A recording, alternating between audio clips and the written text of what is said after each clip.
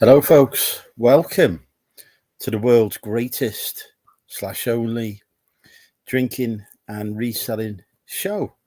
I'm joined by my co-host, Barty, who has decided to leave just as the show starts. Anyway, good evening, Phil. Good evening to our other viewers who are here. Right, you have time to say hello. I will cue the intro.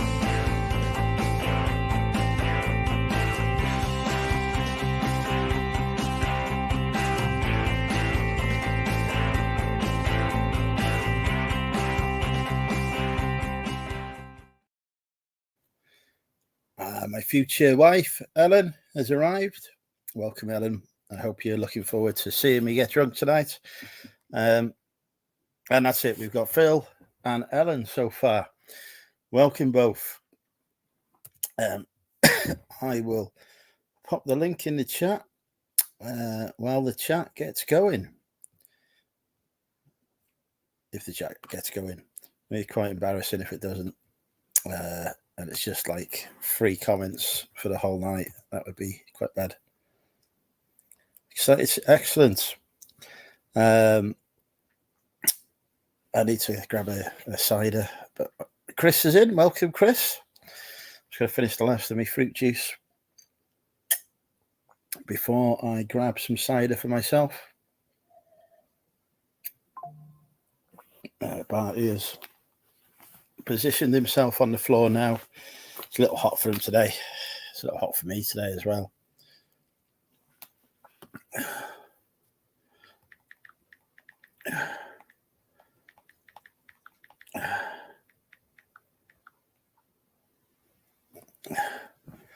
Cost us a dozen Wales. It's a very expensive place. £1 a can here. Minimum unit pricing. Terrible thing. Right. So tonight we are sponsored by Stalford Press, who are made in Herefordshire.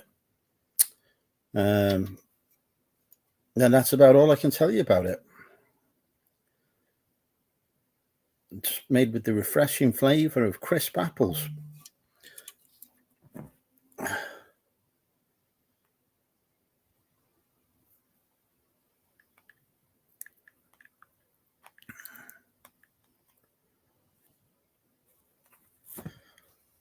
Good evening, Hoops and Paws.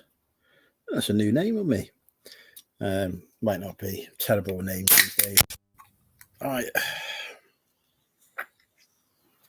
First can is open.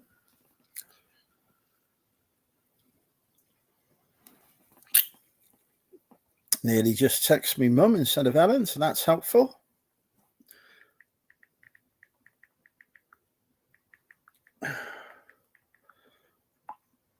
When Ellen sees the text that I nearly sent to me mum as well, instead of her, she'll understand why that was not what I wanted to send.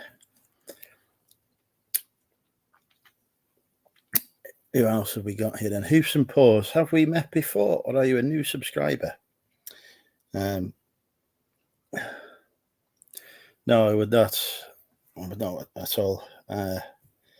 No. I have texted a new shed that I'm looking to buy for £7,000. Very expensive shed. And a big one. That will be a future home for Tat. You're new. Well, welcome. Nice to have you with us.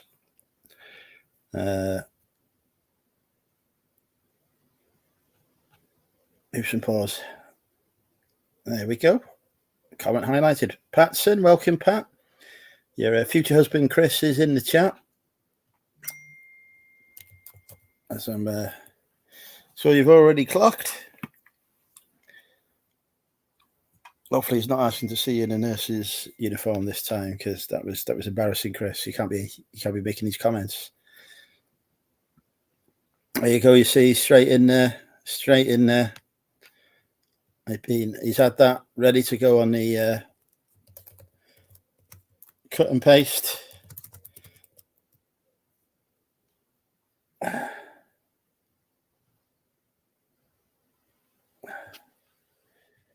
I should get me doggy on for hoops and paws, shouldn't I?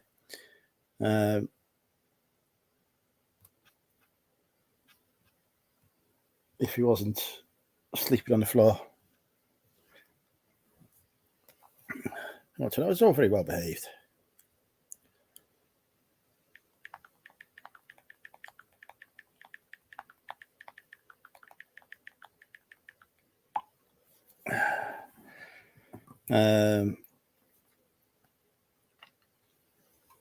Yeah, anyway, the link is in the chat if anyone wants to pop on and come live and partake in drinking, talking, or if your name's Bobby, eating very unhealthy salads.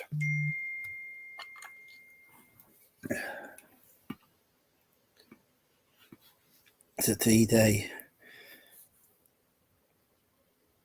Don't think they came to Wrexham.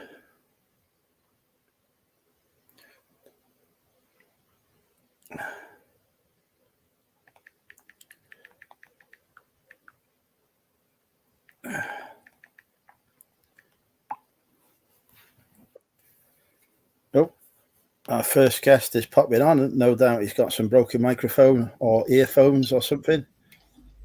I don't know, possibly. I did check before I came on, and it appears to be using the correct stuff for a change. Oh, excellent. I see that you've had a tidy up. No. No, I did not think so. I've had a tidy down, if there's such a thing. There is more shit here. You can't see below the camera line at the moment, which is not good. It's a good thing it's plushies that you collect and not anything heavier, because that floor would be groaning otherwise. You say that, however, in the bedroom behind the television and chest of drawers, I do have several large cases which are about this big with power tools in them. Excellent. Which I used to collect. Here's a hobby you will not get anyone else collecting, I expect. I used to collect, or still do apparently, powder actuated nail guns of the antique variety. Excellent. Which are they're a little bit illegal, but they're also bloody heavy and big. Probably, I suspect that they're illegal because they probably can be used to kill people. How do nail guns work today? And I'll explain how dangerous these are. I have no clue. I imagine it shunts a nail up. Either you put a single nail in, or there's a cartridge or a run of them, and I imagine it uses some electrical actuator or something like this to propel the nail, or maybe it uses compressed air to do the same. Mine don't. Mine use a gunpowder round. Oh, excellent. So it's basically a firearm. In a way. So what you're telling me is you've got 3 crates of firearms. Does anyone know the number for the local SWAT team? They're illegal to buy and sell now, which means I can't get rid of them. I don't think they're illegal to own because they are just power tools, and there's no such thing as a bullet for them because you have to load the gunpowder cartridges separately to the thing, and once it comes out the end, it's not particularly ballistic. It's you'd have to put it against someone to hurt them, which you could do with a normal nail gun, but nonetheless, they are. I think they stopped selling them in the UK in the 80s, 70s, maybe. But they are incredibly powerful. They can put specially designed hardened nails into steel girders, which is what they're designed to do. But also, if you do not put a nail in it and you just allow the hammer mechanism to go backwards and forwards, which will probably wreck it, it makes a very powerful hammer. You can smash padlocks with it, which is was my primary use. A lock picking tool. Brilliant. The only cider I drink is Rattler. Cornish cider. Are you from Cornwall? Then I can't call people hoops and paws. Be the proper name. Welcome, Ewan. I've had the Cornish Rattler before. I do like Cornish Rattler. I am on this one today because it is slightly more refreshing than my usual beverage. What is it? Thatcher's Cloudy Lemon. The fuck? So it's only 4%. But it's cold and wet. Fake cider. It is. But it is either drinking lots of soft drink or getting a large headache for dehydration in the morning. So I thought I'd go in the middle of having a soft drink with a little bit of alcohol in it that says cider on the tin, although it's not cider. I don't know if it's... Does it actually have apples? Sharp notes from real lemons. But it has been made from apples. So it's basically cider with lemon juice in it. Well, obviously, Thatchers do use real apples. They're not like... Indeed, they do. Copperberg or any of these other fake cider companies. Made with real lemons as well. Fancy that, not artificial ones. They do have a standard. Obviously, Thatcher's Gold is my favourite cider at the minute. It is. Stafford Press used to be my favourite, but I like Stafford Press. Thatcher's, I'll drink if it's there. If you're in a Spoons and it's like a pound a pint or something, yeah, I'll have a go. But yeah, Stafford Press. If I see that in the pub, that's only surpassed by Inches. I think Inches in a pub is lovely. Don't like Inches, awful, too sweet. It is a little sweet. It is very appley, but it's not. It's quite a good session cider. Aspel cider. I like Rattler, which that is bloody strong. Lovely stuff, but bloody strong. What was it, 6% or something? Hoops and Paws prefers Ghosts. Ghosts. Oh yes. He or they say that they prefer spirits. So I'm assuming Ghosts. I like the procedure of drinking them. I'm not particularly fond of the following hours after the night's zombie-like sleep. So you tend not to, especially if you're at home and you're pouring your own. You don't pour a measure, do you? Or like 10 measures. Colour it with a Coke. Excellent. Guess where I'm going? Are you coming to Wrexham? I have got the day off on Tuesday, Alan. So we should hook up, meet up. Hook up and meet up are the same thing, aren't they? Kind of. Yeah. I always get it too confused. Which is the one that involves having sex? That's probably hook up. Right. We should meet up. If you went to the Hitchin meet up like you did, was there very much sex involved on that particular night? I don't recall you having any in my company. No. I think I went to my hotel room clutching a chicken. And that's correct, yes, I believe you did. I definitely did not engage in any coitus with said fried chicken. No. So not the same thing, right? We should meet up then, that's what I mean. Well, they are refreshing. Oh, the first one's gone. I'm going to have to get another one now. You didn't just start that 5 seconds ago. We need to get less alcoholics on this channel. Well, it's low alcohol. I've got to drink more.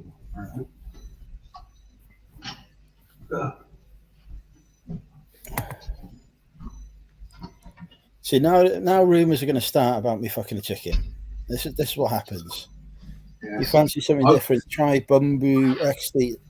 I don't do drugs, sorry, Stu. So no cocaine for me, thank you. You weren't insinuating you were choking any chickens, neither, were you? No. Exactly. I was there. You were very well behaved and quite gentlemanly, even after several beverages. You held yourself in good stead, didn't you? Yes, contrary to rumours to the contrary. I'm always a gentleman. You only threw but I'm not. You only threw that onion back at me 3 times, but in fairness, I did throw it at you. Don't come near me with onions. Yes, I was trying my luck. I was opening the way for any possible repercussions, which may have ensued. Is that a chicken? No, right. This is how rumours start already. Now, this is it. I'm not getting no chicken shed. I'm getting a tack shed. 44mm thick wall, 90mm tongue and groove roof and flooring, which should be sufficient strength to hold quite a bit of tat. That's if I can't repair the shed that's already there. Are you going to get 17 cans of that insulating foam to make a video like certain STV seller did? If I insulate it, it will be with proper boarding. And utmost care and efficiency. Yeah, that will be fitted properly by somebody who is a professional in these matters. That's not knocking George's attempts at all. I expect it worked. He had a temporary structure that he knew he wasn't going to have for years, so he didn't need to worry about putting too much into it. Whereas I'm hoping this will be there for 10, 15 years. So. No, I expect you made enough money from the ensuing YouTube videos that everyone had a good laugh of. See now pay for it, you see. Now Hoops and Paws is having me ravishing chickens. I did the chicken did give me a good mouthful, I must admit. Well, I saw the money being handed over. There was consent.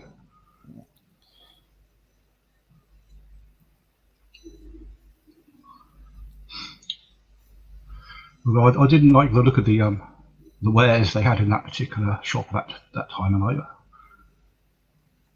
But I don't think Nick did either, because he had a bit of a turn, didn't he?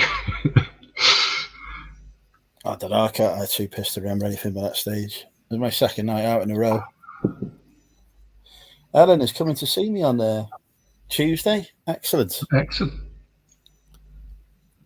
Well, I am currently virtually unemployed in my full-time work now. I've got a lovely email today pointing out there is ACL work probably for several months. So it looks like I'm upping the eBay game a little more. So I was expecting you to say that you just got a new job fixing Microsoft computers. That would be quite a good full-time job, wouldn't it? Given the amount that appeared to have that, what kind of was it, a crowd ding-dong antivirus whoopie-doo on it. Oh yeah, it's caused quite a few issues professionally. Not in terms of what I use, but in terms of having to actually respond to the crisis. Oh, Hoops and Paws has got a YouTube channel. Does it have Hoops and Paws? It's got dogs and horses on it. No chickens then. Hence the name. What's wrong with chickens? Well, Hoops and Paws, sort of like, yeah, that is like dogs and horses, isn't it? It would be Hoof and Paws and Claws, wouldn't it? And a very beautiful beach as well.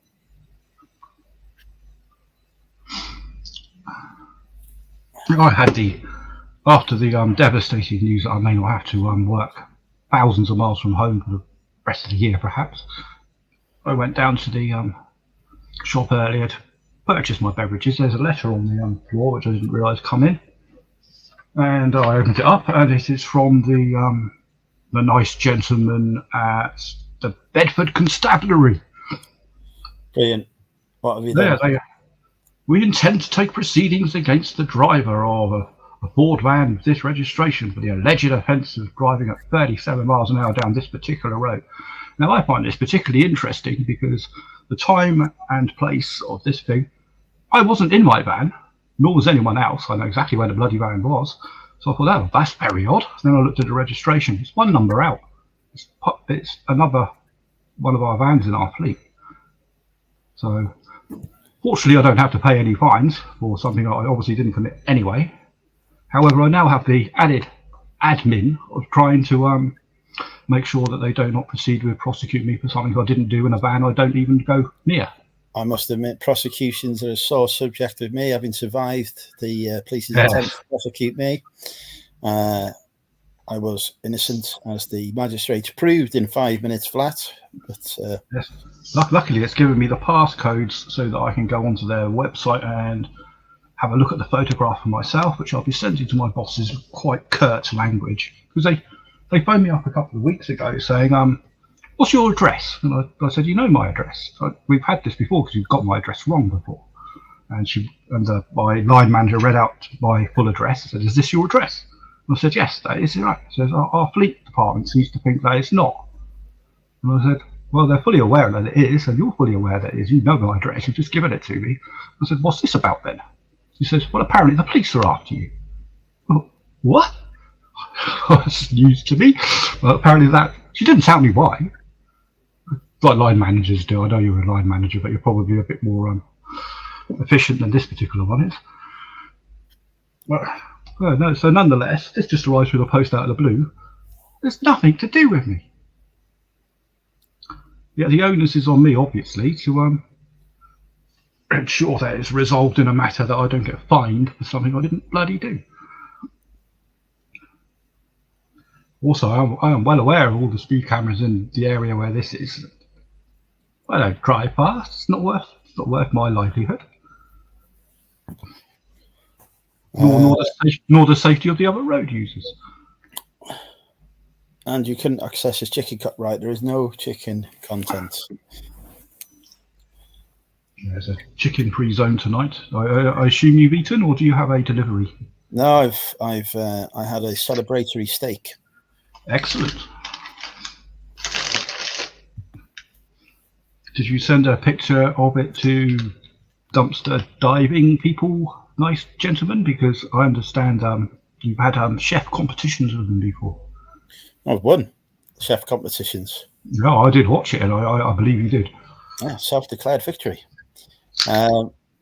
Best sale or ROI this week? I still do not pay attention to what I sell. Sold some curtains for like 80, 90 quid. I've had an alarmingly bad day on eBay. I'm blaming other bank accounts that have been using this dodgy software so that people can't pay me money.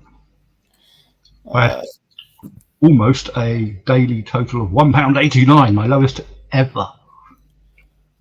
Do you want to know my total so far? It's more than 189. You're going higher than 189, are you? How much higher? Well, I'll tell you what mine is now, because that is still insignificantly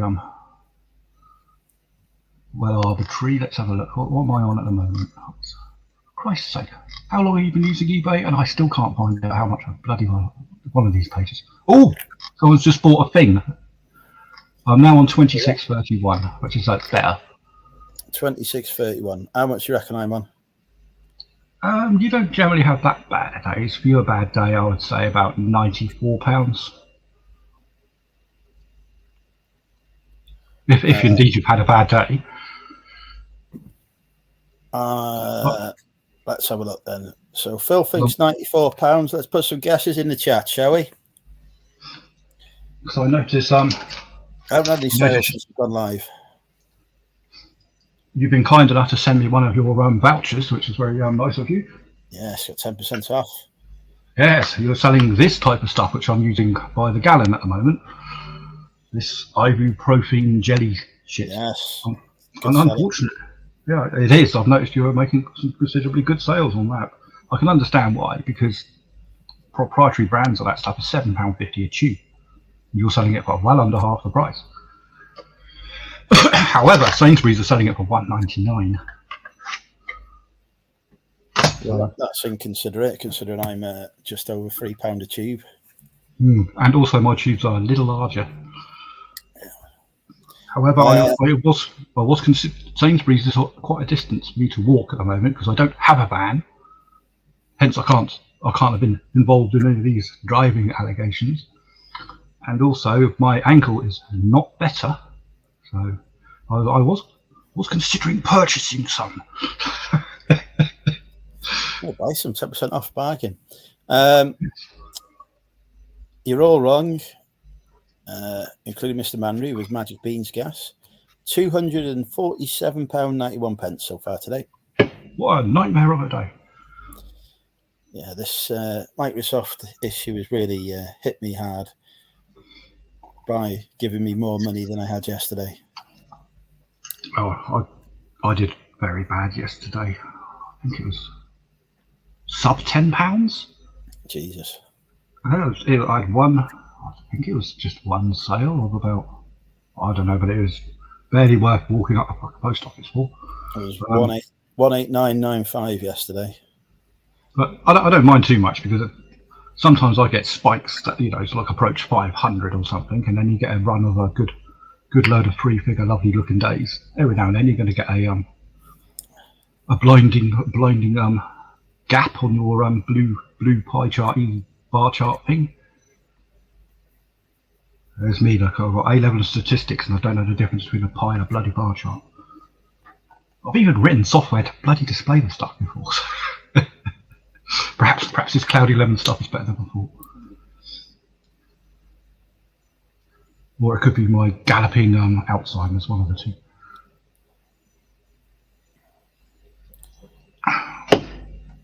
Anyway, have you watched The Acolyte?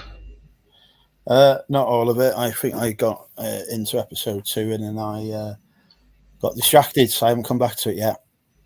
Well, I'm not going to ruin any spoilers or anything like that, but you're probably aware it's been absolutely slated by people that generally watch the Star Wars stuff. Right, that's normal. They're always slating stuff. But more than usual, like, why do they bother? It's not even worth it. And I've seen so many stuff. I have to scroll past it because I don't like spoilers.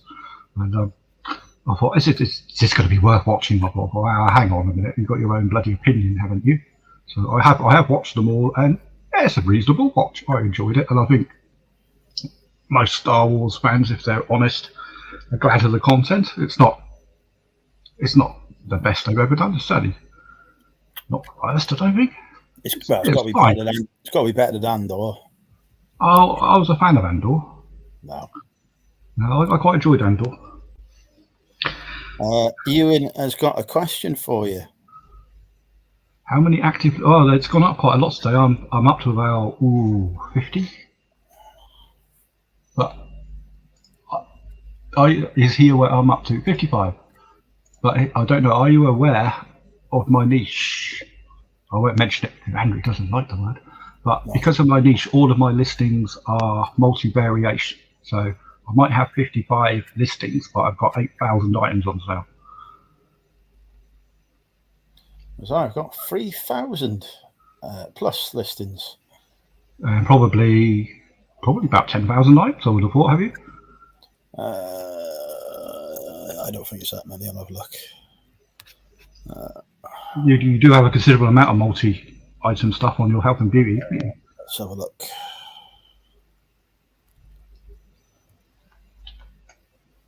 $4,845 is the quantity across 3,309 listings. So you've got about 1,200 items which are part of multi item listings, aren't you? So a lot of mine are not only multi-item, multi-quantity as well. So it's like I have had listings of over 1,000 stock on them before, and I've got listings that I've had running for about 4 or 5 years that I just replenish, and they've made me remarkable amounts of money. My best at the moment, I've sold about 1,200 of one particular item. So the only trouble with this is, although a shop is very useful, I'm nowhere near even using up the basic shop allowance. About a sixth of the way. I don't know, was it 250, 300 on a basic shop? I am approaching the need for a anchor store. Oh, they're considerably more expensive, aren't they? Yeah. We're about 2,000 listings per month profit at the minute. I'm just having a look now, actually. You need about 7,000, I think, if my maths is right, which probably isn't. It does sound about right because it is quite dear. What's it about? I can't think what it is a month. It's 700, isn't it? And yeah, it's like 500 quid or something.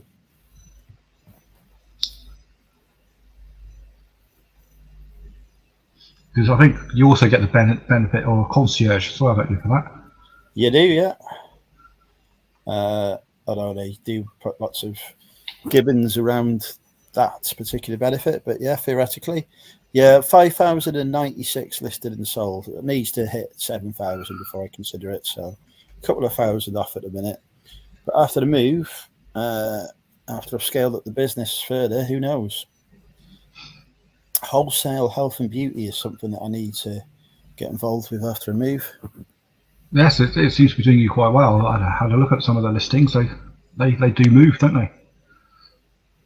But I think it's like you said before, you get some really cracking items, and then the stock dries up. Yeah. What's that happened with my retail theme? That I cannot get any more of.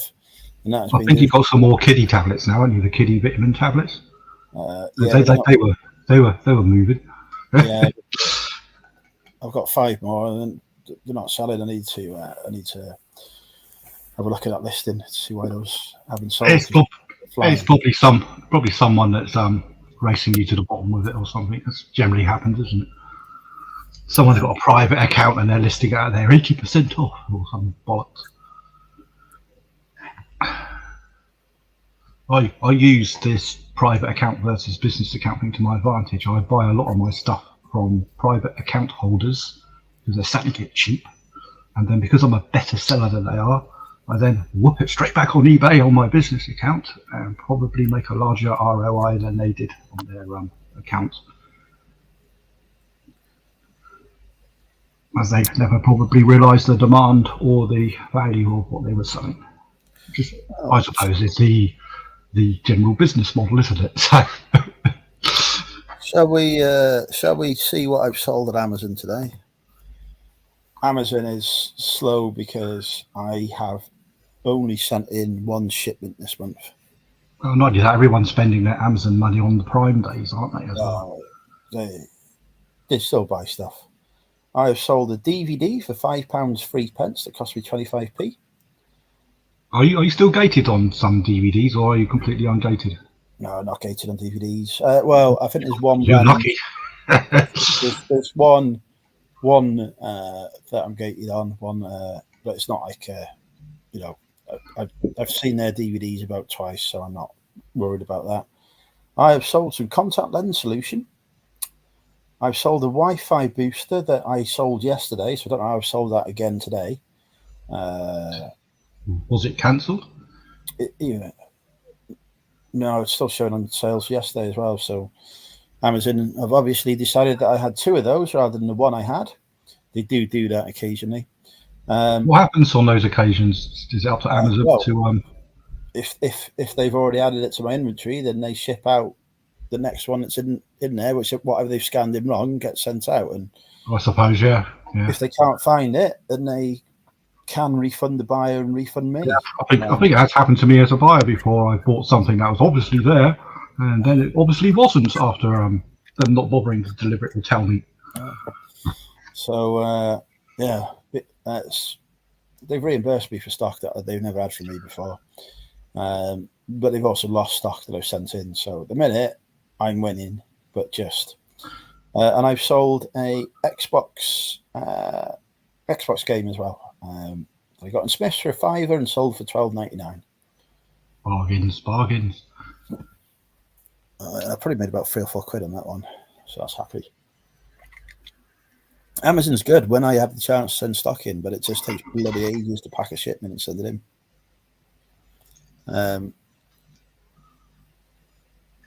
But I've got the next 2 weeks off work to celebrate my 40th, so I will celebrate my 40th by sending in some more stock to Amazon.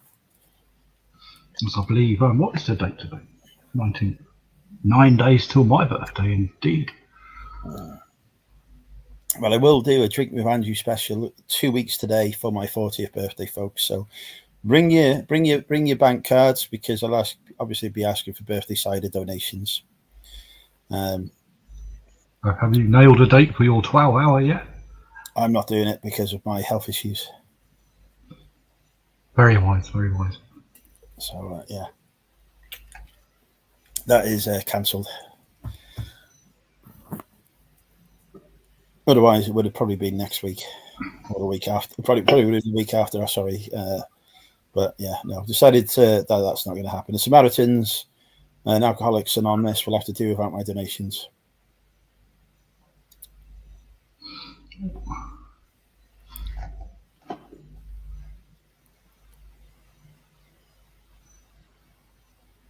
Well, we have 25 people watching. That's not too shabby. Yes, I wonder how many are single. Looking through the doodahs of people that I know on here. Not many that I'm aware of. Possibly. Probably just me.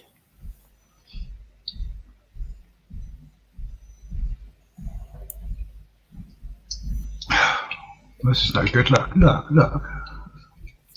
They must have half filled these. They weren't cheap either because I can't walk very far. I had to go to the local Premier shop, which is luckily just around the corner. But their alcohol is substantially more than the regular establishments I use. You know you can get home delivery, right? Yeah, you have to pay for that. Just buy enough for it to be free. Oh, I don't have the fridge space. Don't put it in the fridge until it needs to go in the fridge. Also, I did have one order that had to go out today, well, yesterday, so I had to send it first class today because I couldn't be asked to send one order yesterday. And I was walking past the shop anyway, so I thought, well, bugger it. I'll pop in there and pick up some drinkity dinks. I order cider in from England because it's cheaper than Welsh cider. Turns up at my door.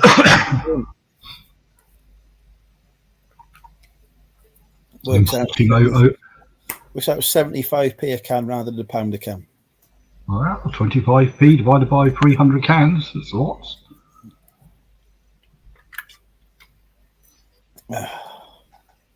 The chat has gone very quiet. What's wrong with the chat? Is it broken? I don't know. I think they're far too engaged. Have we broken the chat? Are people typing and I can't see it?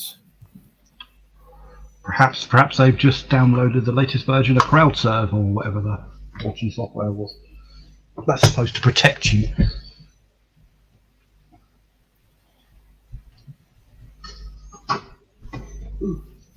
God. Do I exaggerate? Broken. Phil is also broken. I am indeed. It's a very fetching green t-shirt you've got on today, though. Is that a car boot Chris bought by? No, it was. I was in a Skechers shop a couple of years ago, and they had a rail of reduced items, and they only wanted £8 for this particular Skechers item. And I thought, well, I do like bright green stuff for the summer. It was my size, so I purchased it. It also goes with my tasty green Parker's brand Lidl shorts, which were in fact a penny cheaper than the shirt. I've got my Costco shorts on. Costco is the monumental UK clothing supplier of choice since I've discovered that it's cheaper than Primark. Bloody hell. Oh, Lidl's has got. I did buy my last pair of shorts on Amazon. I think they're about £20 though. I thought, oh, that's a bit dear for my liking. My shorts are £10 in Costco. Very happy. I am awaiting a T-shirt from said Mr. Chris. Oh, I did purchase one on his whatnot this week. I think it was one of his iron-on specials, but I got it for a bargain price. I still haven't watched the Whatnot show yet.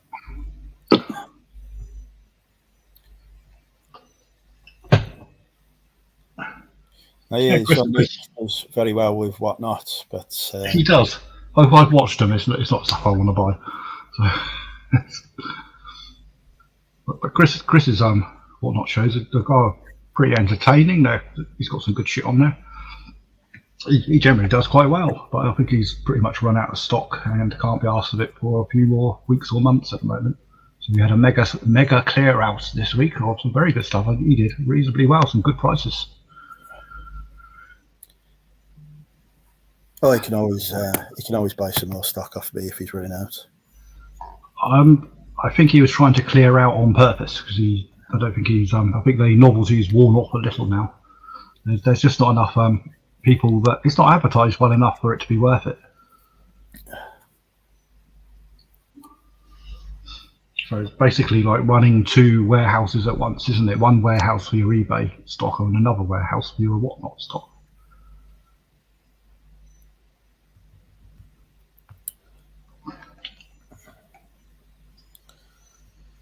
Yeah, still not thinking about doing Whatnot at the minute. In my niche, it certainly isn't worth it. I would not sell my shit for the prices that they expect. Bales and bales of clothing, so at some point, I might decide crack open a couple of bales and Whatnot them.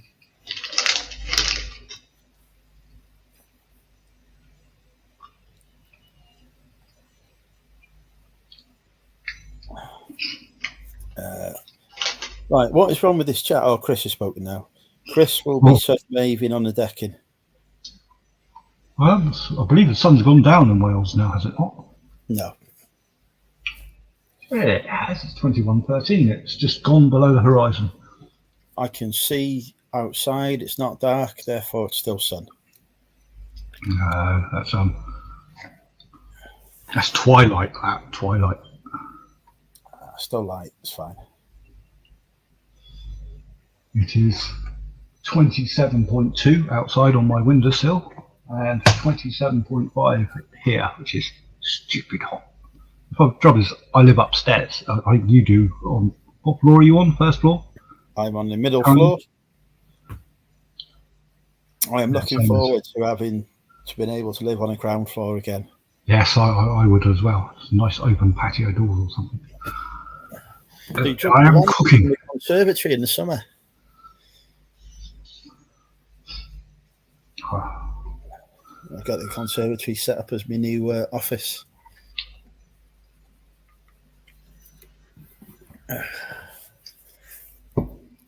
Provided everything goes through okay with my sale and purchase, of course. They have got rid of the asbestos from the garden today. Thanks. That's very good. The surveyor pointed out to me they need to get rid of, so I was like, you can get rid of that before I move in, thank you very much. I believe it's law, isn't it? They must do that.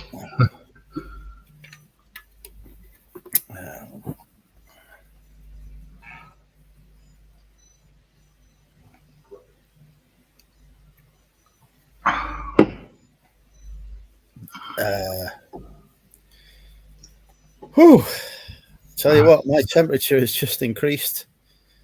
Bloody hot here.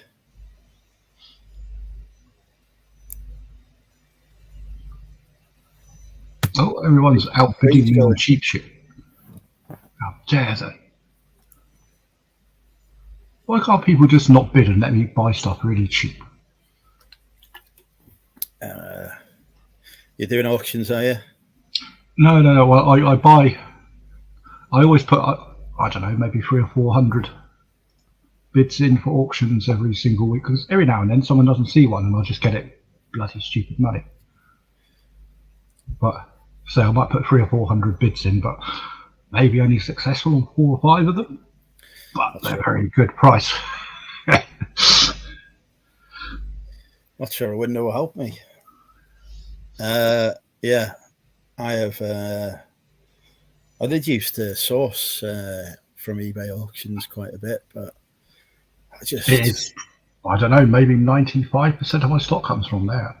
Yeah, I don't need to buy any more stock. I did one visit to a supplier this week, and that's it. And I bought something that I let a listing run out of stock, not intentionally. I just wasn't expecting it to sell out so quickly, and it went within a day, and I was like, oh shit. So now I bought some more stuff, but the new stuff hasn't gone. So I think I was scouring some of the new listings yesterday, and some gentleman had put up a large amount of the stuff that I sell, and he obviously doesn't collect them themselves because he didn't appear to know the value of them. So I swooped in there and bought all of the very expensive stuff really, really cheaply. He seemed to be delighted about, because it's quite a large order, and I'm even more delighted because I'm going to make 4 times my money on it.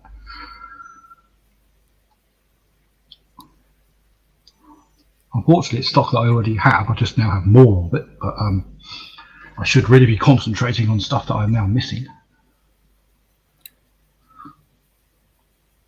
I think if you've got a listing that is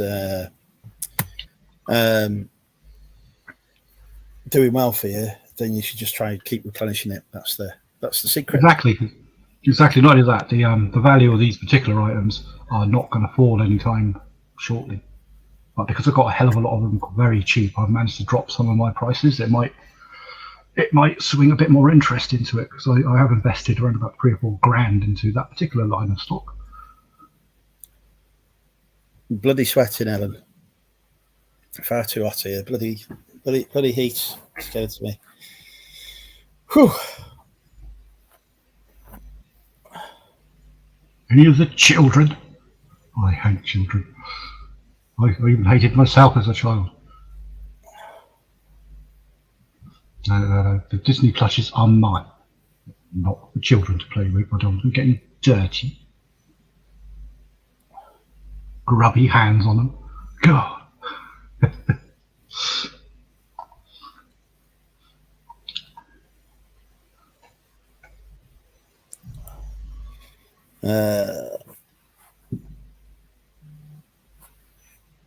I am not moist. I'm very hot.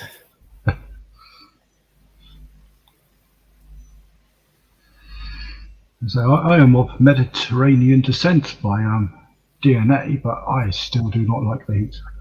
Everyone was moaning like hell.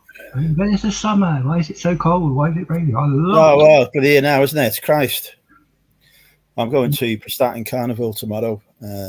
Apparently, there's a dog show on, so I'm going to take Barty to the dog show, which will be utter carnage. Are you in fact entering him, or is he just going to peruse the parade with you? He's not entering. No, fucking hell, Christ! Can you imagine? He's got this thing about pugs at the minute. If he sees a pug, he kicks off. Just don't like pugs. Don't know why. Anytime he sees a pug dog, he wants to kill him. I can understand. They've been genetically bred so the poor animal can't breathe. But yeah, well, he's obviously trying to put them out of their misery, isn't he? But yeah, no, he's really got it in for pugs at the minute. So I'm hoping there's no pugs in the dog show, because if there is and he gets loose, God knows what will happen. Probably be banned before I even move there. And sure, your video is running, because they make some decent money on YouTube, I imagine. Hi, George.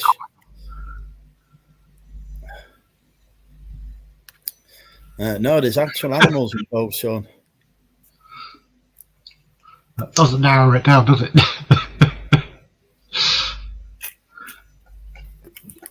Painting isn't straight. It's straight in that if I can reach it. George. Throw something at it, it might straighten it. If not, it's not going to make it any less wonky.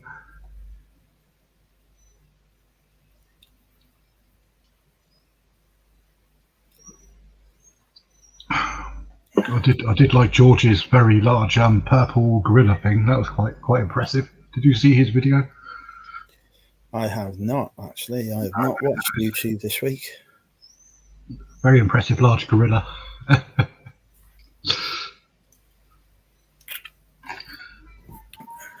I think I'm no longer in the Cooking Hayden's Facebook group since I. You're not. No, there was a notice of evictions that came up. This is a shame, because I posted a lot of funny content since then. Well, I thought it was funny, but no one else liked it, which is part of the course.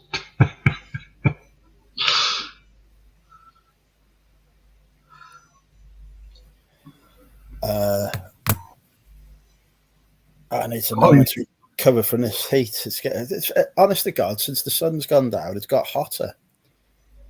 It does that, doesn't it? George says he's donated the large gorilla to a school as a prize. It is huge.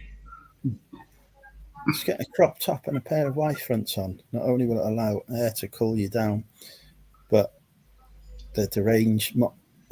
Jesus Christ.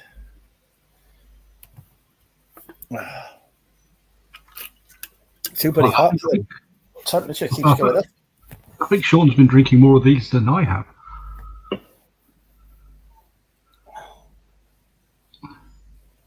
George, did you put that big hoard of funny-looking gold coiny things that you found in that tin on your on what you're listing yet?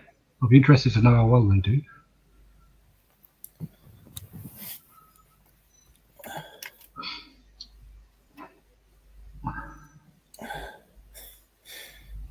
I see Stu's very impressed there.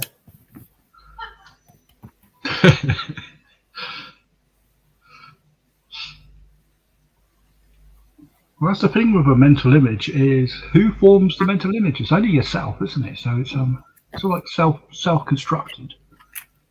I didn't get any particularly alarming mental images of it. Well, that's because you enjoy the thought of me dressed in lady attire. Well, I just have a natural filter that doesn't expose me to such damaging thoughts. But now, the more I think about it, I can see the point.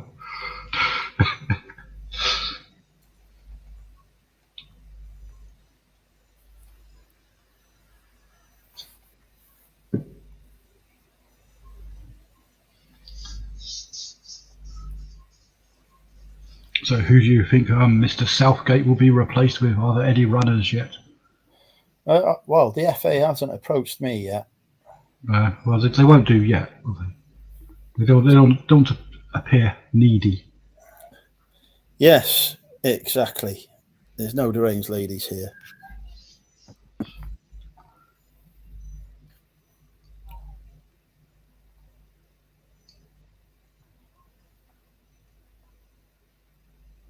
Well, fair play, George. Like I said, it'll be a burner. It'll take a while to sell through, but they're always there in the background. They'll pay for themselves straight away.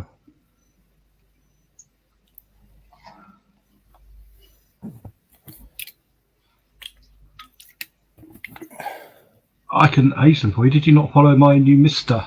link that I gave you? It shows you exactly what period they're from, depending on whether they're genuine. Well, no, obviously they're probably not genuine ones of gold.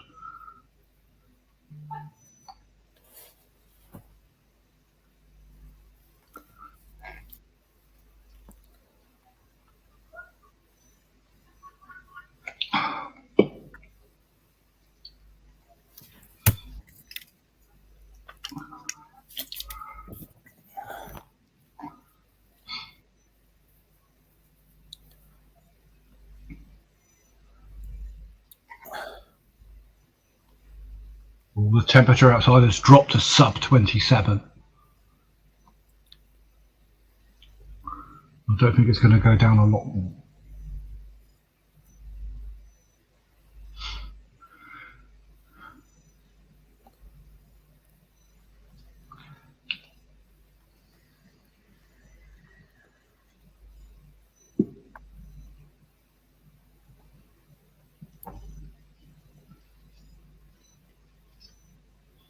Well, I have run out of stuff to watch on the Netflix and Primes and other streaming services. Do you have any recommendations? I watched the new Planet of the Apes film yesterday. Not my cup of tea, but was it any good? It was a... Yes, I am, Alan. It's bloody temperature. It was a slow start, but I did enjoy it overall by the end. I got like about half an hour, 45 minutes into it, and I thought, where's this going? But yeah, no, it was all right in the end. But that's the only thing I've watched this week. So yeah, I haven't watched the latest season of Happy Valley. On Happy Valley. Yeah. No, I haven't watched the latest season of The Boys yet. I've got to give that a watch. Oh yeah, I've been watching that. That's good. Yeah, no, I quite enjoy those. They're a bit rough sometimes. They are a bit of a season where you think, how the hell did that make it past any censors? For God's sake! But I think they do it for effect, don't they? So. Yeah, The Boys is good. I started watching the spin-off as well because. Oh, I haven't seen that yet either. Apparently, that's reasonably good. I did start watching it when it came out, and then I cancelled my Prime. So, but now that I sell on Amazon, I've got Prime back as a business expense. So, excellent. So I started watching that again.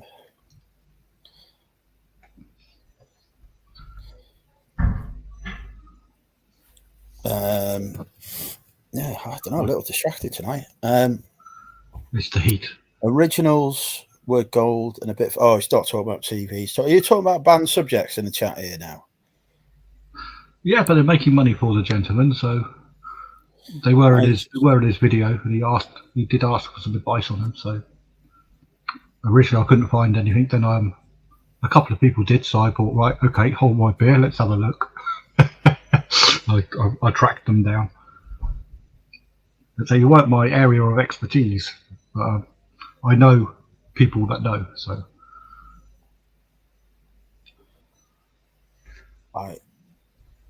my brain has just stopped.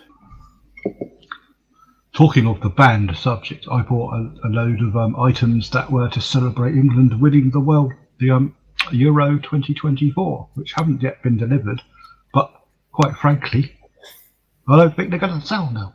Well, that's a good move, wasn't it? It was a risk. They were very cheap. I thought this has got to be worth a gamble. Especially, I bought them on the Sunday just before the kickoff. I thought, there's a chance. I'll kick myself if I don't bloody buy these at £2 each. So I did purchase some. They still sell for £13-14, so they'll be all right.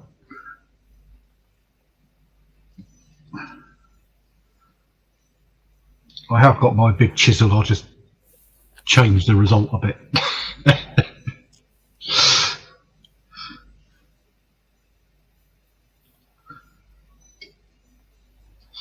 I think we were actually keeping ourselves. We didn't want to win this year, did we? Because it's 2024. We need 2026, so it's like a nice 60-year round number since the last time.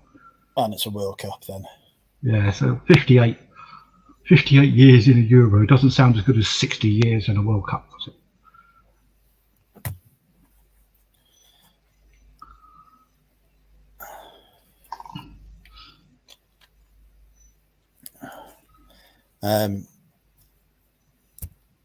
Keep an eye on your Insta. Okay. Ooh. Okay. I am logged into the UK account on there. I do have 2 Instagram accounts, but I don't use the other one, to be honest.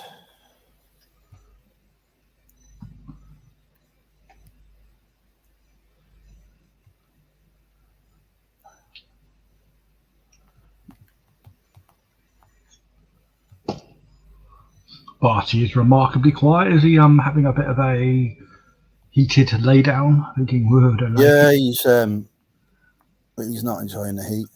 No, my cat was exactly the same, loping around. Jesus Christ, George! He's not sent you a picture of his chopper, has he? I told him not to do that.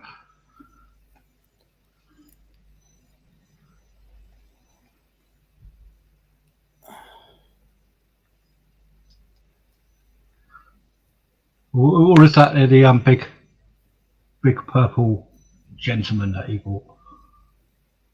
He's just sent me a.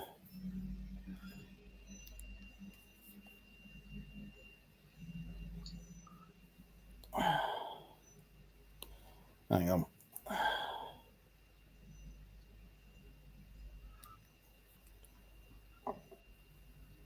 I shall be back momentarily. I'm just going to go and use the facility.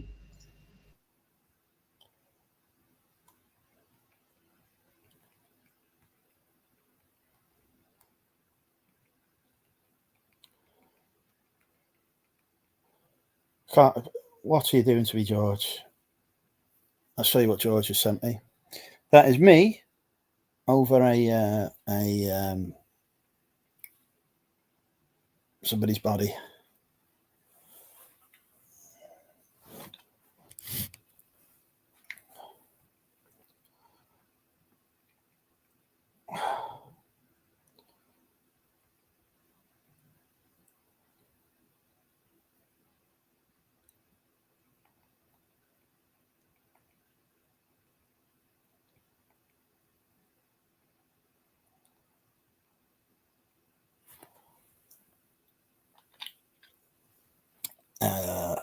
Modeling for Amazon.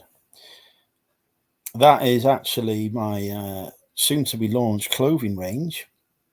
Yeah, I've heard that Sean Luke is launching a clothing brand, so I thought I would do a rival one.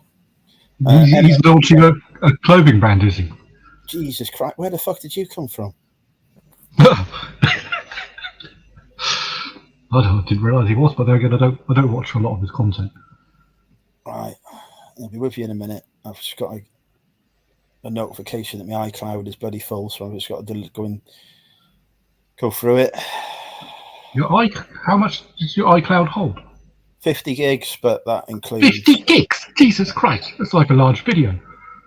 But what you've got to remember is, as a YouTuber, I film a lot of videos that end up on. Yes, that is probably clogging it up. So I've just got as an expense. Why don't you use your Prime account with the cloud facility they have on there? Because you've got, I believe, unlimited photos, and then you can just add on as a business expense storage for all your video. Well, me iCloud account, your 50 gig is free. So that sounds like. Yeah, but if you keep having to empty every 5 minutes, and if it's a business expense, every 5 minutes, it's kind of free. I've done it for about 3 months, which is why.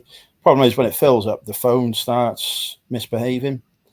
Or set up an extra YouTube channel, dump it on there as private, and lo and behold, YouTube can hold it all for you.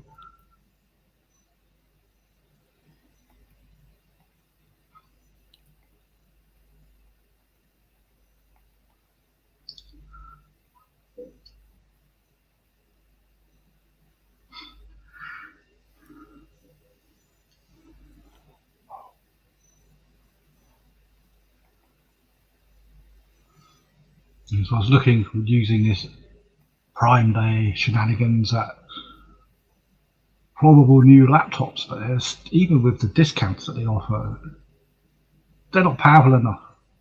I need a juicy laptop.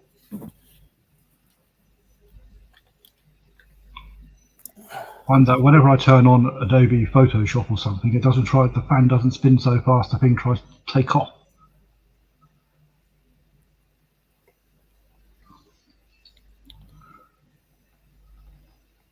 However, it does occur to me, if I actually cancelled my subscription to Photoshop, I'd probably be able to afford a damn laptop. dear. I get my laptops from the IT Zoo, because the way I look at it is, these laptops only last a couple of years anyway, these Windows ones, so I may as well just get an ex-corporate refurbed one from the IT Zoo for like 170 quid. That lasts 2 years, then I get another one, or I could spend 300 and 400 or whatever it is on a new one, but it's still only going to last 2 years before it starts. This one is 8 years old, and it's still better than I can buy, which is annoying. Not annoying because it's meant for 8 years. I haven't had to buy one, but I've also taken it to pieces and upgraded everything in it, so it's actually far higher spec than it was when I got it. I just can't match the spec, not for the price that I paid for it 8 years ago. I think it cost me, I don't know, £1,100, £1,200 after adding ding-dongs on it. But if you look at a £1,200 high-end laptop these days, it's worse than the one I've got. Doesn't even have a better processor, for Christ's sake. Well, that's what. Well, if you upgrade things, then it will be. Not, if you had not according to Moore's law, it doesn't. Normally, after 18 months for computer hardware, it doubles in power and halves in price. That's what Moore's law is. Which is why you now have a computer in your phone which can outstrip the entire world's computing power back in 1970. But it seems to have stalled. Moore's law is now just a Moore's rumour.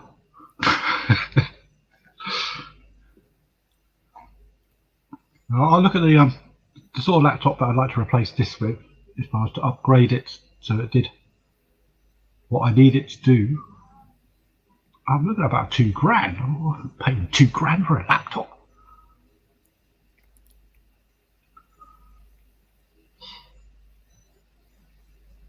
I don't know. Hi, Richard. I have not paid that much for a laptop ever. Well, my last laptop prior to this, I paid £800 for. That was about, I don't know, 2015. So that's quite a lot of money back then. Yeah, this one I've got in This one I bought in 2018, I think. Maybe before that. It cost £1,100, and I put a good couple of £100 worth of decent shit on it. But it's the only moving part of it's the fan, because it's all solid state. There's none of this hard drive antique crap in it. It's got every single bloody port going, and it can run. Well, it's running my 3 screens at the moment, and I don't know however many trillions of tabs I've got open, and the fan is barely going around. But it's got Windows 10 on it, and it's not an upgradable architecture to Windows 11. Right, I'm going upstairs to cool down because it's too hot down here. Bear with me, Phil. You're going upstairs. It gets warmer the higher you go. Oh no, there's curtains are shut upstairs, so it'll be cooler. Plus, I think there's a dog somewhere up there as well. Always follow the dog. He knows the coolest spot. So yeah, I think if he's gone up there, he's done it for a reason.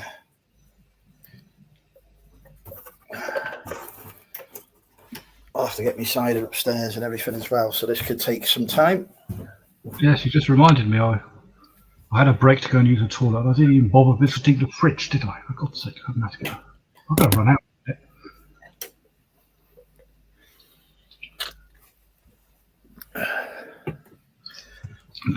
No sign of Sophie this evening. Normally she's about. This might be working, maybe. I don't know. Maybe she's gone fishing. Oh, true. Not heard of her today. She normally goes fishing during the day, doesn't she? I mean, I used to do a little bit of fishing only because I've never done fishing, and I don't like fish, and I don't like worms, and that's how I thought, right, time for a comfort zone change. Let's just have a go and see if I like it. I enjoyed it. I caught bugger all, apart from a couple of 11-inch, I don't know what they were, fishes.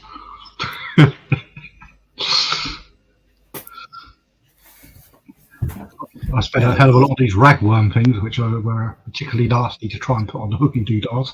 I don't understand fishing. It's beyond me. Well, evidently nor did I, because I caught next to nothing. Apart from crabs, I used to feed. Apparently, my bait seemed to be very much enjoyed by the crabs. They ate it all.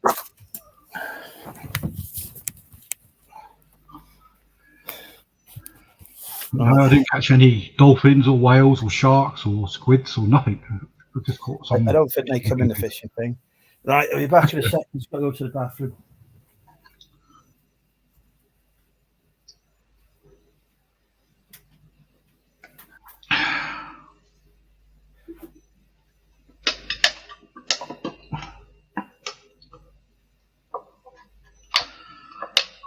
I'll take the opportunity to visit the fridge. Oh.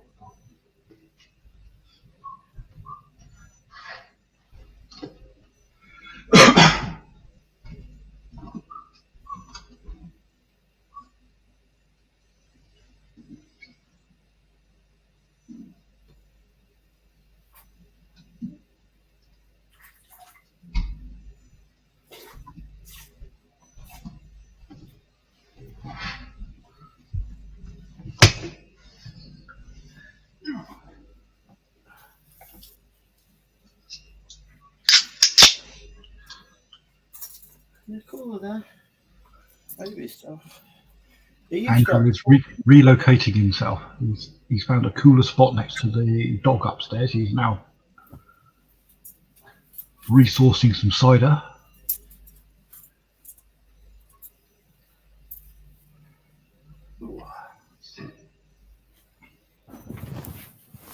Right. Did the shirt change? No, the shirt has not changed now. Still be keeps on.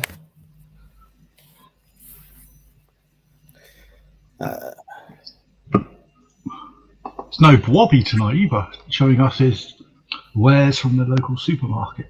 Oh, if he's buying more friggin' I did enjoy last time watching him going through salad, and his understanding of salad is quite substantially different to what salad is. That was not salad. That was not in any way salad. 6 tons of dressing and fried bread and I don't know. You may as well just pour some lard on it, I suppose, just to keep it nice and moist.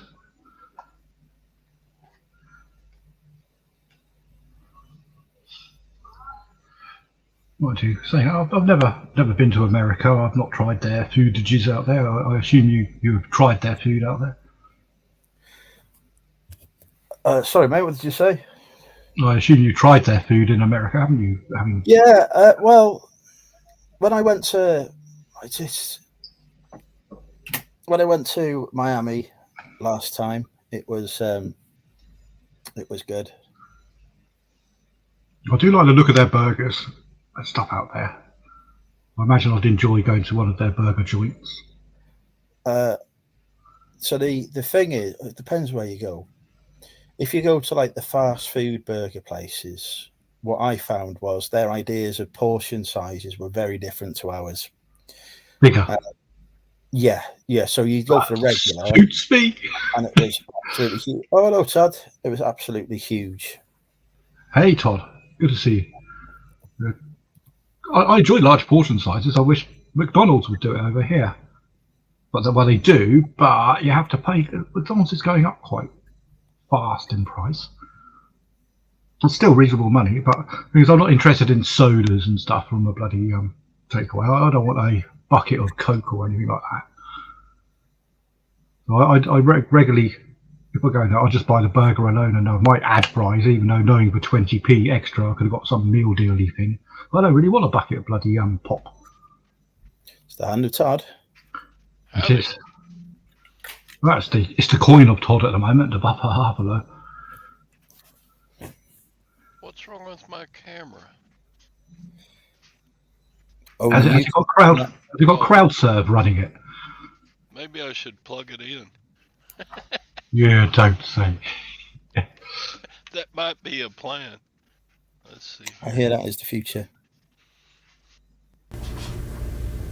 Oh my God. That's the washing machine.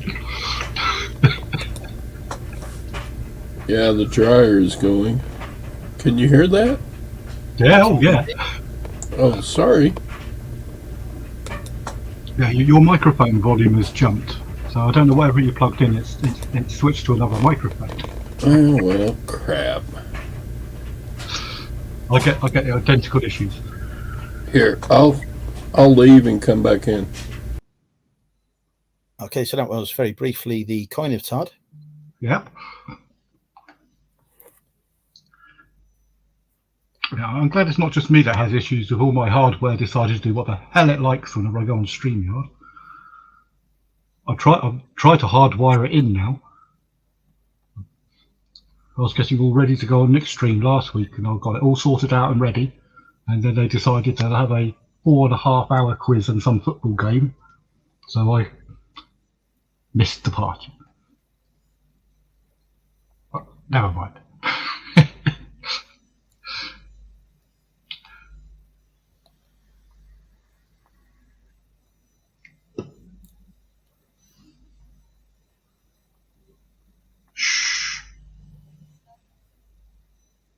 So what are these Euro 2024 winner products that you ordered?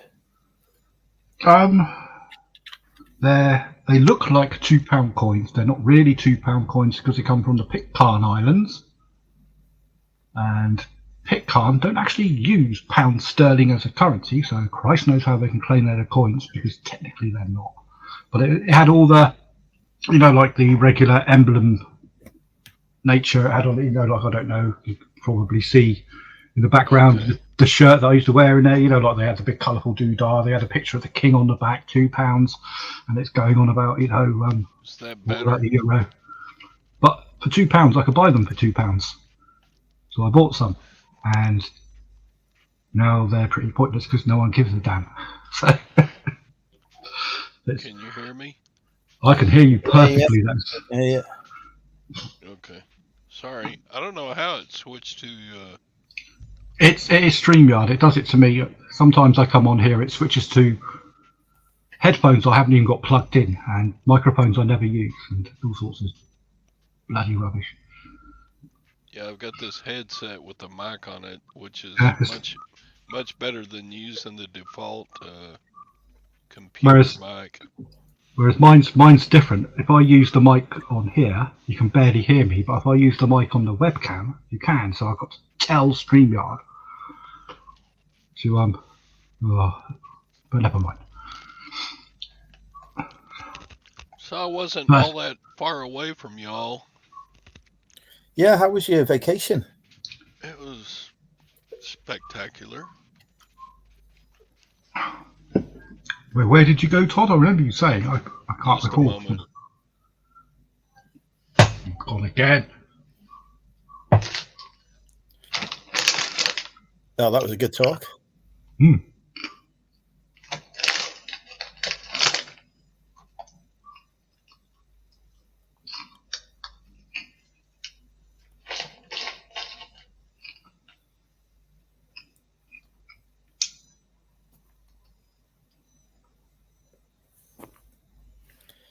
Don't know what he's got. So he's got a new mic thing, but he don't know how to use it.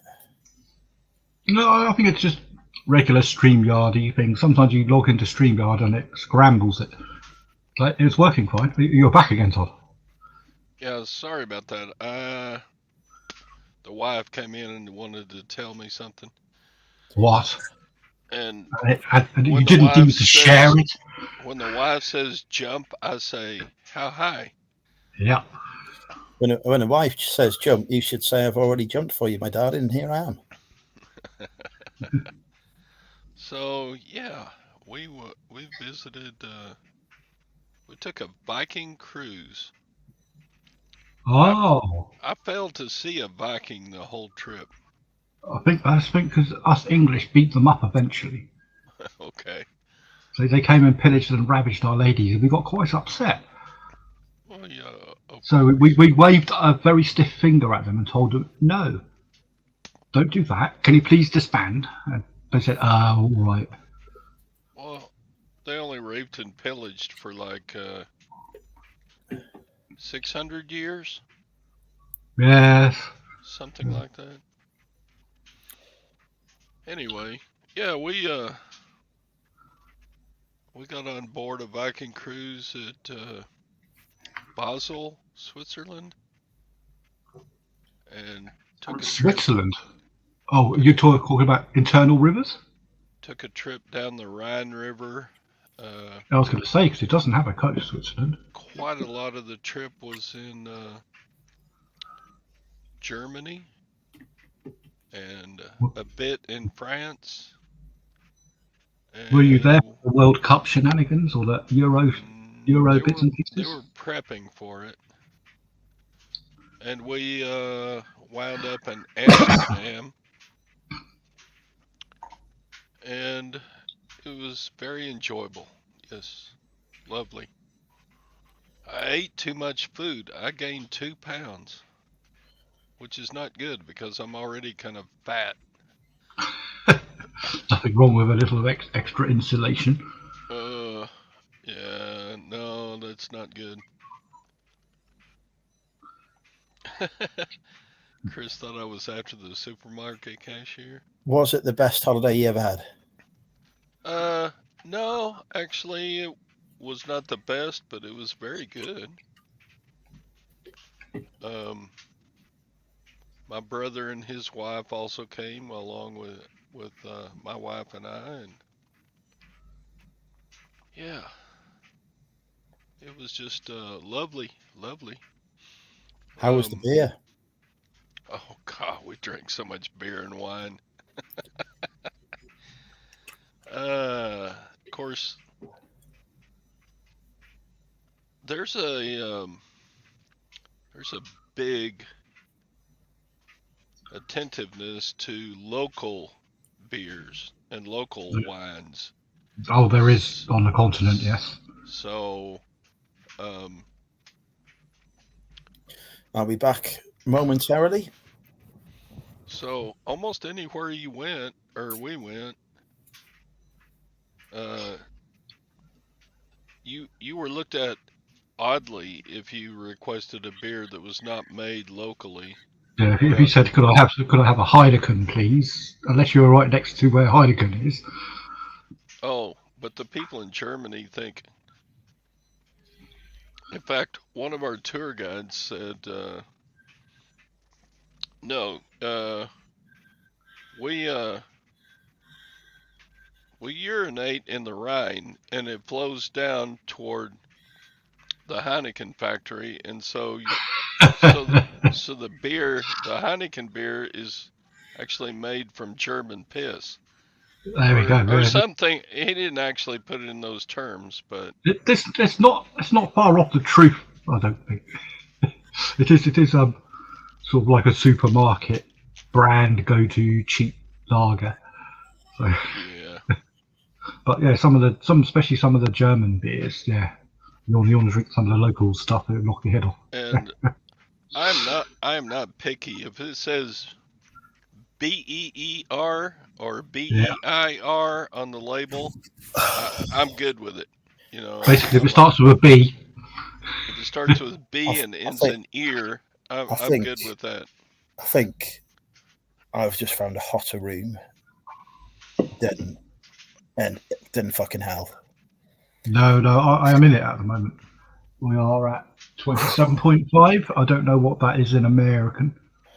27.5. That's 81 off the top of my head. It's a Not billion. this- It's a billion. Yeah, in one. 81's nothing for Todd. Todd gets 181, don't you, in Texas? 181. No, we don't get 181. Last year, I remember the temperatures over there were getting pretty stupid. Well, we're actually not too abnormal today. We're at 92 degrees What? Too hot. Fahrenheit, which is toasty, but it's not. What's that in 102. Celsius? Is that about 40?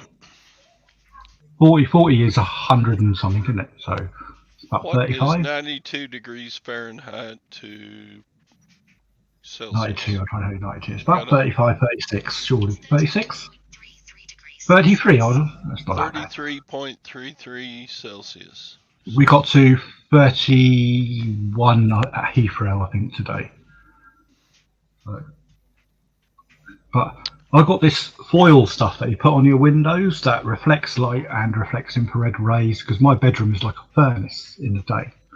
So by the evening, it just retains the heat. So I put all this foil stuff on it, and it's supposed to be thermal, reflects and stuff. I went in there today and I put my hand on the foil and I nearly took my skin off. I thought, this can't be right. So I've got my temperature gun on it, and it said it was 47 degrees Celsius. I thought, what? How can reflective foil be doing exactly the opposite of what it says?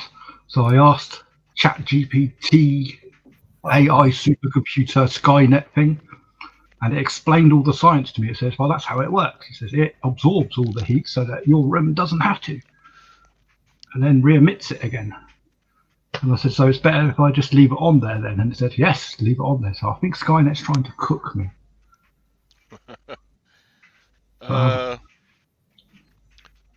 We have central air conditioning. We don't have that over here because it's never hot enough long enough to warrant the electricity bills or the installation cost. Our electric bill for the past month was around $500. Do you know what my electricity bill was last month? No. I live in rented accommodation, so I get charges passed on to me because I have to rent the meter off of the people that rent the meter, and admin. My total electric bill last month, this is only a 2-bedroom flat, but it was £26, which is what, about $35. Now, £20 of that is admin charges, but there again, I'm quite frugal. All my lights, all the tellies, all my stuff, it's all economy electric super duper A triple plus stuff. So it's like even my telly only puts out less electricity than an old light bulb used to. So we run quite a lot of electricity here. I have a 2,000 square foot home, and We keep the thermostat set pretty low because we're wimps. And I have a swimming pool, which That always helps. requires an electric pump to keep it working. But at least the water in the pool can remove heat from your body 2,000 times faster than fresh air. So, Well, that's true. And how's Phil's neighbours? Are they keeping cool? I don't know if Chris can actually. I can't hear him. I don't know if my microphone is picking up my window. But are the ladies of the night downstairs are on patio chairs outside? I think their business is a little slow. ladies of the night. That's exactly yes. That's exactly what you think they are. But they're not of the night. They're of the day, the evening, the early morning, whenever they can get a trick coming through their door. My refuse bins are shared refuse bins, and are usually very, very full of empty Durex packets. Wow. None of that was going on in Amsterdam when we were there a couple of days That's because it's all going on downstairs here. No, they actually have a museum in Amsterdam called the Sex Museum. They do indeed, yes. Jesus. I did not go visit, but yeah. Is this because of you were being polite of your company, or because you had no interest? Pause. There's a pause. Well, I always have interest, but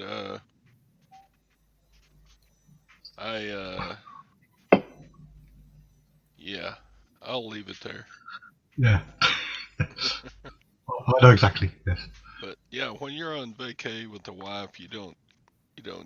No, you don't. You don't say, "Oh, love, let's quickly pop in here." You don't visit the brothels when you're with your wife. No, it's not the done thing, is it?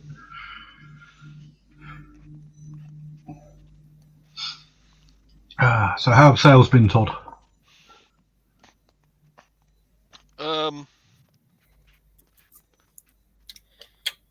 2024 has been very good. I thought that was going to be your figure for today. I thought, bloody hell.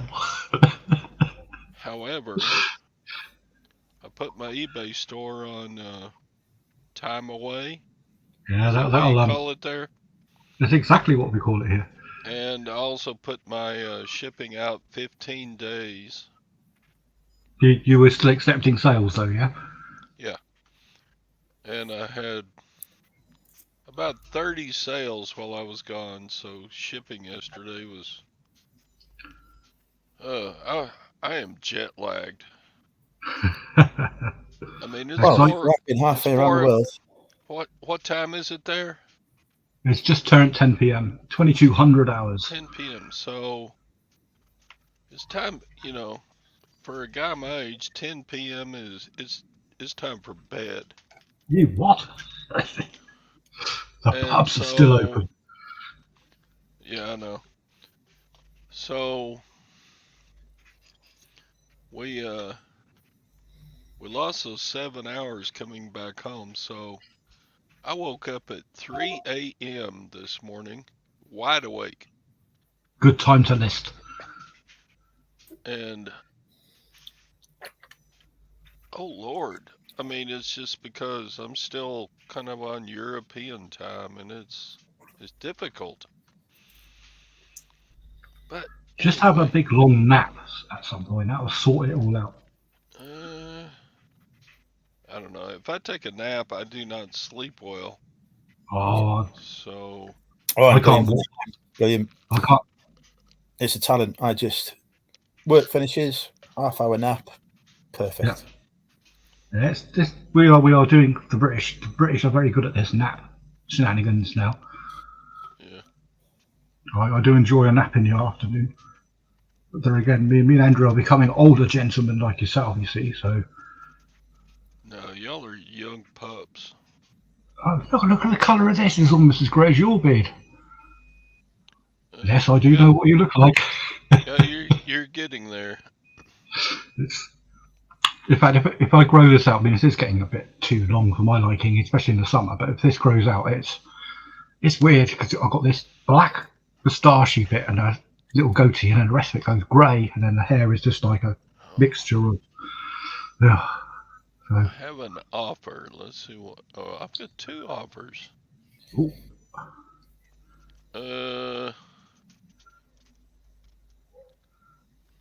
This I'm still here, but my old man bladder is calling me towards the porcelain. this buyer does not get the message.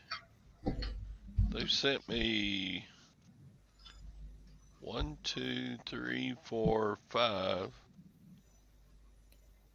low ball offers, Okay. and they've even sent a message saying they're poor.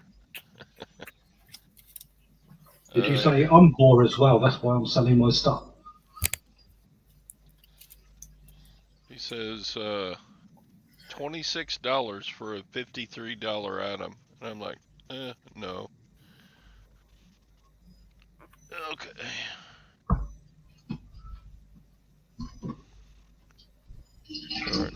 Sorry, fella, but no, I can't do that. And what is this? I have a $20 shirt, and they sent an offer for $4.44.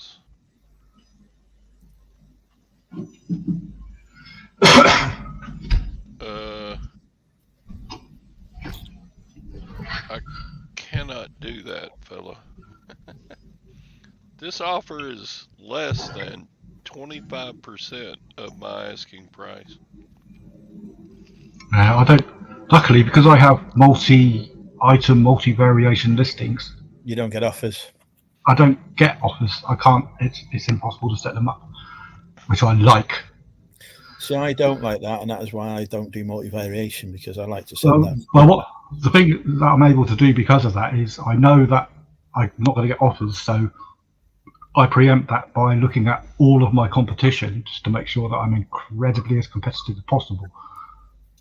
And if people then private message me on eBay, which they shouldn't really do, but if they private message, hey, can you do this, can you do that, I'll consider it if it's a large order. But I'm already putting it at my the limit I'm going to sell. But luckily, because I don't get offers, I don't have to explain that to everyone. And the thing is, if I don't sell the stuff at the price I'm asking, then Oh my fucking god! then I'm just not going to sell it. So Sorry, I was fucking hell. Christ. oh, Sorry, carry on. I'm being distracted by a text message. oh, is it a good one? Oh, bloody work, you know how it is. Yes. World's going to shit, so Microsoft have fucked up. Oh no. Did you not have any of that in the States?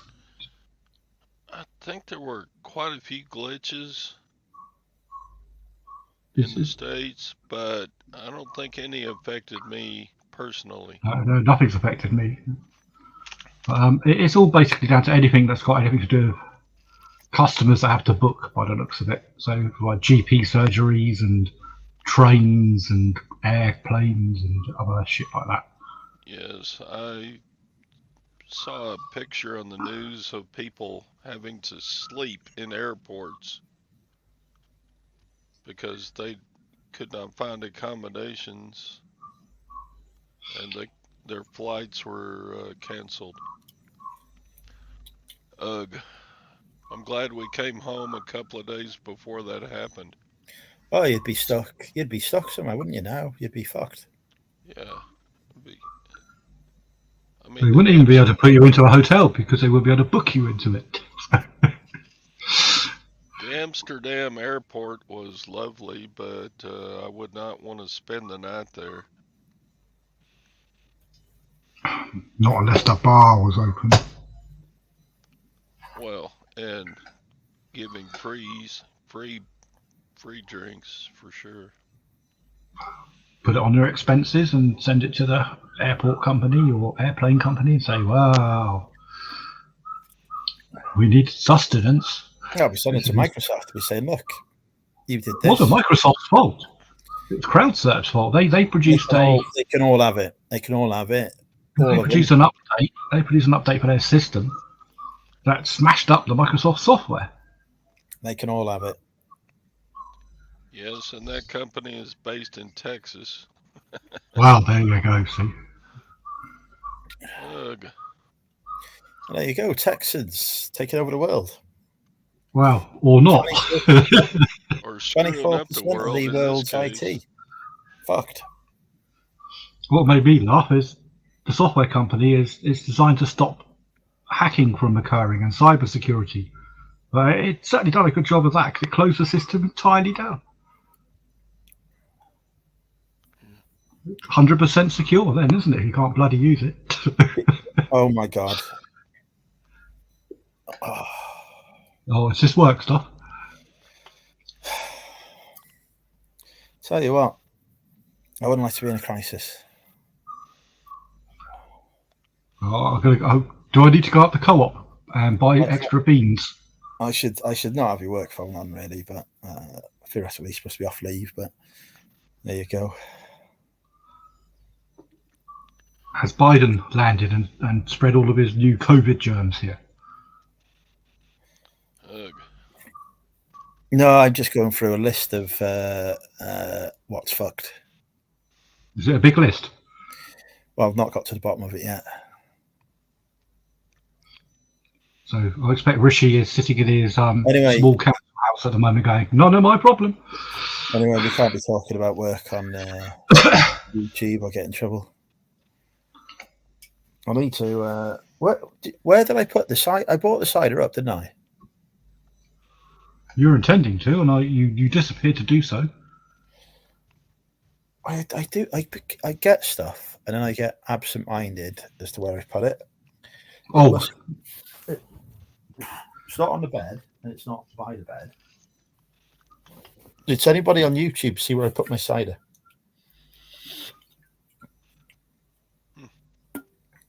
No. Chat's gone quiet again. Have we lost the hand of Todd? Oh, still there. Right, I need to go find my cider. I'm sure I carried it up. Where did I put the cider? Todd, do you own a nail gun? No.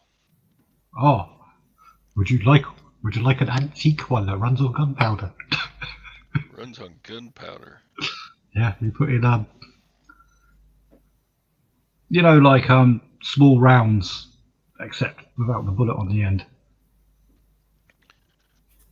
You put them into the breech. We do have those for metal bullets, metal shooting nails, or going into girders. We do have those here for driving nails into concrete. Yep, that's what they're for as well. I have a large stash of them, which are illegal over here.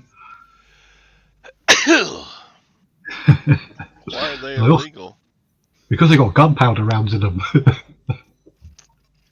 They're rather bloody dangerous. Well, yeah, you have to read the safety instructions and use them properly. Some of mine go back to the 1930s. I've got some very, very antique ones. They're worth a lot of money. Some of them are worth about 300-400 quid. I can't sell them. Right, well, that was downstairs, so I don't know what the fuck happened there. So what would you do with them? Would you...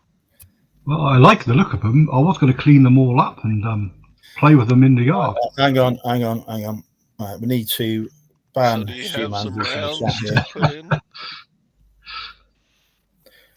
Not good. We relented though, didn't we, Todd? We talked about nail guns instead. Fucking hell, I feel like I'm having a heart attack. We could use nail guns when we take over the Fort Knox.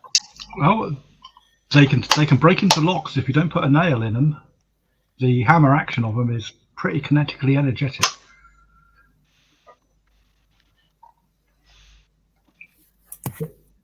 Basically, it means it can smash metal locks open quite easily. Right. Well, I have drunk all my cider, Andrew. I'm now on the San Miguel lookalike tin from Lidl's. Fake San Miguel. Yeah, fake San Miguel with the same Oh, 5% alcohol though. It tastes reasonable. I think it did anyway. I haven't tasted this one yet. It's been in the fridge a while. Me dancers are now watching. Hello, dancers. I am sponsoring them to be in Skegness this week. My £1 a week donation is going well. Do you know how much? Do you know how big a donation that £1 a week is? No. It's £1 a week. That's how big it is. Oh. That would be around £52 per annum.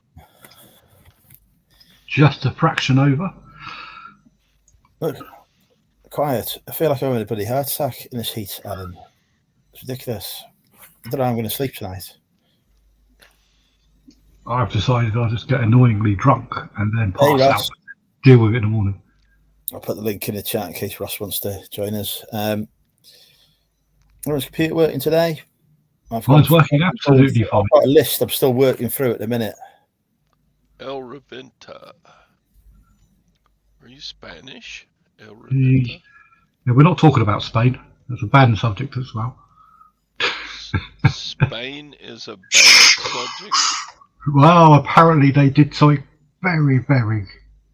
Well, you know what I mean, last Sunday. What? What do you mean, what? They broke the law. Spain broke the law? Yeah, they took something that belonged to England.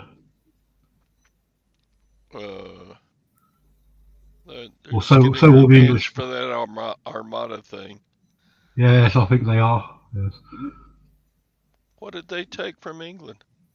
Well, apparently there's this big cup thing that was in Germany. They thought they'd have it. Ah. There have been resignations and all sorts of things in England over it. It's troubled the nation dramatically. Well, I think he was Spain win the World Cup or what? I think he was planning to leave anyway. I think the only way he would have stayed on it would have been if they won it, to be fair.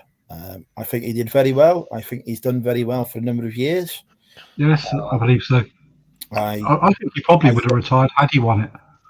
I'm not sure if he would have done or not, but I've never been a fan of the criticism that's been directed at him, to be honest, because I think he's done a really good job. And it's so easy to criticise a job you know nothing about by sitting in your armchair and pretending you know everything about, isn't it? I even some of my mates who do know a fair bit about this football-y thing, you hear them yakking on about it, you think, you're not actually an expert, are you? Have you ever even run a youth club bloody team? And they're talking as if they are absolutely spot on. You know, they know everything about it. Hey, bloody, you know about 1% of what goes on. I'm sure, like Andrew, you just said, I'm sure he's done exemplarily well beyond what he thought he probably could do. So yeah, I've got no problems at all with Mr. Southgate at all. I think he's done us very proud. Out of how many teams were there? 24. We came second. Yeah, well, you know, effectively better than every other team in Europe apart from Spain. Yes. And you know, we probably should have taken it to extra time, but we were. Dare I say, we were beaten by the better team as well. But Spain have been very strong all the way through. I don't believe we were that strong. We were pretty lucky. What happened to the French team that was so strong a year or two ago? Who cares?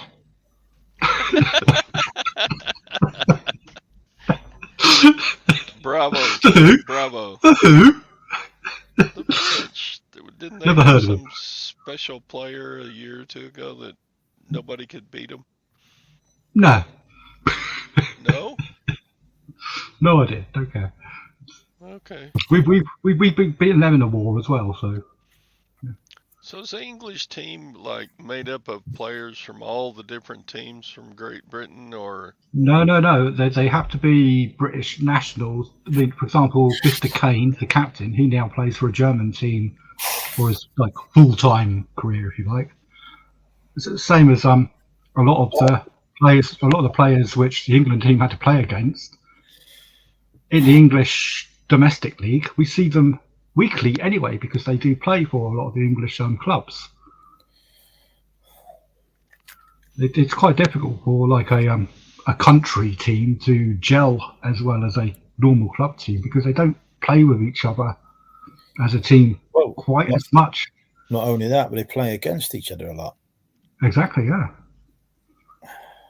Okay. Yeah, I don't keep up with football all that much. Nor do I. I'm just like all the other English people ever. I pretend to know. But I actually do say that I know next to nothing about football.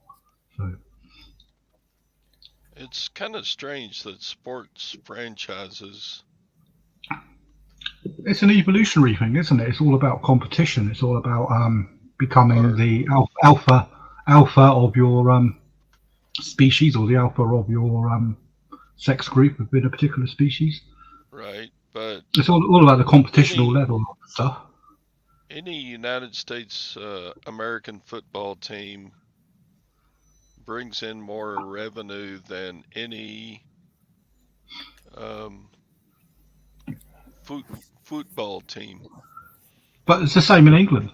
In England, football is huge. It brings in ridiculous monies.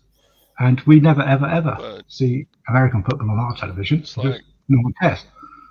The largest revenue sports franchise in the world is the Dallas Cowboys. And, I don't know. Maybe Man U at some point. I'm not sure whether they are now. Manchester United football team were one of the largest club football sports franchises. Well, let's ask Google. Let's see. It may not be now, but it has been, I think. What is the richest sports franchise? Well, it's got to be American football, isn't it? Can't ask Google. Ask the proper. The Dallas Cowboys. I'll now ask ChatGPT.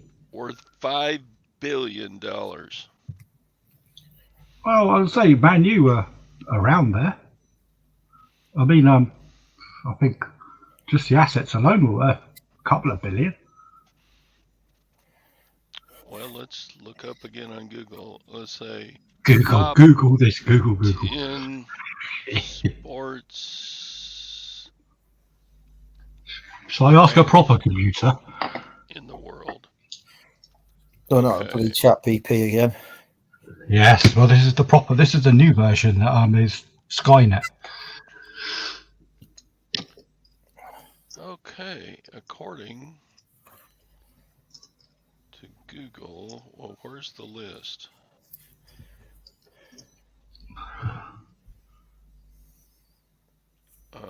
Dallas Cowboys, New York Yankees, Los Angeles Lakers.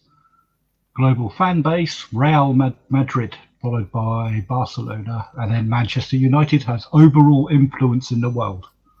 So maybe not monetarily value, but oh yeah, if you look at that's what's global... strange about it is that so many more people appreciate the soccer teams around the world.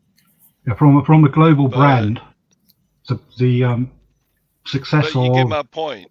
According to money, it's American football all the way. But according to who people know the most, it's Man U, which can be capitalised on to make more money, I expect. Right. So if you say to me Dallas Cowboys, I don't know whether that's a baseball team, a hockey team, or whatever. I don't know. So, of the leagues of professional sports, the National Football League in America is far and away the largest. It's probably down to disposable income and the large population that America holds of people that have money. English Premier League is 7th on the list. But you go to any country in the world and ask them about English football teams or American football teams, they'll know all the English ones. So the 50 most valuable Jesus teams.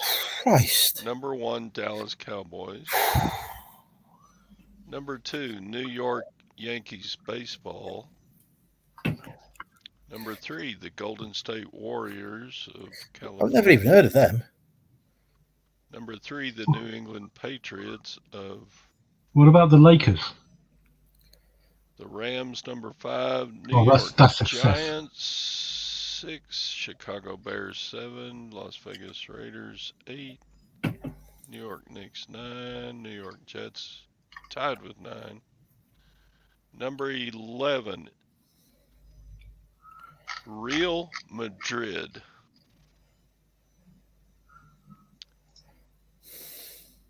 Is valued higher.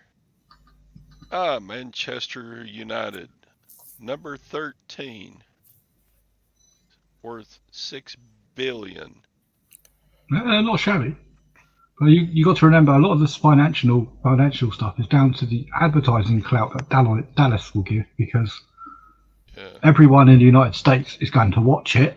So all the advertising companies are going to pay to be on it, or pay to have their boards up, or pay to have brands put there. True that. Whereas in England, we have, I don't know, a fifth of the population. Although we have more reach globally. How does 18th is Barcelona? How does globally Dallas get represented? Does anyone give a shit about the Dallas outside the United States? Well, if that is a global list, which it must be, because Barcelona are on it. Liverpool is number 20. Yeah, Manchester City is 23. That's an up and coming. Yeah, they're up and coming. Bayern Munich 24.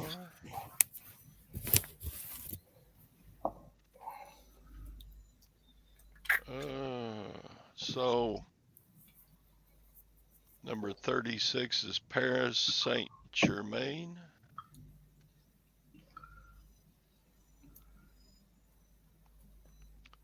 $45 is Ferrari. Yeah, it's not such a big a following of motorsport, is there, as team sport, proper team sport. Yeah, there is a good following of motorsport, and it does hold a lot of money in it. But. So you're getting a couple of Formula One teams in here at 45 Ferrari and 47 Mercedes. You got to remember, a lot of this money is arbitrary. If you look at, say, one stealth bomber that you own over there, that's worth more than Dallas Cowboys. Are you getting jealous because Dallas Cowboys are worth more than Manchester United? I don't give a shit about Manchester United. I don't care about football at all, American or English. I'm just pointing out how statistics are formed.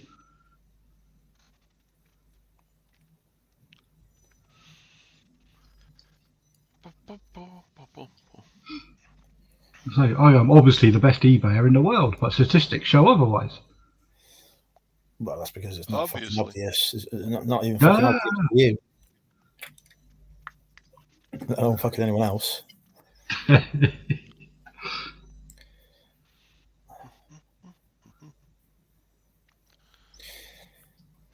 But yeah, sales on eBay dropped dramatically while I was on vacation. And they still have not recovered. Mine don't, but that's generally because I traditionally on time away 70% of the year. Okay. So it's going to show that.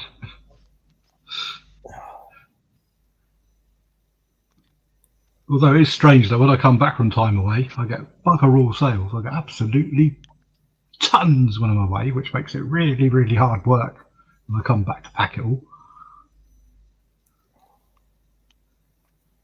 Yeah, it was not pleasant shipping 30 orders yesterday. 30, that's bugger all. And I come back to 50 or 60 or something like that. I can't say. oh, And they got to go out that day because I'm on next day delivery and all that stupid shit that I decided to do. yeah.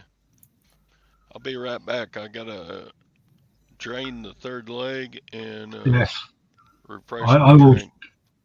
I will join you in that quest, not literally. Oh, well, there you go, folks. You're back with Monumental UK, greatest YouTuber on this channel. Possibly not. Actually, I think we've had bigger YouTubers on this channel than me. Greatest YouTuber currently on the channel because I'm the only one here. Who's still watching? Drop a comment in the chat if you're still watching. Let us know how your sales have been this week if you're doing eBay. Let us know what your favorite side hustles are as well. That'll be an interesting conversation. I'm starting to get more into this side hustle culture and multiple income streams. Mostly as I look at the money I'm going to need to spend on my new house and think I need to have about 50 different side hustles. So yeah, we know Alan's still around. Ross has gone quiet, but we assume Ross is still around. Probably still trying to get over arranging deals. Yeah, CB radios used by people traffickers and drug dealers. CB radios, that's a blast from the past, isn't it? Oh, very That's current. Very, I know. I don't think it's ever gone away, but I remember when it was the thing, wasn't it? That's a big 10-4. Rubber duck. And other cliches.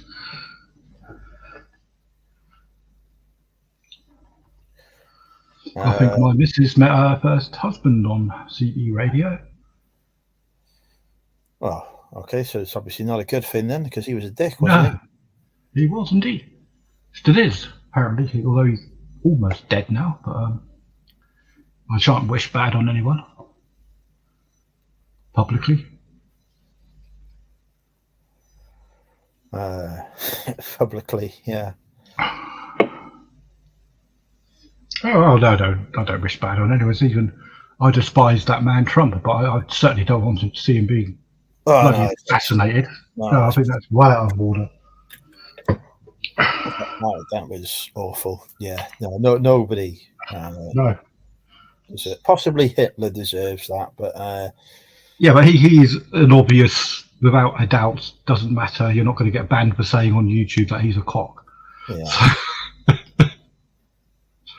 but yeah, people like Trump, he's doing what he believes is right in a country, and he's not breaking any laws by doing so. Well, although some might say differently, but he has actually been proven to have broken some laws. Indeed, yes, but you know what I mean in regards to running countries in the same way as you might compare him to Hitler. He's not on that level, is he? I say he puts out there what he intends to do if he runs the country, and he has supporters that would like to back him on that. And in a democratic country, they have the right to do so. Whether I agree with it or anyone else agrees with it makes absolutely no difference. You can vote for who the hell you like. So Stu's merch is his side hustle, but he's hoping to bring out the Monumental UK merch range soon so that he can make it his full-time job. Excellent. Are you going to give him some good prices?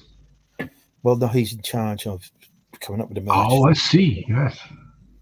Is he going to give you good prices? Well, he's not charging me. Oh, that's a good price. I like that charge. So, Todd, if you came up with your own merch and a T-shirt that you'd like, say, your fans to wear, what would be your logo? My logo would have to be something about being a grumpy old man. You know, so you'd sort of have maybe a silhouetted white figure on a black T-shirt with maybe downturned face, bit of a grey beard, and slightly wonky sunglasses. True. And there's with maybe whatever written underneath it or something like that. Something Yeah. along the lines of too old to care, or perhaps I'm Yeah, I old think that'll and do it. rich, so bite my shorts or something. Yeah. I don't know. I'm old and rich. Are you? Bit of, passive Yeah. aggressive going on.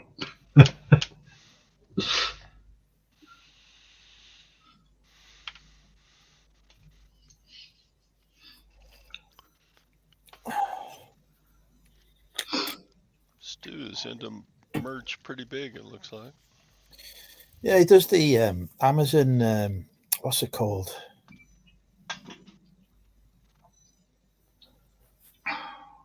Yeah, where you design items and Amazon.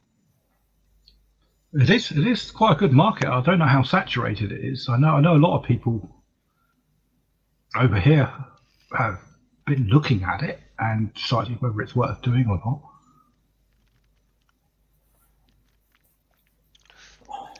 I It's all imagine about getting. the seller's cut would not be high if you're not No, that's the trouble. It's getting it produced. That's the big cost. right. So you could produce some excellent stuff, but unless you're doing it in house, which is a considerable investment, then you're only going to get sort of like a few quid per item or something. And this is how a lot of YouTube channels have, don't they? When you see their banners underneath it, all their merch they can buy, £17 for a mug and shit like this. The poor bloody YouTuber probably gets about 50p. So what's been the scuttlebutt about the assassination attempt on Donald Trump's life been like over in the Secret UK? Service did it. Secret Service did it. Yeah. It just seemed very strange that because there's so many cameras and that these days, and it was covered. I had the television on at the time. I don't think I was on that channel initially, but I was up because it's about 1-2 o'clock in the morning here when it was, which is just before I go to bed. And my phone and internet was blowing up about this shit going on. And I turned over about 5 minutes after the event, and there were already people in the sort of like far back audience or other onlookers that were saying they saw the bloody bloke climbing on there with a rifle, making people aware of it, and sort of the police going, yeah, thinking, what the hell?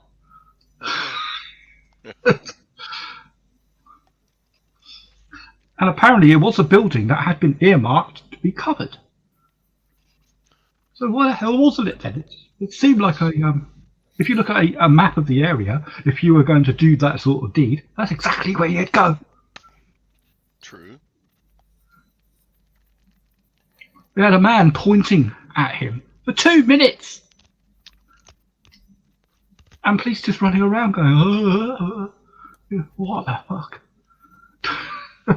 And he pulled off, 7 shots? There were multiple shots where he killed someone, didn't he, with one of the shots? I don't think it was that he intended to kill them, but it was probably a miss. Or a miss on his intended. I think another one injured somebody else, didn't it? Quite severely. Yes. And of course, the intended target did get struck. He was incredibly lucky. If that was 1 inch. I know. That was just like an inch away from his brain. Yeah. So, very close call. I think it woke up Trump a little bit more. I've noticed he's a little bit more humble these days. Well, yeah, it's just had his ears shut off. Yeah, exactly. It's understandable. I think you do reevaluate your life after someone's decided to put a bloody lump of metal past your head at past the speed of sound. That I saw a mock-up of the bullet shots, and there were actually 3 or 4 that whizzed pretty close to the intended target. And again, I mean, this was a young nipper, wasn't it? And I don't believe he was some particular marksman or anything, but he must have had a very good rifle to be able to pull off reasonably accurate shots. Because that 100 over 130 yards, I think it was. You need to know what you're doing with a rifle to be able to even get close. I mean, I used to do a hell of a lot of archery in Christ knows what, but I wouldn't be able to get accurate like that, even if I had the best archery gear in the world. Not without about 10 years practice. True that. And I think the guy, he was job. only, was he a teenager or 20 or something like that? I heard 20 years Yeah, old. about 20, so like just after high school sort of age, wasn't he? Maybe high school age. Sounds like El Reventa does not care for the vice presidential selection.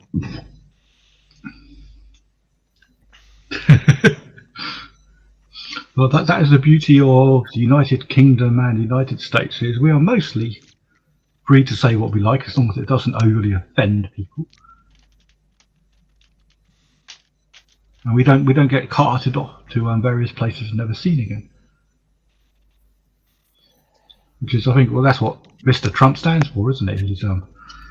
He's reasonably up for a bit of democracy. Yes. Anyway, I hear that Mr. Joe Biden, the president, is due to step down from the race this weekend sometime. Oh, that would be so good news. I mean, I'm not a big Trump fan, but I'm not a big Biden fan. They need someone who knows what the hell they can put a sentence together without. Well, it's like one geriatric against another. Where's the young, fresh blood? You know, the like the Barack Obama, they're wanting to deliver change and all that. I mean, you know, this is no disrespect to Biden or to Trump, but you know, Trump's had his go, Biden's had his go, and they haven't necessarily delivered that much. So maybe it's time for, you know, somebody new and fresh to come along. Maybe Rishi should go over there. Oh, fucking hell, Christ. Obviously, I will remain politically impartial, so any views that I do express are purely my own personal views and do not represent those of my employer. But, you know, you're looking at it and you're thinking it's one old man against another old man. Is Clinton actually younger than the two of those? I suppose so. I think 95% of the population is. It's yeah. I mean, truth be told, Clinton's policies are actually more aligned with what Donald Trump is espousing. I mean, I don't mind Trump's. I don't mind Trump's policies. I just don't think he's the man to. I think he's too temperamental. He's got a bit. There's something about him that I think he shouldn't be the man that can press a button in a suitcase. Yeah, the policies are fine, but I think he's and some of the things he's said before. You're thinking.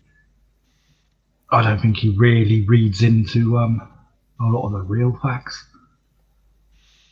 There again, who does? So I don't think he's any different, is he? No. At the end of the day, he didn't start World War III when he was last in, so I doubt he'll start it this time. Who knows, though? Yeah, one thing about Trump, he did not get us into any new wars. So the trouble with war is it's pouring money down the drain, isn't it? Because the best outcome of the war is there's no more war, but you've spent trillions of pounds doing it. That's never an outcome, though, is it? Because no, but either way, if you win or lose a war, there's trillions of pounds of you blowing stuff up and people becoming very miserable. Or worse. But humanity has always been liking a bit of war ever since we've been able to stand on two legs and chuck stuff at each other. We ain't going to change. Is Afghanistan any better off than they were before the 12 years of war that America and Britain fought over there? And lost, and lost all that considerable amount of resource and money doing so. If you left it just alone, it'd probably be exactly the same.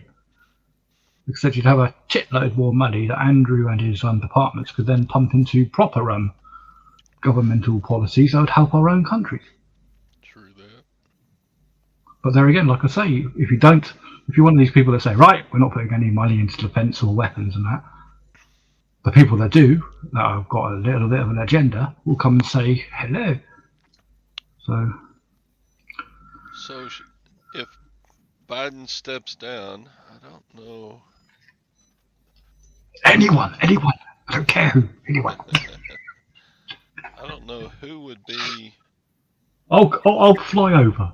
top of the list for the Democratic Party nominee. I say stupid things online, for Christ's sake, but I cannot match what Biden says, so fly me over, I'll do it for him. Well, I don't even know what their policies are. But he's in early Alzheimer's, obviously, so...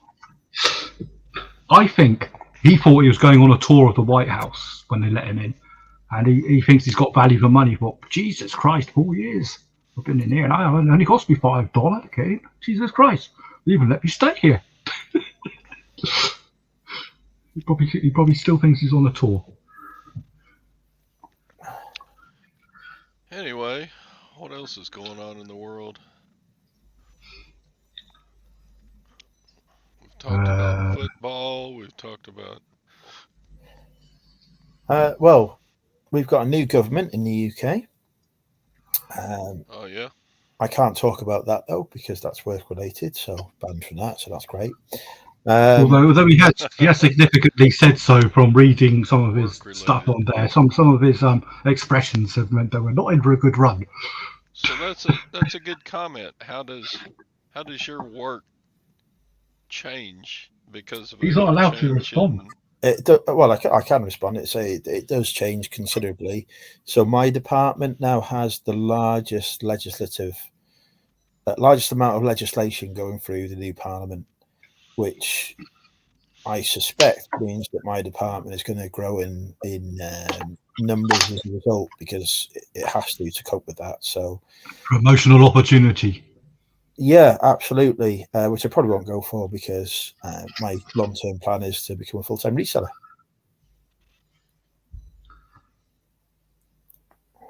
But you can still milk it while it's there. Or would it be just too much more stress for the money? Do you have a lot of storage for your reselling, Andrew?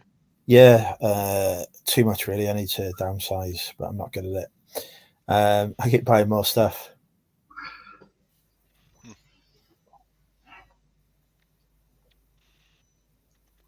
I've got so currently, Todd, I've got a garage, which is not that big. It doesn't compare to like American garages, but because our cars are much smaller in the UK and in Europe, as you'll have seen when you were over here. That's true. Garage that was full of stock, but is now full of stuff from the house. So I view that as a positive, because we've emptied the garage of stock. I've got a shed, which is not that big a one, but that's full of stock. I've got a 600 square foot unit, which is full of stock, and a 480 square foot unit full of stock. And on Monday, I'm taking on a new 400 square foot unit over where I'm moving to, because I need to start moving stuff down there. That's so right, I will. You're moving. Yeah, so I'm moving to the coast, so I will end up with a lot. I hate to move. God almighty. Too much to do. That's real work, moving. It is. Yeah, it's a nightmare. I've already decided I'm going to pay the removal company to pack up the stuff in the house and move that. I think just moving the stock that I've got to move will be enough of a challenge without having to think about doing the house on top. So I'm going to get a removal company to handle the house side of things. It would cost an extra few £100, but it's worth it just to avoid the stress. get them to pack it, get them to unpack it, sort all that stuff out, and then it's just all done, isn't it? Yes. You know what surprised me was the amount of bicycles in Europe. Yeah, they're big on it, especially in Amsterdam. Well, a lot more in Europe than there are in the UK as well. We keep building the infrastructure for it over here and wasting the money on it because no bloody people use it. They still ride on the, what do you call them, sidewalks, pavements over here. We build all these lovely cycle lanes and you get mown down by bloody cyclists all the time still. It's a cyclist world in Amsterdam. It is. And the bicycles they ride those things into the ground. I mean, I don't know how they keep those rusty things going. Well built. I suppose. I mean, there were bicycles that I would not think had any business even with keeping the wheels on. It could be down to the theft. If you buy a brand new bike, it's going to get stolen. If you got one that works, that gets you back from A to B, and it's a pile of shit, but it still works, ain't going to get nicked. And the bicycles in Amsterdam are just chained on bridges and sidewalks along the streets. I used to have mountain bikes in my youth, and I used to chain them up. They still got stolen. It used to cost some of the mountain bikes were bloody expensive, and they still get. They're going to get thieved. You're stuck in there, my friend. So I just gave up buying bikes in the end. It was also incredible the amount of electric bicycles in Europe. Those are really making a splash. Just because people are lazy I tell you what, if they ended up in the sea, it wouldn't just be a splash they'd make. That's true. There's got to be something in them, though, isn't there? Because they get wet, I imagine, when they're out. So what happens if you end up, riding your bike into a river by mistake or something? Presumably, you're not going to get electrocuted from it. Yeah, you might blow up though. Those lithium batteries don't have to go up. Well, it's like if people park them in apartment blocks or like in the communal areas. Sometimes they just flash up in the middle of the night and burn the bloody place down. Happens a hell of a lot over here. Well, all the dodgy Chinese shit. Fire at an airport, a car fire at an airport. Was it Gatwick or something like that? Stansted. Was it Stansted? Was that an electric car? I'm not sure if they found out. They could have possibly.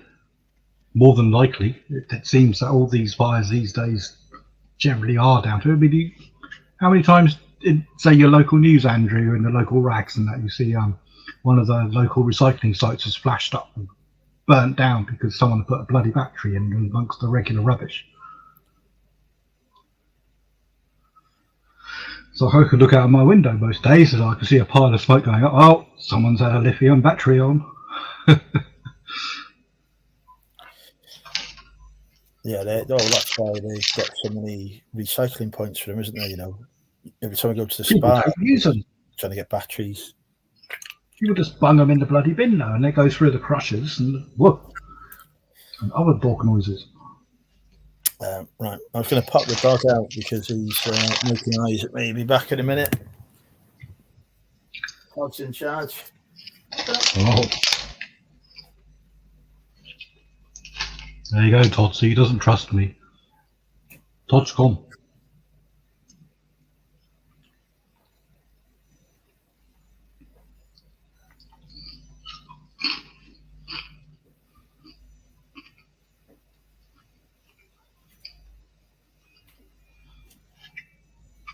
Well, while everyone is gone, I'll take the opportunity to reuse the porcelain myself.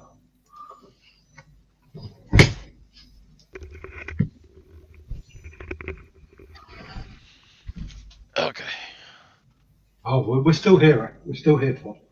Okay. So Just, can you explain something to me? Certainly can. There was one stretch along the Rhine River. It was I'm not. spectacular, but there were 19 castles Yeah. along about a 30-mile stretch. What would You do realise I live in England? I have no idea of any bloody Europe. Europe might seem like down the road to you or me, but it certainly isn't. but why would you need 19 fortified castles within a 30-mile stretch of the Rhine River?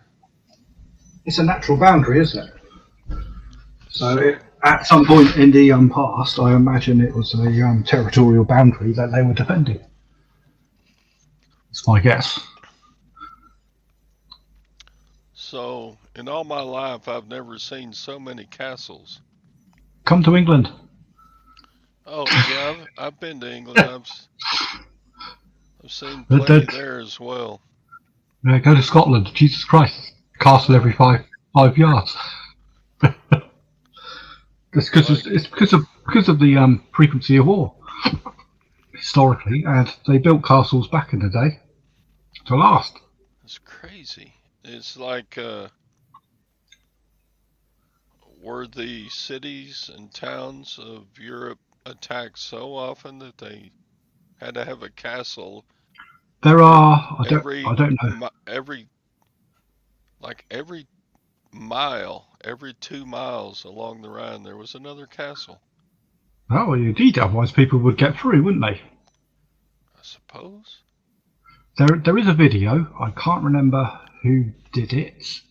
There's a video on YouTube that shows like a time-lapse evolution of the boundaries of kingdoms and provinces in Europe over sort of like 2,000 or 3,000 years.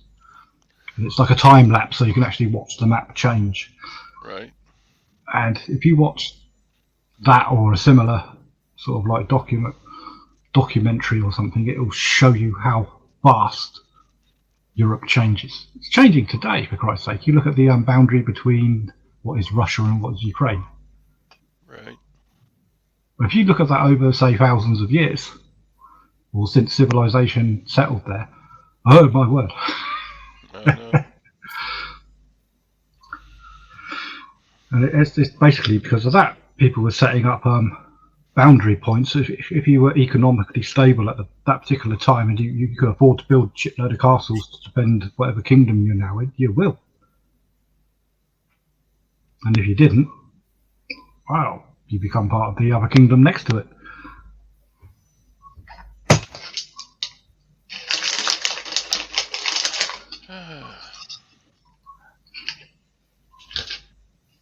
Well, I'm not long for this chat. I've got to pop off soon and take care of some business here. Ooh. Let's put the dog down. He has a routine. If I don't stick to it, and well, he makes sure I stick to it. Put it that way. He is the boss of this house.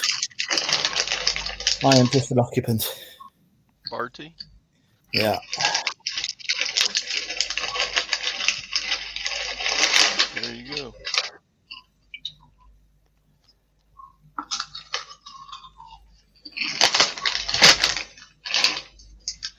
Wow.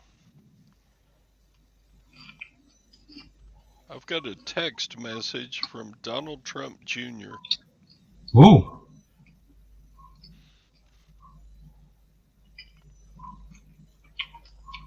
Probably It's a bit on asking for donations. What's he doing in return for these donations? Is it like a sexual thing?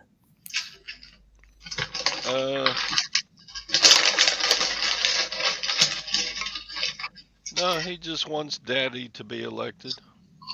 Okay. Is he one of the illegitimate children, or the ones that he acknowledges? Donald Trump Jr., I would think is claimed. I bet he's older than me as well, Donald Trump Jr. How old is Donald Trump Jr.? I don't know. Let's ask. How old is Donald Trump Jr.? I found this on the web.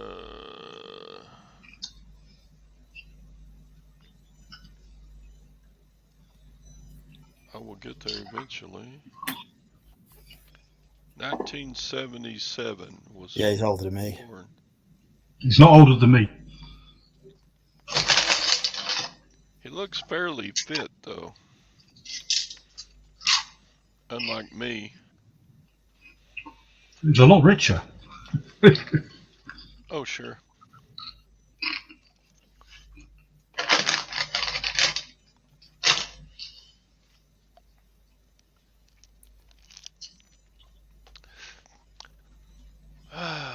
So, all right, I will leave you British to your late evening partying, and I'm gonna pop off. Yeah, it's still 27.5 here, which is about 81. Although outside is getting cooler. Todd, it's been lovely to see you. I'm glad you had a good vacation. And thanks for having me on. It's always a pleasure. I won't be live next week because it's my actual 40th birthday next Friday, so I'm going out for a meal with my mum, which hopefully she'll pay for. I am having to take her out for a meal this Sunday and pay for that, so I'm hoping she's going to return the favour. But I should be back in a couple of weeks to celebrate my 40th. You'll be welcome to join us, Todd. all right. We'll see you possibly next Friday. We'll see. Week on Friday, not next Friday. Definitely won't be here next Friday. Oh, I'll be all right then. I imagine the world will change quite a bit between now and then. More than likely. Biden could be assassinated. or die of COVID. There's no need for offing the fellow. All right. No, I think naturally that will happen by itself. I give it another month or two. He's done like a Christmas turkey. Stick a fork in him. He's done. Yeah. All right. Bye. Take care. See you later, Todd. The fire in Luton was a diesel car. Okay. Not Yeah, far from you. Some battery in a tank, I expect.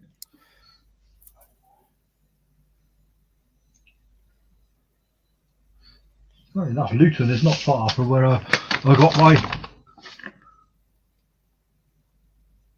proceedings against me letter from. Apparently I drove near Luton or some shit.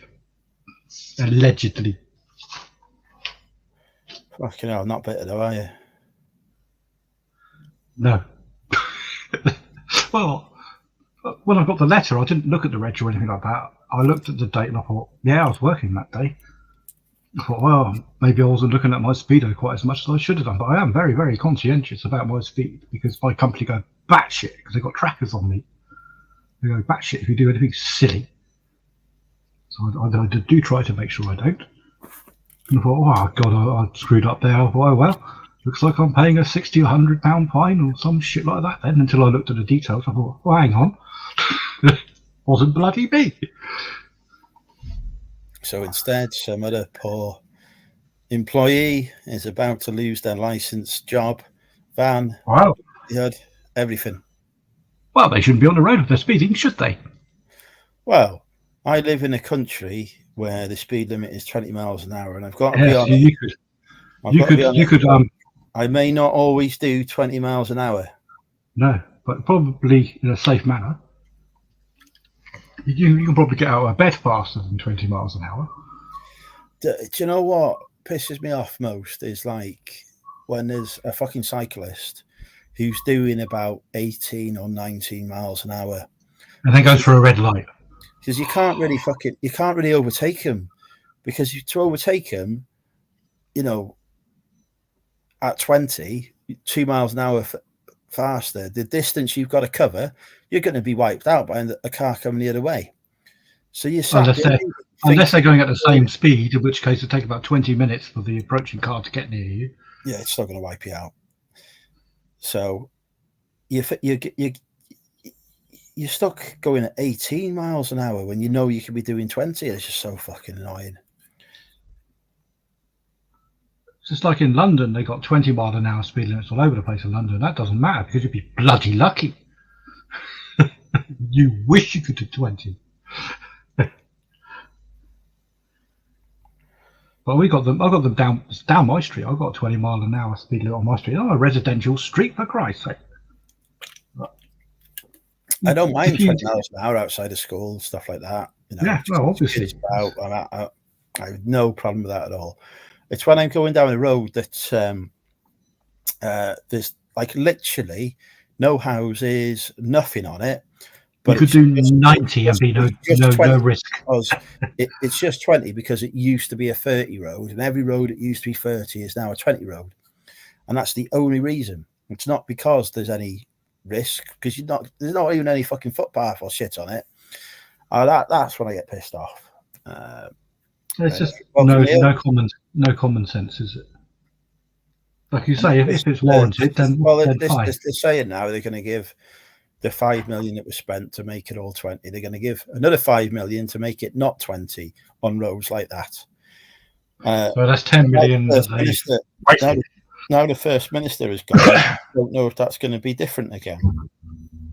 So I got no clue what's going on. It'll be 15. And Arrive Alive, I've said they're not going to go on any roads. So that's the speed camera, the mobile speed camera around here called Arrive Alive. I've said they're not going to go on any roads that are going back to 30. They're just going on roads that are sticking 20 now to give people tickets and whatever. But I don't fucking know what road's going back to 30 on. I have no clue. So I just can't be asked of it. It's all Ali's fault anyway. She lives in Buckley. That's where they started it.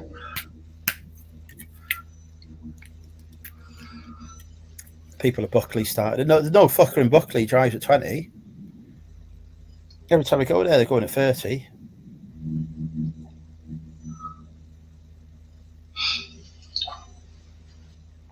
Apparently me, I'll do 37. Or even in the back. Bloody arseholes. I had the only times so far, touch wood, that I've had speeding tickets. I had one where I was doing 96 on the dual carriageway, and there's always a police car in the same position. So I always slow down to 70 when I go past it. And on this particular occasion, for some reason, I forgot. So I went straight past that police car that I knew was going to be there at 96. So obviously he come and pulled me over and said, like, what you doing? And 3 points. He said 96. What the fuck do you think I was doing? And then a week later, I was doing 46 in a 40. So just over the 10% plus. Again, on the same journey to work, and got caught by a speed camera van. I hadn't even noticed it had gone down to 40. I thought, because I was just going everywhere slow because I had these 3 points. I thought it was a 60 mile an hour road. So that pissed me off. So I ended up with 6 points in 2 weeks. And then I was going very slowly for the next 6 years.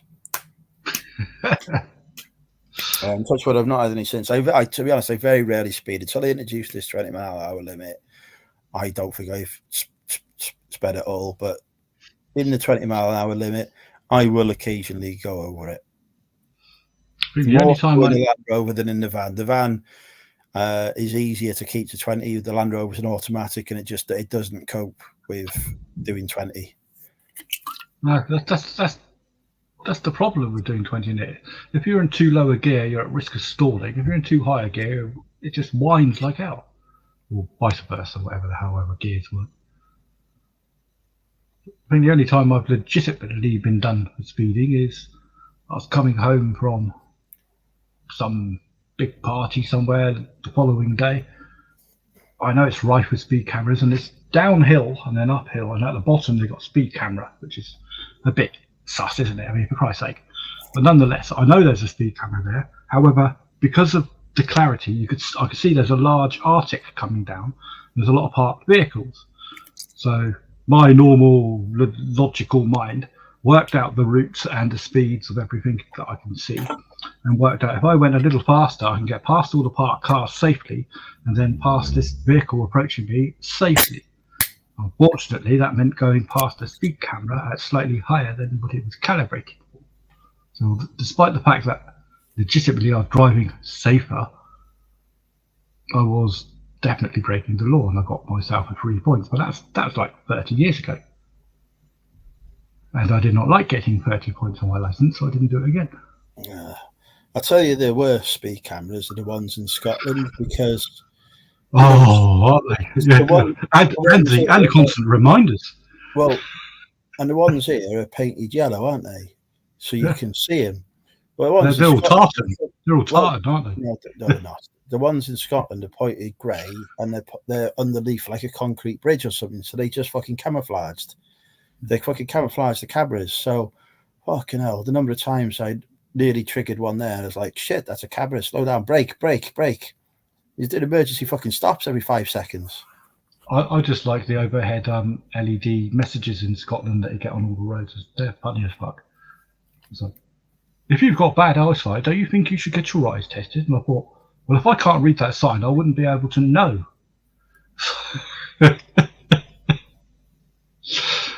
Oh. I used to have a little book I used to write them all down in. I mean, I'd say these are quite funny, a lot of these. Banal Bridge is, but I don't know where Banal Bridge is. Where is that? The one that goes down to the air ambulance? Talking local things now. Ali is soon to become a resident of near Wrexham. Apparently, it's just over the county border, so I can't claim her as Wrexham. But it is Wrexham. She's looking Does for it have a Wrexham postcode? Well, we'll all have a Llandudno postcode, to be honest. We're all LL, so.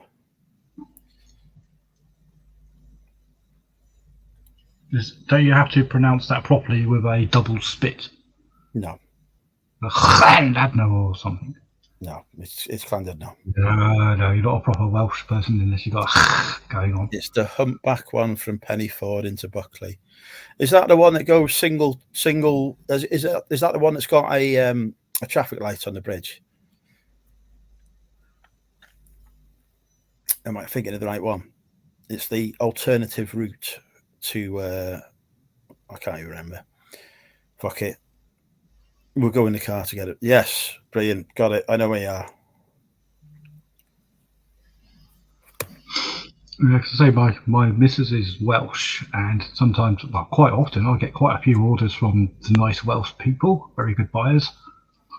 And I say to my missus, look at the bloody address on this. If I had a Scrabble board that had that many tiles, I'd score 3,000. She just gives me one of the disdaining looks and tells me how it's pronounced, which normally involves a lot of spit. Probably on purpose. There's no vowels.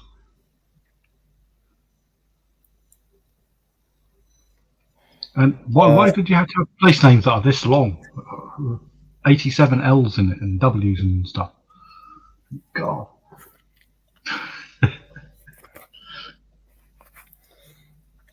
Right, again, I'm not going to complain if they're buying my shit. Fair play. Does cost me a fortune in thermal ink.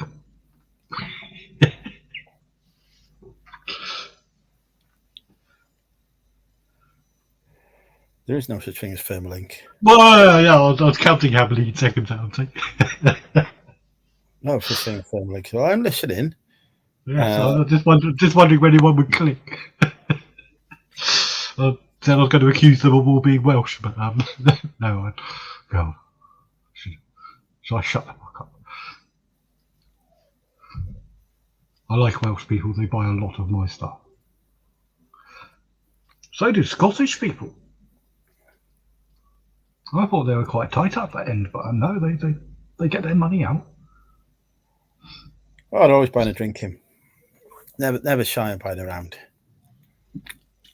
Either that or they're so Very pissed they grateful just for, see because my I'm shit and think, I think I'll buy a bit of that. Or that's a wrong accent. I can't do accents. I tell you what pisses me off is people on remote fucking Scottish islands who keep buying stuff off me. You So I ship every it are out- you? So I'm shipping it out. So I'm shipping it out Royal Mail, and it takes a while for Royal Mail to get it there because it's got to go on a fucking boat and all kinds of shit going on. It's not as quick as it going from me to you on the UK mainland. Keep They've got opening, to get a Falcon rocket and everything, haven't they? well, they keep opening fucking INRs on me, and I'm like, give it a chance to arrive. Will you? It's been Exactly, like just say- 4 days. It's gone second class. It's not going to be with you yet. You live on some fucking godforsaken island. Surely the fuck you know if you order. Do you have a something, list? Do you takes have a a list and a notebook of phrases you can copy and paste? Like, I'm not fucking Anna's in you fucking islander tosser, or other polite messages. Well, I think they're doing it because they're hoping that the item will get there before the INR times out. But although Royal Mail aren't as good as they used to be, they're still fucking capable of getting something there in 5 days. So far, Okay, they've a hell of a lot. all timed that none of them have closed the fucking INRs either. I've had to get eBay to close every one. That's pissing me off. And I'm seriously thinking about just fucking, changing my settings. I mean, I do a post next day, but I don't get very many INRs. Normally, if I get an INR, it's because something has happened or they're a scammer. I think recently I was thinking, you never ever should think this as a reseller is, oh my god, 2 months I haven't had any INRs. The moment you funk that thought, wait till tomorrow. Yeah, free in the next day. Excellent. Admittedly was my own fault because I take a picture of everything I send. I looked at the package that I sent them. It's got the wrong fucking address on it. And I thought, you prick. But again, my own fault. I'll pay for it. Don't care. Another one, obviously trying their luck, but I sent them a picture of the package and finally enough it arrived. Another one was just, well, every now and then a parcel doesn't arrive. You've got to accept that, haven't you? So I just sent them a replacement and they sent me 2 negatives. I thought, you arseholes. We had a good conversation. We were all very polite with each other. I said, not a problem. I'll send you the stuff straight away again tomorrow. My cost, I don't care. First class. They put them there. Oh, buyer was brilliant. He done this, done the other, did this. Excellent. Minus red circle. What the fucking man? But fortunately, I did send him a revision request with a, excuse me, didn't I do everything you intended to do? And your actual feedback is referring to the mail service and not me. And he changed them. Yeah, mine don't. I've sent out a lot of revision requests and people just ignore them, and eBay says they ignore them. Tough shit. Oh, good. I don't think it makes a lot of difference. I've had worrying about it's not worth it because I've had stuff on some of my best sellers. Someone's put an awful review down. Blah, blah, blah, blah. It's fuck all to do with me. I won't even sometimes write a review to start with. I'll just let dust settle. And then after about a week or two, then I might reply to it and give my side of the story. But in the meantime, I still get shitloads of sales. It doesn't affect it. No, I mean, I've got 2 negatives at the minute. I was on 99.9 with 1 negative. Second negative come in, put me to 99.8. But then I've had so much positive since, I'm back up to 99.9. So I was thinking, oh, fucking ridiculous. The thing that annoys me is they have 2 criteria, eBay. If you send a feedback for, supposing someone buys, for example, I don't know, 15 items off of you. If you are asked to do feedback for that, you can put feedback for all of them individually and God knows what else, and it makes no difference. And if they give you positive feedback on all of those items, you get, say, 1 point. Yeah? For 15 items, you get 1 point on your feedback added because it was part of one order. If they open a case up on every single one of those, because they have to for INR or whatever reason, if they put a negative on all 15, you get 15 negatives. So how come you only get 1 positive for that order if it's successful, but 15 negatives? That doesn't seem particularly fair. It hasn't happened, but it has happened at a lower scale to me. I had one order fail. I don't know if it was my fault or the Royal Mail's or they're scamming me or whatever. There's 2 items and they gave me a negative on both, so I got 2 negatives, but it's only one order. Tom had, I think, 4 negatives.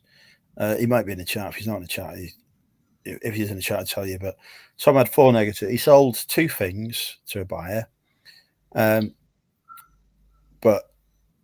the first 2 times the buyer asked to cancel the order, so he cancelled it, and then the buyer repurchased again. So there were effectively, from eBay's perspective, 4 transactions, 2 that were cancelled and 2 that weren't, and the buyer left a negative on all 4. So he had 4. So he had 4 negative feedbacks. Obviously, when he appealed the defects, the 2 cancelled ones got removed, but for a brief time there, he had 4 negatives because eBay, for some reason, doesn't have a script that runs that says, "Hang on, order was cancelled, reason for cancellation, whatever." Well, that's the trouble. Is since this business Facebook group has suddenly not been given the authority to override stuff, because there's a nice human that actually looks at it and says, "Well, actually, yeah, I can see your point of view. We'll do something." And now they're not allowed to do diddly squat. It is all AI, and there's no effective appeal mechanism. I mean, I've had negative before where it's basically gobbledygook what they were. I don't know what the hell they're talking about. And I appealed it and said, "What the hell's the buyer talking about?" Not only that, but this is part of a multi-order, and he's left a negative anyway for the other one, which is a little bit more understandable. So why am I getting 2 negatives for the same order when you only give me 1 positive? They both stand. Computer says no. Whatever. But like I say, it hasn't impacted the business in any way. If I got about 1 million bloody negatives, then maybe. If I see someone that's got a feedback of, say, 95.7, I think, that's an odd number. That's quite bloody low. If I see someone that's got 99.8 or 99.6, I might briefly look to see what the problem was, and immediately I see, oh yeah, it's just usual shit. Poor bloke's gone through the same crap as I do. No problem ordering. And I'm pretty sure that 90-odd% of buyers don't give a shit or look. I had a negative from a buyer the other week, and it wasn't a genuine negative. Like they I've were had saying, those. Yeah. Yeah. Well, hang on. Let me finish. They were saying that it was my own jacket that I'd sold, and they were saying that that I'd left cigarette ends or something in it, and I don't smoke. I never have smoked. So I was like, well, that's just not possible. So he was angling for a parcel, and I said, no, I'm sorry. He said, I don't smoke. He said, if you're not happy with the item, return it. You'll get a refund. So he left a negative because I didn't give a partial refund to him. It's like a punishment, isn't it? I don't think. I'm not sure how they'll be able to do it. I know programming and stuff is a ball ache, but surely they've been around a long enough time. They should be able to program it in such a way that you cannot be punished by feedback that is similar to like you described. If something is genuinely shit or you're given a shit service, fair enough, you deserve the bad feedback. But like you say, if it's something that's a bit sus,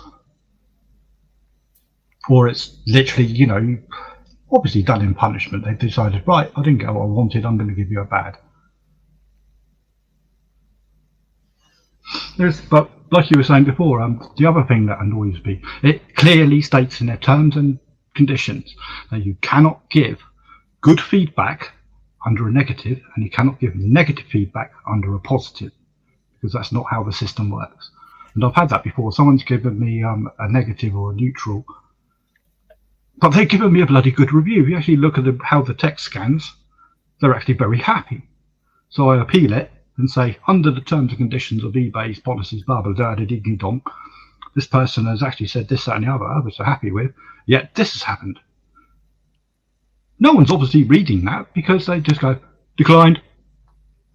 I think it doesn't really matter, because if anyone actually read the thing, they'd see that it's actually positive. But it still shows in your key figures at the top of the screen, doesn't it? Which some people do worry about, especially if you're getting a bit nearer sort of like 98, 97% or something. You might go, oh, I don't really want to go much lower.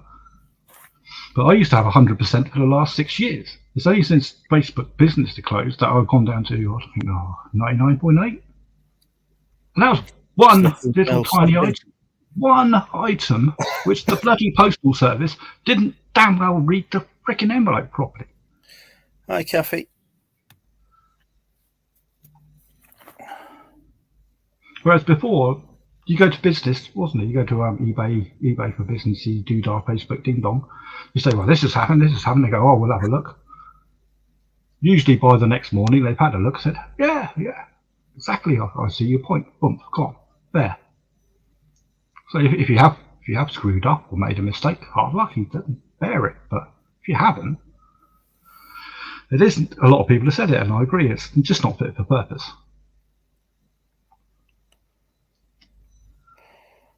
Either that, maybe to give you 5 wild cards where you can take 5 negatives off at your choice once per year or some shit like that, or per proportion of sales.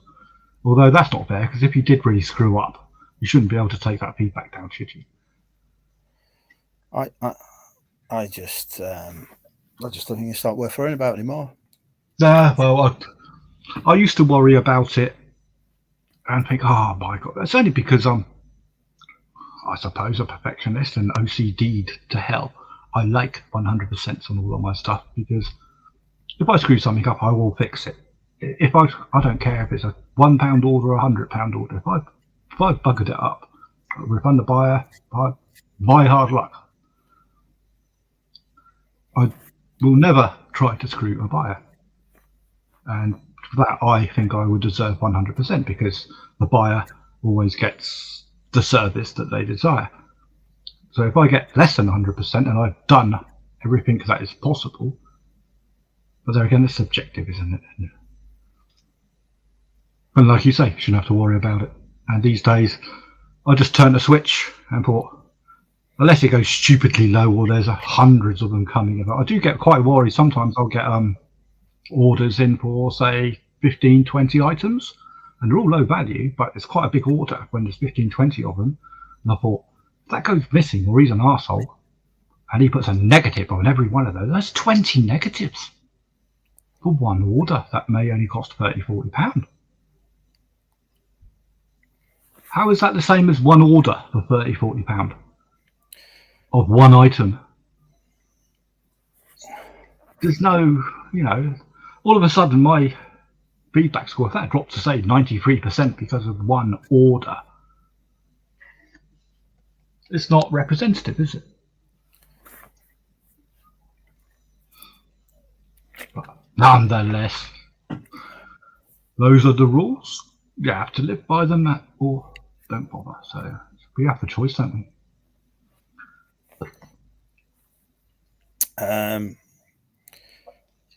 The way I look at it is, and I think Hanley said this on the Business and Banter podcast, that it's eBay's platform. It's a good podcast. It's a good podcast. It's eBay's platform. I can't remember how she worded it, but it's eBay's platform. They're setting the rules to sell on it. Yeah. It's up to us to either follow those rules, or if we don't, we can fuck off somewhere else. Exactly. That's definitely not how she put it, but that's how I stated it. I do love the bluntness of that. How the hell have they not got more subscribers? Well, they will. They've only just started, to be fair. They have, and I know they've been promoted by quite a few people now. I know Ricky put some awareness out for them. I think I watched them because of Ricky, because I'd heard of them vaguely, and then I watched them. I thought, my God, these are entertaining and very reasonably abrupt, but quite clever business ladies that know what the hell they are doing. I know. I think they're both tech and sport, aren't they? So I know they're both quite high up. Yeah. But the Australian lady, Jesus Christ, she lives in the middle of Alice Springs. There's like about 2 houses or something like that. You know what I mean? But she's running a very, very successful business from there, because she got through all the barriers and things that she thought that she might this, that, and the other. Because her stories are on there, aren't they? And they are very, very candid and like you say, very true. Very, very. I would recommend anyone to watch. I think they've only put out, is it 5 podcasts at the moment? But I watched their most recent one, and then I binge watched the rest, and they are going through the entertaining as hell. I'm still going through the latest. Well, don't agree with everything, but No, we're not going to. Andy knows I don't agree with everything anyway, because we do.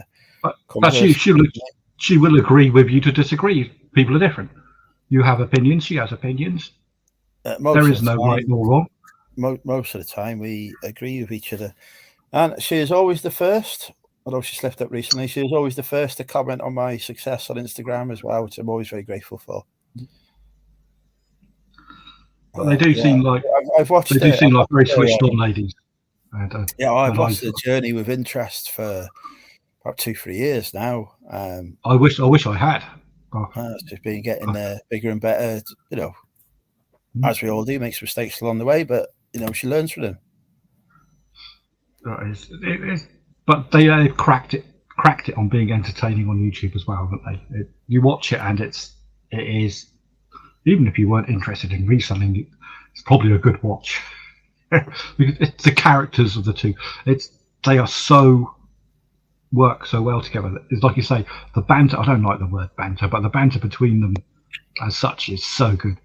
It's the sexual chemistry, I think, that does it. Yeah, and they take the piss out of each other, but in a friendly, you know what I mean sort of way. And we talked about this, haven't we? Yeah. Sort of.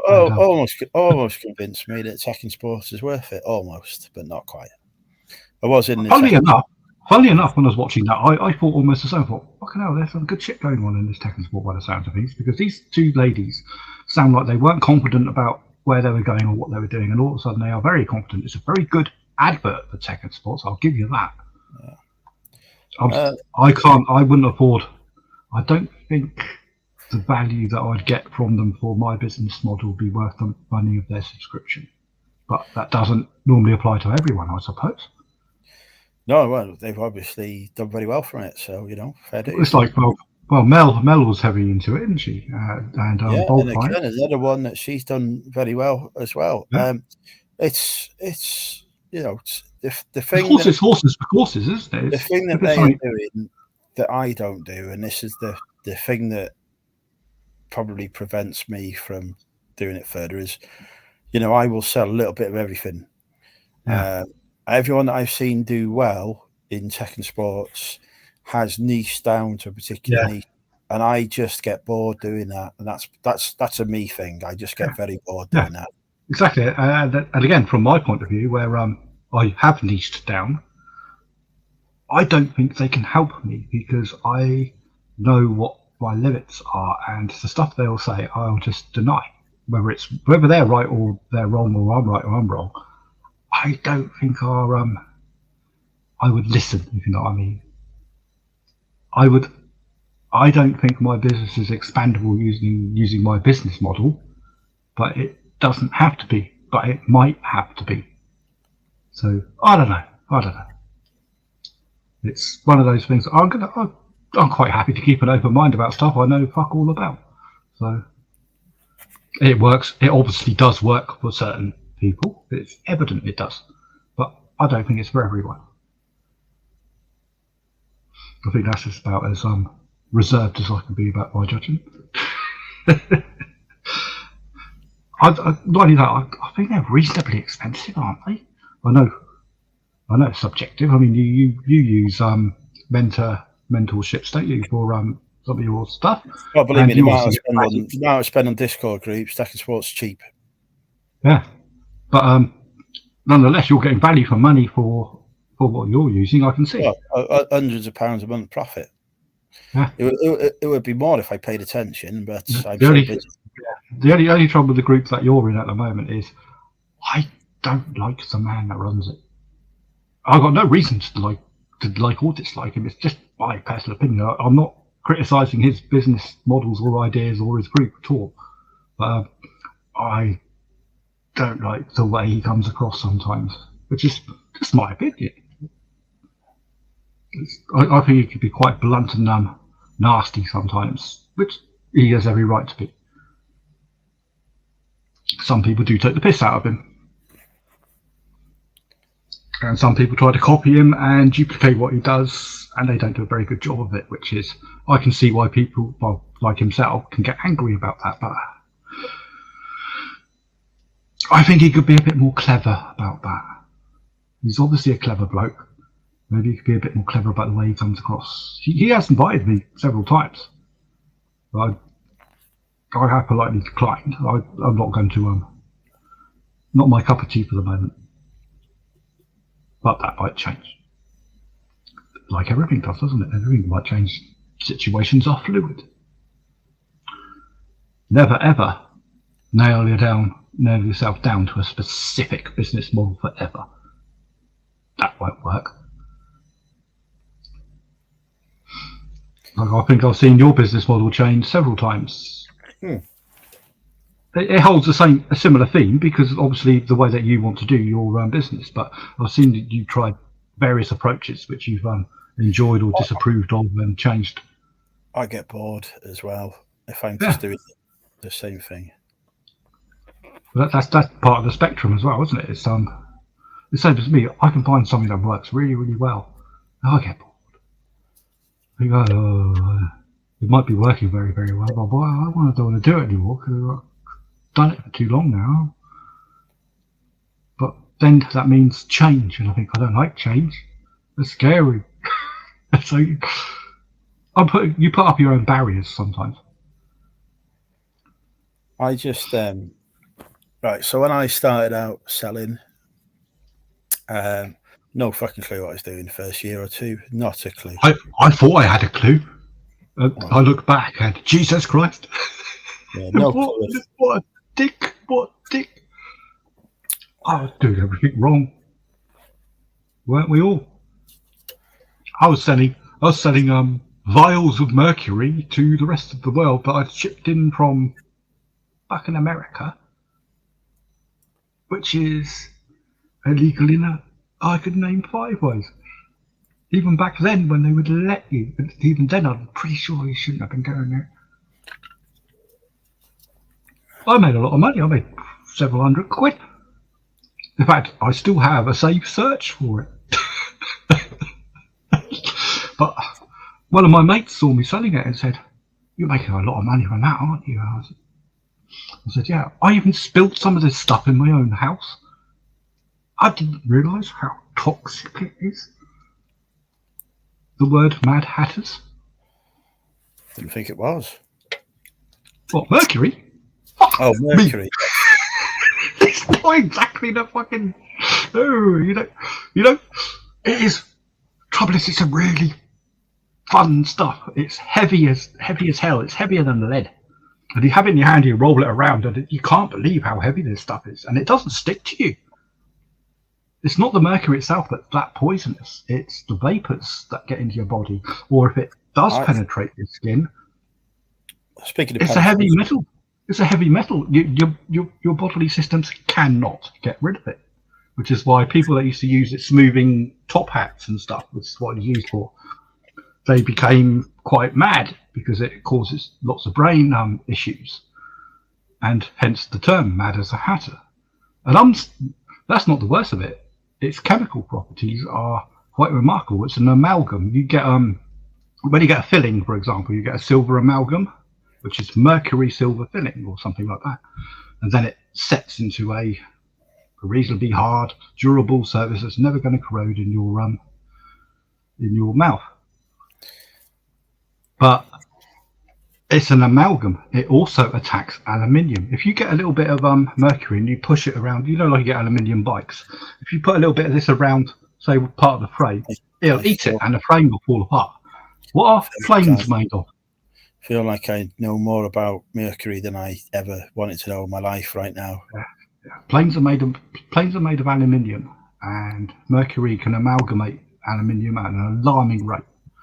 If a vial of mercury were to be poured over the wing of an aircraft, will get loose, say, in the packaging and attack the surface of aluminium, it will destroy its atomic capability of staying together, which could have pretty catastrophic results on the airplanes. And hence, a lot of shipping services refuse to have it. So I used to send this stuff all over the world on fucking airplanes, didn't I? Like a prick. Don't do that anymore. Decided it's a bad idea. When flight was ML117 disappeared in Asia, that was your fault. I wondered what that INR from there was. Jesus Christ. You know. This bloke was very mad that his bloody shipment didn't arrive. So I paid 30 quid for this pile of stuff. Not only that, but it also apparently has terrorist uses in tilt switches. Boom. With bombs. I didn't know this. So not only have you been down in planes, you've also been supporting terrorist attacks. Possibly. Fuck me. Like I say, you go, when you start on eBay, you go, oh, that's cheap. I'll buy some of that. I'll sell that. No one else appears to be selling it, and there's a lot of money in it. And you don't research it. Very dangerous not to research stuff. I was lucky because back then eBay didn't give a shit and Royal Mail didn't check very much. If I was to try to do that today, I doubt very much I'll be in business. So very much. You'd probably be in a black room somewhere. Oh, that'd be so nice. Oh, a nice cold, dark room with no sound. You'd be extraordinarily rendition to Guantanamo Bay. I don't think you'd be liking it there. Well, it depends on if I put any mercury on the plane that shipped me there, doesn't it? I don't have any left. Oh, actually, I got some antique thermometers with it in, which I now cannot ship because it's got fucking mercury in it. Mr. Stu Mandry, do you think that I don't know what gallium does? I do want some gallium, actually, because gallium isn't toxic to your hand. You can play with it and you can make spoons out of it and all sorts of things. It's good. I do have a fetish for chemicals. As you're probably aware, I collect chemicals. This is pure copper. Probably people don't give a shit about pure copper, but this is proper pure copper. I have. What's this one? This is hopefully not illegal. This is titanium, which is very light, which is also in airplanes, but it's stronger than steel. I've got tungsten somewhere, which is remarkably heavy. I just don't know where you were. Come on. I've got pure magnesium rods over here somewhere, which apparently if you scrape certain things down it, the sparks jump out at 4,000 degrees at you, which are quite fun. I've got drawers and drawers in my bedroom. Weird and wonderful stuff I should not have. I have Tesla coils, Stu, which are capable of producing 100,000 volts and also enough RF interference that it can wipe your Wi-Fi. And also light up a light bulb just by holding it in your hand next to it. I have 27 lasers of various frequencies, including some very dangerous ones which I'm not allowed to take out of a house or to get arrested. I have magnets so powerful that if I put my hands between them and allow the magnets to come together, I won't have a hand left. They're so powerful, if I keep them under my desk, everything on my desk stands on end.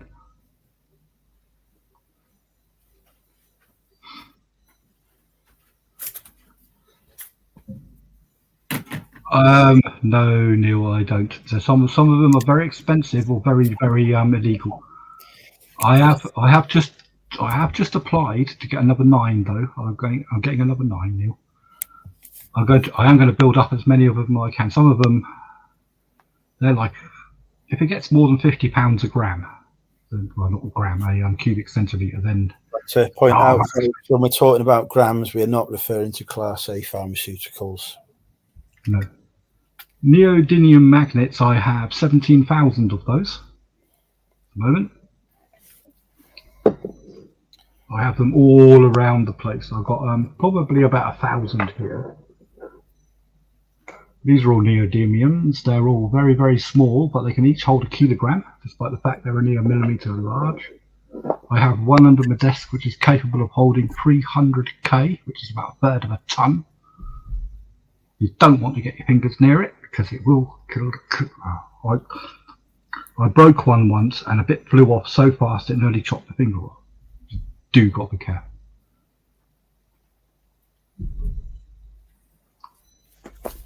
I don't think Neil understands gravity. It's nothing to do with magnets.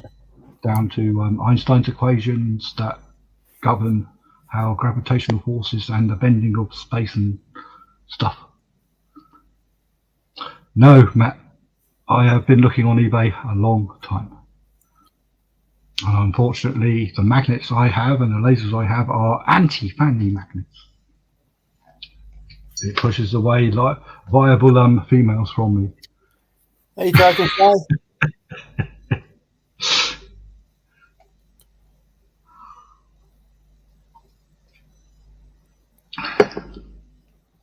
I don't know where that big magnet's gone somewhere. I'll probably push that at the back. It's annoying me. I've sent you a DM, Dragonfly. Are we on the sub? Are we on? While I've been temporarily distracted, are we on a banned subject here? Stu brought it up. I did not. I deny responsibility. Well, if you have a look at the yeah. No, I'm just being polite, Andrew. I just replied to the comments that Have you just tried to pull out a magnet? No. What is in your hands? This is my vape. Right. Okay. I'll give you the benefit. Which has no magnets in it. I getting distracted because beautiful ladies are joining the chat, and you're bloody pulling out magnets, I'm sure. Right. So we know the rules. Yes, Mr. Mandry, Matt, Neil, you've all been warned. They're just trying to incite me, Andrew. You know how fickle I am. Yeah, we can't be tempting our guests with talking magnets. You know, the only magnet allowed on this channel is my magnetic personality. So tomorrow, still crippled. So I presume you're just going to be listing on eBay. What day is it tomorrow? Saturday. I must go to the local shop to pick up the Daily Mail for my missus, as she enjoys the television guide in there. And as I've drunk all of my cider. Is it still called The Weekend? Yes, I believe it is. Yeah, my mum used to get that. I don't know when she stopped, but she always used to love that as well. The Weekend. She always get the Saturday paper. She enjoys it because it's apparently it's very well laid out. I'll tell you when she stopped getting it. It was when she had a fucking TV guide on the TV. No, my missus disagrees with all of these TV guides on the TV because she likes to plan the weekend ahead, and then she likes to analyse the periodicals that I get her that say what's on the television, and then compare them to what the telly is, and then complain like a fuck about it because they're all wrong. Fair enough. Which is one of the only pleasures she has. So I grant her that. She is the king of all daytime television from 6 o'clock in the morning till 6 o'clock at night. So the television is hers. Which is fine by me because there's nothing on there that I wish to watch. We don't watch. I watch live TV only when I need to for work. So today I was watching it for work purposes.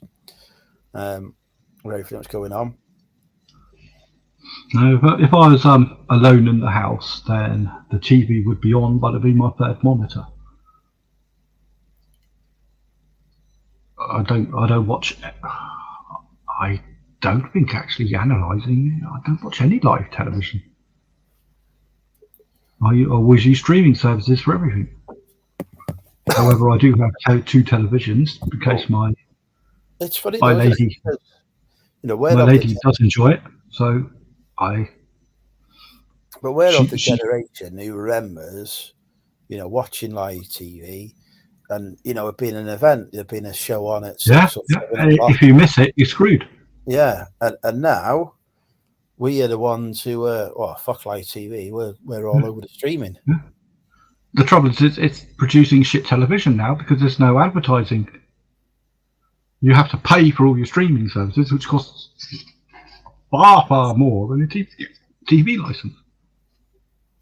Well, this is like why Costco manages to be one of the most profitable companies in the world, because even though they've got not that many stores, their subscription model, people pay for membership, pay basically is their profit, and they're selling.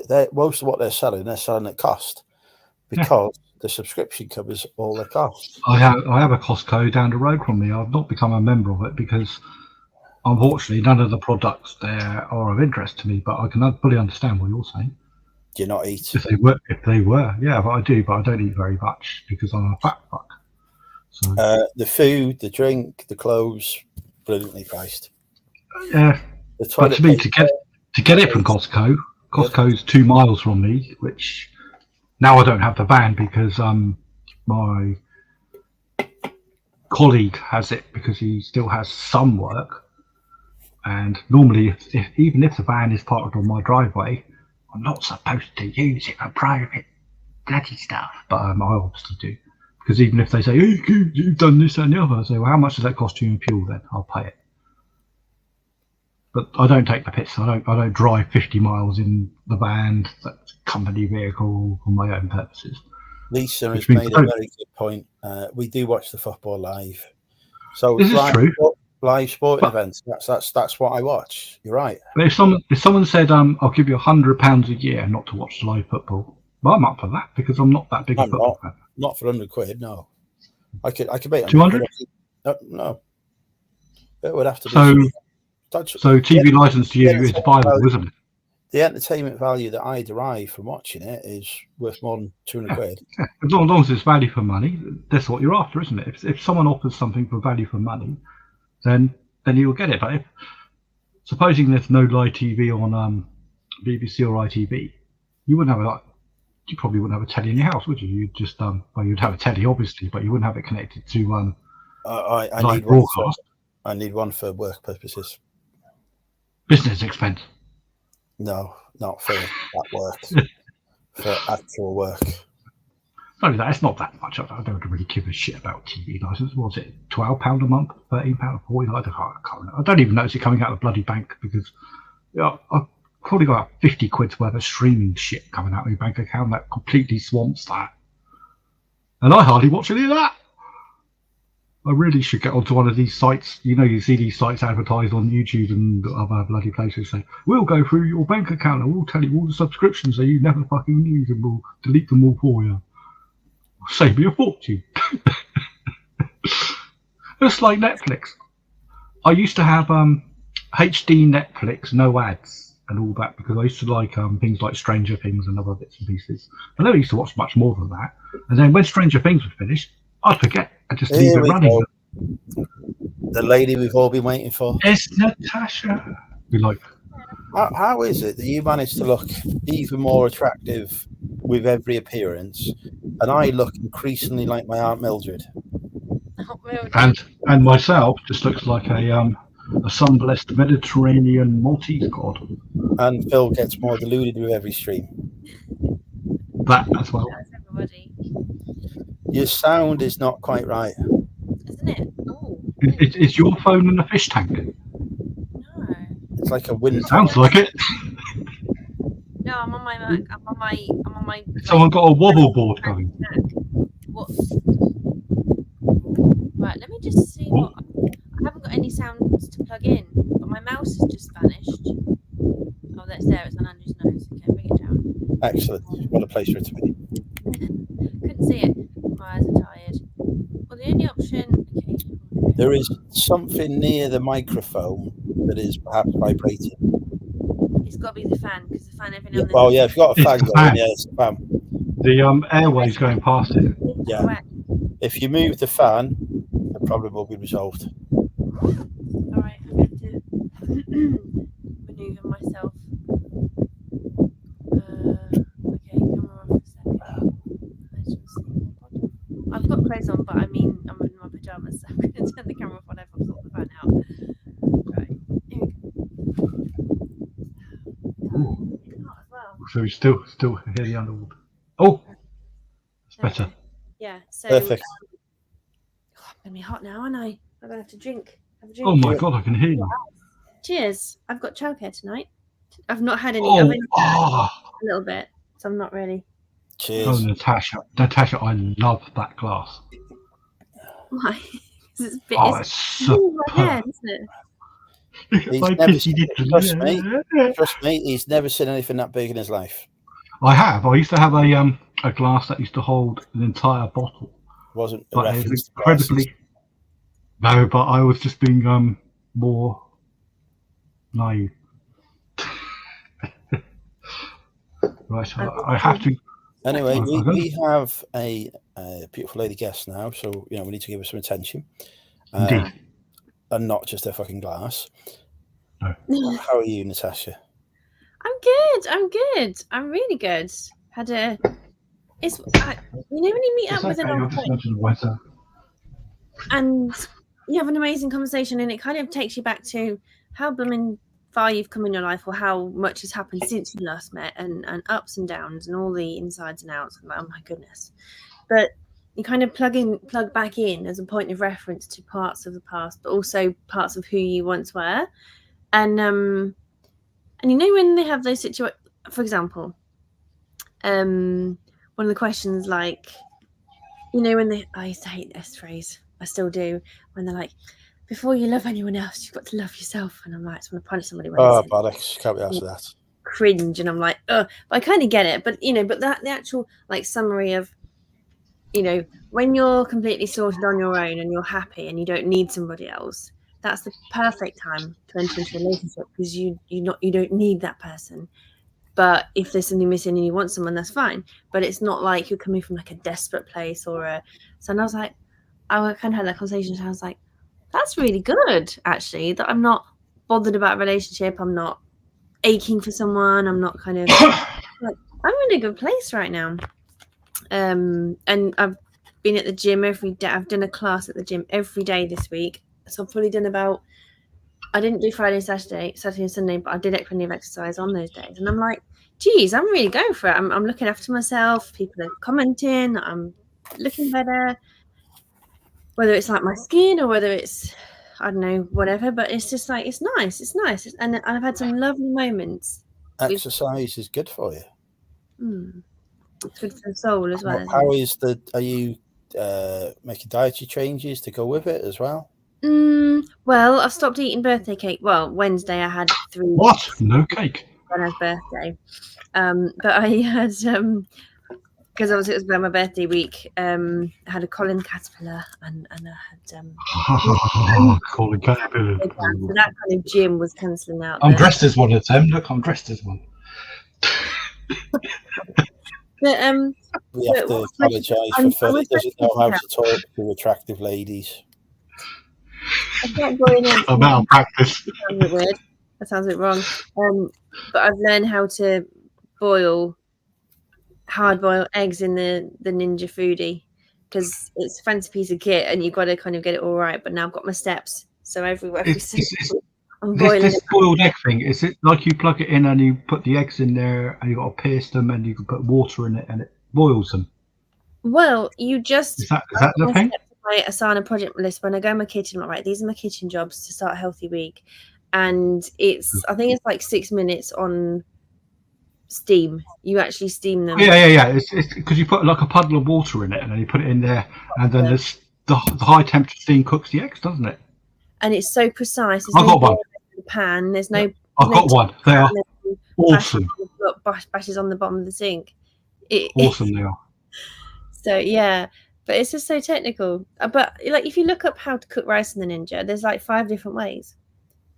But the way that when you put it in a silicone bread making loaf tin, the water's in the base of the Ninja, but you put some also in the rice pat, and it's like, wow. But I've forgotten what that is now because I looked it up and didn't write it down. It's all basic cooking, just done in very clever devices.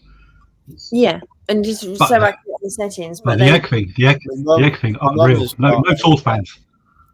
My mum she's got a Ninja air fryer. Yeah. Loves it.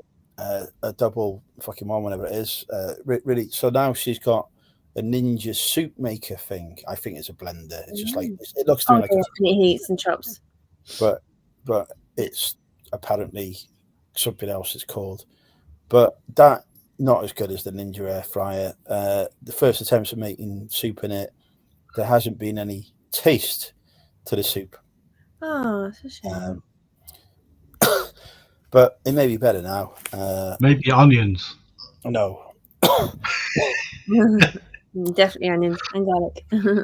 But I just looked at it and I thought, well, this just looks like a Nucci bullet. And I was like, so I've got 2 Nucci bullets in stock. I haven't listed yet. You could have had one of them.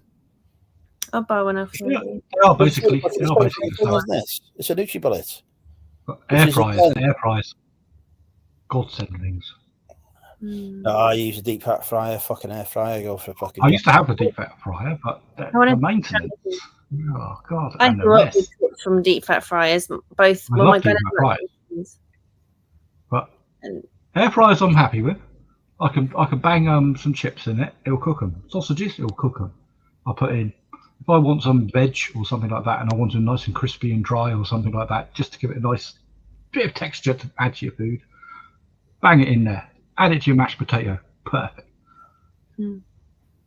You can even put a crumpet or 2 in there and cook it without having to turn your grill on and shit. You know, It's just easy because there's a pot, isn't there? That's what I find, that you haven't got a fat And- big pans out the and oven. because the volume is lower, the energy efficiency is real. Yeah. You don't have to pay a fortune for electricity to wham the oven on, or some huge, great big bloody cooker thing that you got sat there. I mean, I've got these great big halogen cookers on my table. They're very good. Excellent for pizzas, bloody lovely, and good for roasting chickens and shit. Better than ovens, but still not as good as an air fryer sometimes. I like the fact that with a Ninja, it's very good for ADHD brains because you can, if you're like me and you like do 10 things at the same time, you get distracted. It beeps like really loud at you, but it also stops cooking at a certain time and it will just keep it warm. And it's like Exactly. Timers. You got to have timers. You got to have buttons and dials. I found the Same egg with thing. the egg. The egg thing. Oh, 250 mils of water, set on high, 4 minutes, pressure cook. yeah. The thing is, do you get the same jug as I got, where it's got a spike in the bottom, where it tells you how to spike your egg so that it doesn't blow up? And at the bottom, you've got this measuring jug, and it's concave at the bottom with a metal spike. And you spike the egg when it's raw, and then you arrange like 7 eggs spiked into your egg cooker.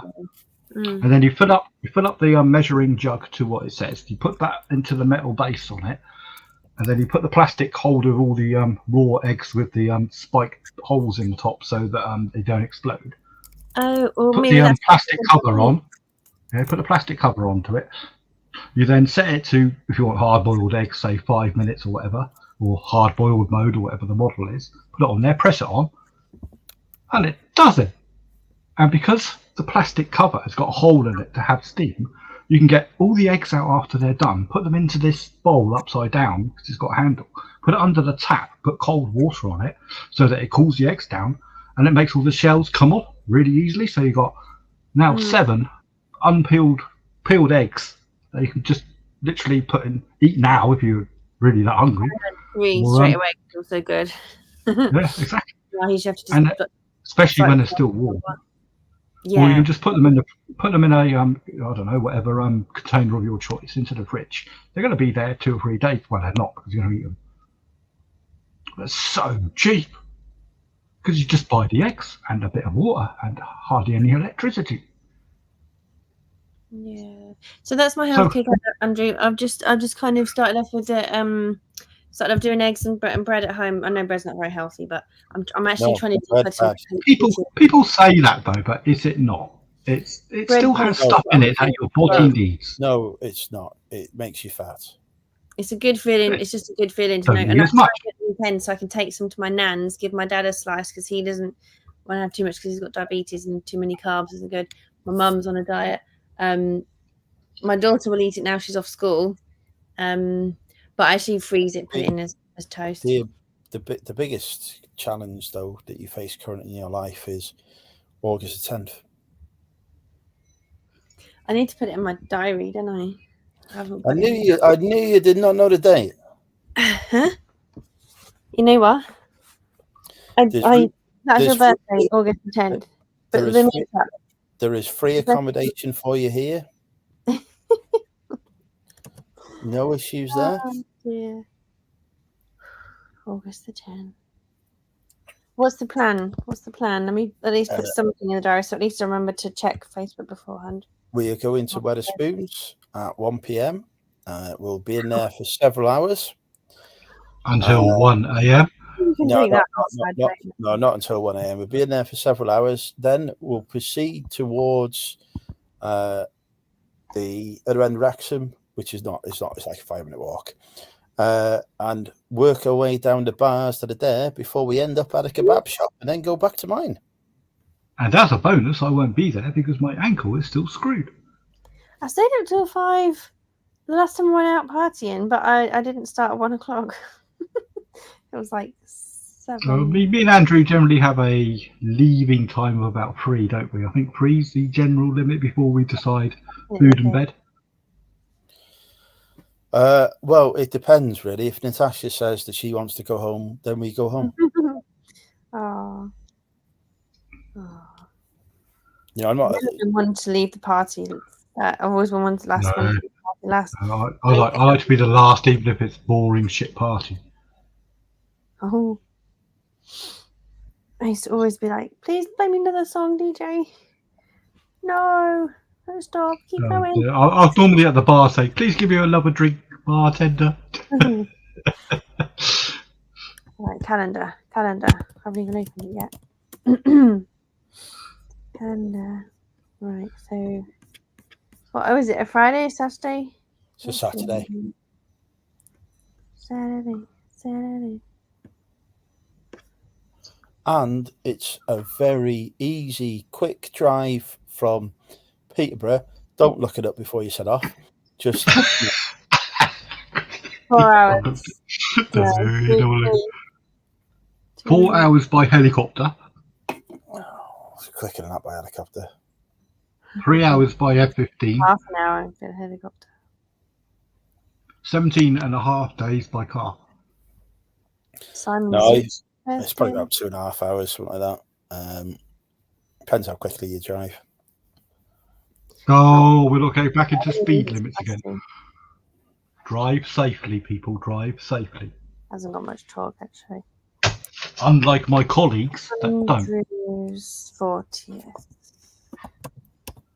Who's going then? I shouldn't really be bothered. I'll just come and see you anyway.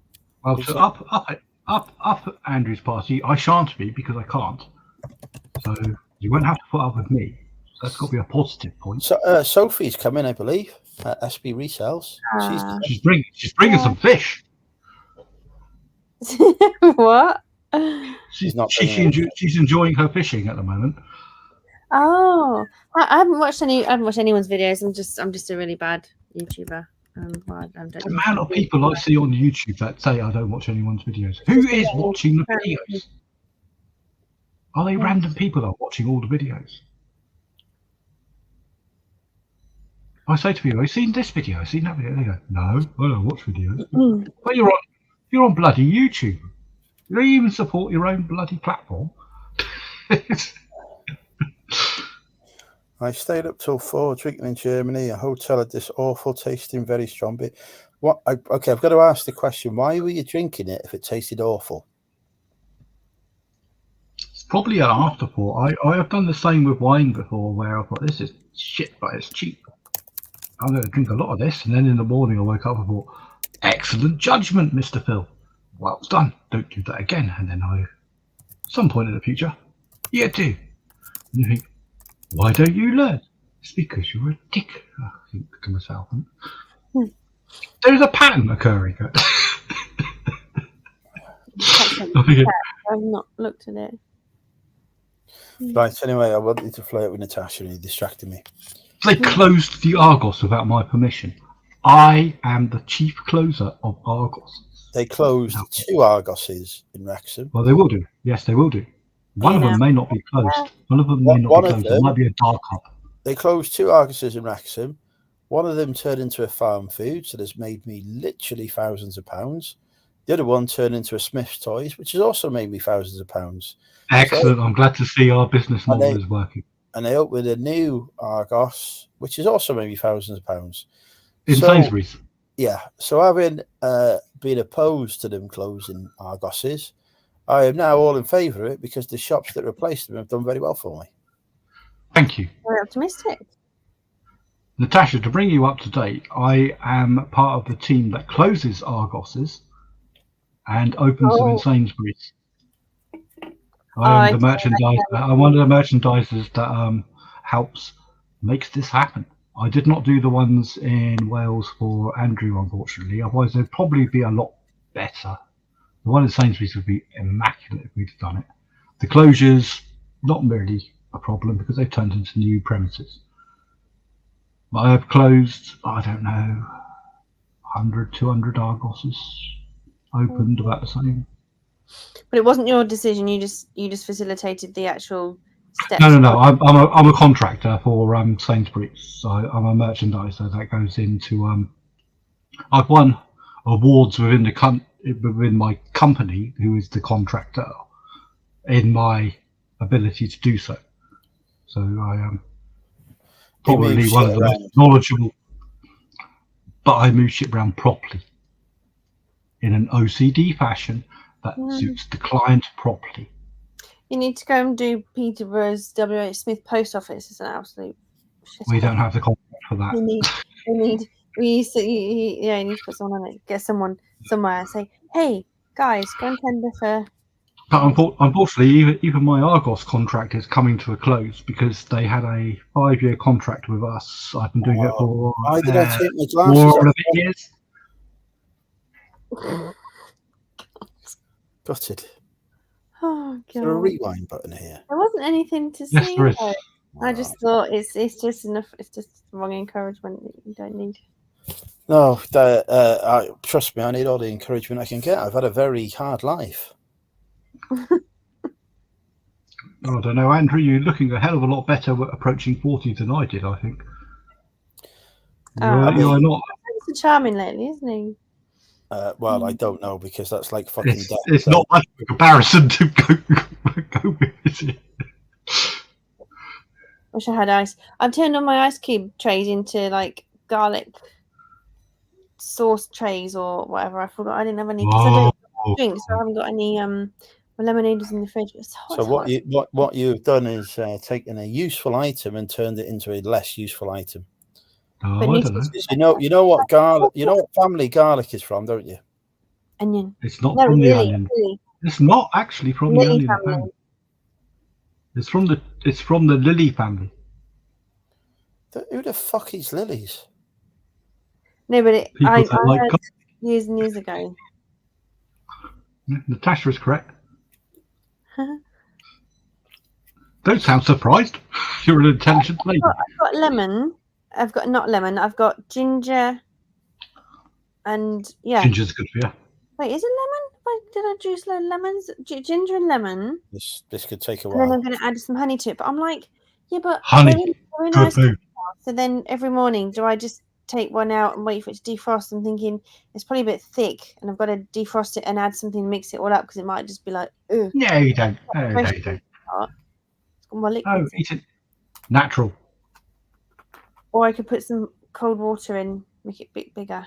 If it, fresh orange. In a little fresh orange. Fresh orange. I just heard the words a bit bigger. I assume we're talking about.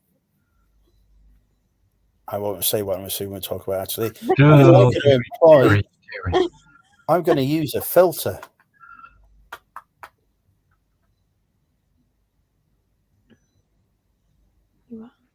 Ross, that's quite an accusation. I've not been looking. I'm not going to deny it or he's responsible for so many fucking planes in the town. Pole dancing expert too. A lot of strings too. There is one fire I have been responsible. No, actually, 2 fires I have been responsible for that haven't been reported in the news because there was no internet at the time. Right, but they weren't life threatening. Much.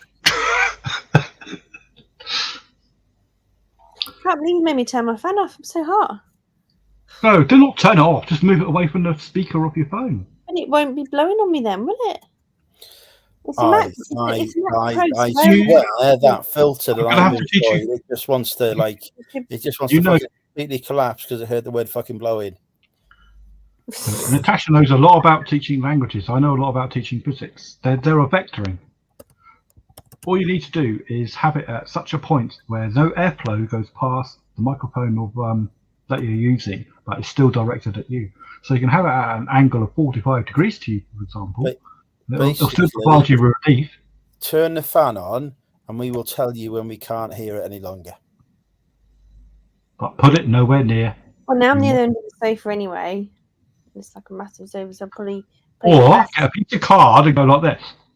Or put it on the floor. Put Put it on the floor. Put it on the floor so it blows upward. You know how they used to get the waving skirt effect. Oh dear, Marilyn Monroe. Fan on the floor. Or you can use thermodynamics. Get yourself an aerosol or something with water in it and spray it on your hair. Do not. As it evaporates, it'll take all of the heat away. Do not bring any fucking aerosols anywhere because they're fucking explosive things. And this is aerosol just means that it's in a form that is suspended in the air. It doesn't mean it has to be explosive. You can have water. Do not bring any explosives anywhere near. Water's not an explosive. It's just made of hydrogen and oxygen, which don't blow up. But what I do is I spray my face with water, and then an airflow, the evaporation, makes the molecules of the water turn to steam, which takes all the heat from your face, and it goes away. Yeah. This is how sweat works, but less smelly. Where are the microphones built in between? The mic arrays built into the chassis between the keyboard and the screen. There's no way to cover them. You're overthinking it. I need to go to About My Mac and get my model login.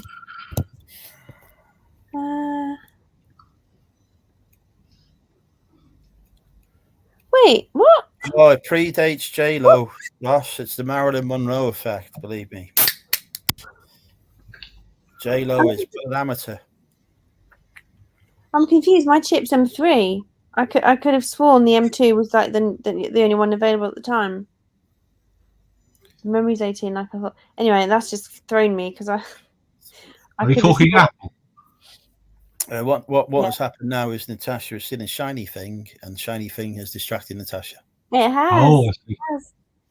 I got lots of shiny things, but I'm not allowed to talk about them. I don't know what stage you're talking about. These dodgy shiny very expensive. Very nice shiny things. I don't know where I put it now because it's so trivial to me because I've got so many shiny things. I don't know where it's gone. But it's pure elemental silver. I definitely go down the route nowadays of asking people to explain something rather than Googling it. And luckily, I've got no knobhead mates who are like, I can Google it, because I do go down the rabbit hole and get distracted. So, yeah. Or use a very powerful AI that explains it to you once. You don't have to question it because it will kill you if you do. You need a verbal AI because Siri's just crap, isn't she? Siri's not AI. That's all sorts. But you should have something. I mean, I kind of think I can't have Alexa because I've got too many rooms in the house. Well, I haven't got too many rooms, but Alexa's not AI. I mean a proper AI, an AI that can scan the entire internet for you within seconds, and by the time you finish your sentence, has an answer. So Siri and ChatGPT, one and the same thing now, or nearly the same thing now. ChatGPT, I can ask ChatGPT no, pretty much anything, and it won't go, I found this on the web. No, listen.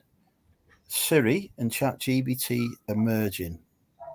So in the future, when people use Siri, it's actually ChatGPT that they'll be using. It'll be a dumbed down version they use on Siri. You need to go directly to the company that makes the AI and use their source. Yeah, but Apple want to dominate again. They've lost a bit of fandom. Everyone does. Google wants you. Google have got their own AI. Apple does. In my Well, perspective, they're all- Apple has just said we're going to use ChatGPT. That's it. So Apple Siri will soon be ChatGPT. and it'll still act like Siri. Well, no, it'll act like ChatGPT. Or you could have ChatGPT from this open source and just use that. You get it free for a certain amount of things, but most people that don't need to use it on a day-to-day basis, you can ask it a number of questions for no money, or not having an Apple product.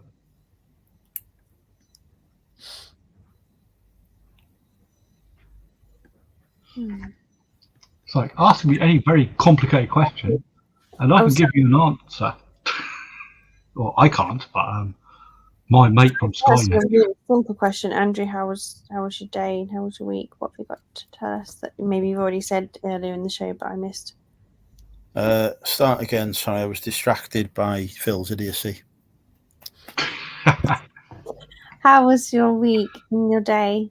If you haven't already told us. Finally, my dad's house sale completed. Okay, so it's good because it took 7 months, but it's given me, after paying off his 6-figure debts, it has given me a little bit of money to go towards the house move. Oh, that's nice. I've still got a couple of grand that I need to pay off next month.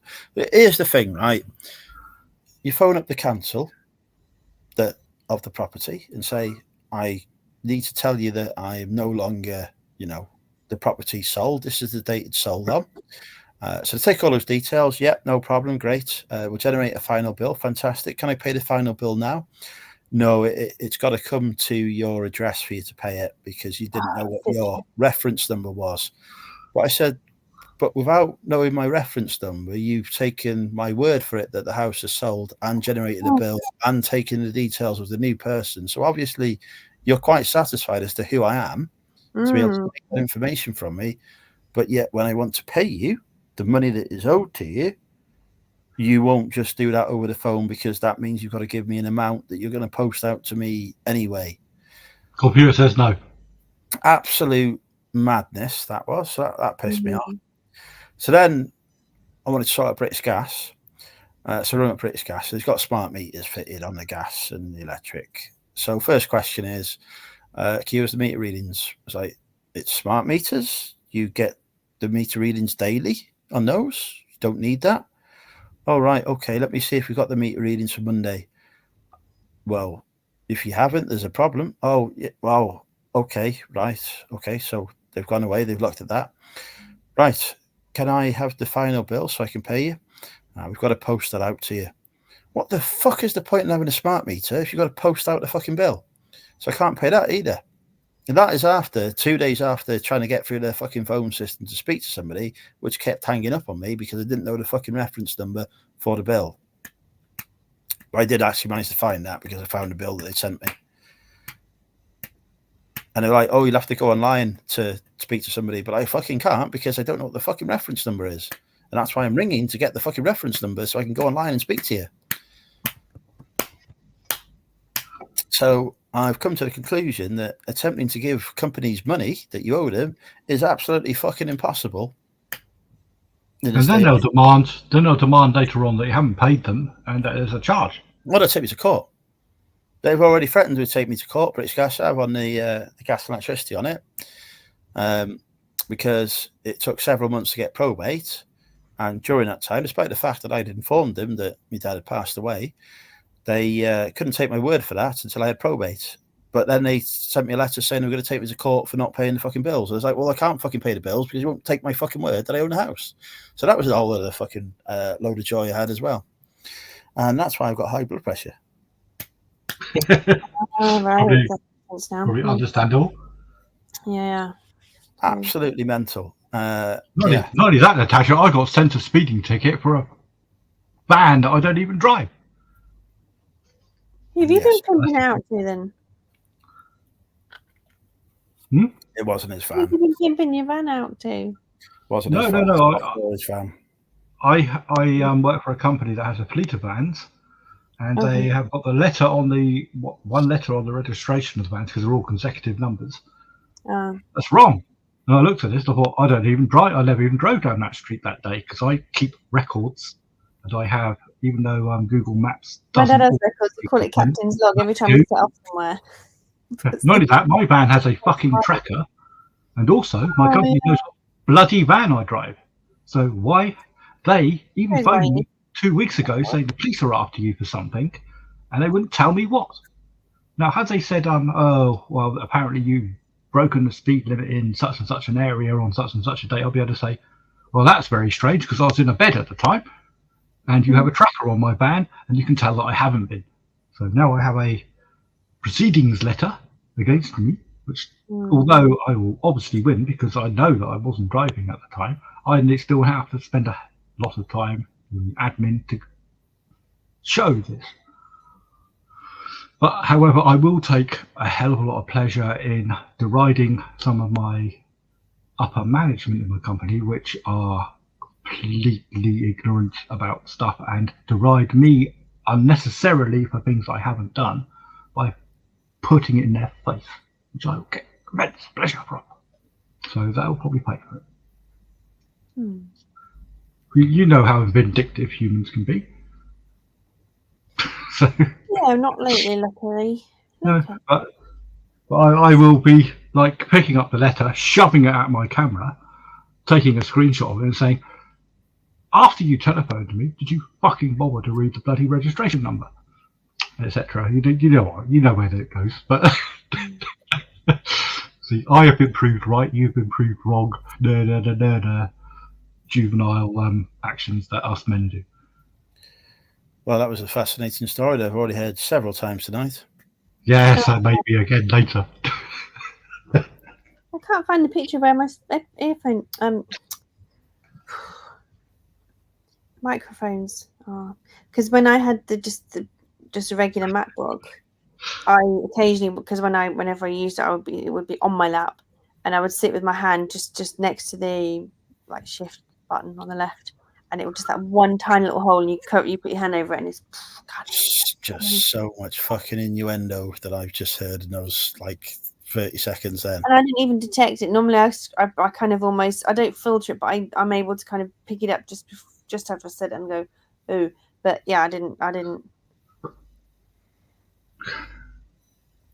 Phil right now is, he's planning what he's going to say next.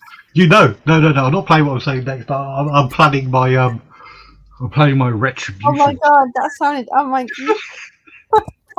I am planning my retribution. This fucking. I figured, how am I going to annoy my managers the most? Interestingly, Phil hasn't been offered any work recently, and now we're starting to see why. Funny enough, the email only had one recipient, although it said hi all. I'm going to check the chat. It's been 10 minutes. They've all been dissing me and calling me a fire-starting arsehole and things like that, which is pretty common. I'm waiting for you to ask what El Reventa means again. Me or Natasha? Well, no, I did spot it. Must know. No, I spotted it half an hour ago thinking, hang on, is that one of Nick's aliases? But no, it's the chap who was on with. It's Ross, a Scottish bloke. But he is Scottish. Ross is from many times. Ross is, as they will tell you, he's from Milton Keynes. The Scottish part of Milton Keynes. Milky Beans. If you put the link in the channel, he might even come on and defend himself. I've put the link in the chat for him. I don't think I should have to Diva. I'm not having to Diva really. I do need to channel a bit more Diva vibes, but not really. Where did that? I'm not sure what that one was about. How long ago that was? Because I haven't got timestamps. Is there timestamps normally? I've got it in. You can put timestamps on. I've got them on. There is for me. I'm in Chrome. I'm in StreamYard. I'm in StreamYard, and I can see all the timestamps. Comments. I forgot I can see it in there. So oh yeah, there we go. And that process is where you're trying to give money. Even in Chrome, you can turn on timestamp. Good to hear, Andrew. I'm healed. Wait, what? How the fuck did it become after midnight? And I only joined like 10 minutes ago, and it was like, oh god. What? Time flies when you're having. Stopped. I wasn't at my desk for once, and I actually drinking her in chill mode. I don't do that very often. But I've done it a lot more lately. I even meditated. I did a step class, which is so old fashioned, but it was so good. 1, 2, 3, 4. Oh, I love steps. And then I did a meditation class. One of the ladies was like, "There's a meditation class after this. Why don't you come?" I was like, "Oh, I'll see if there's a space." So I did actually do a lot of chill. I've done a lot of looking after myself, and then I've had a really good week. That tells you do need to put some time into yourselves and look at do what makes you happy, but extra care.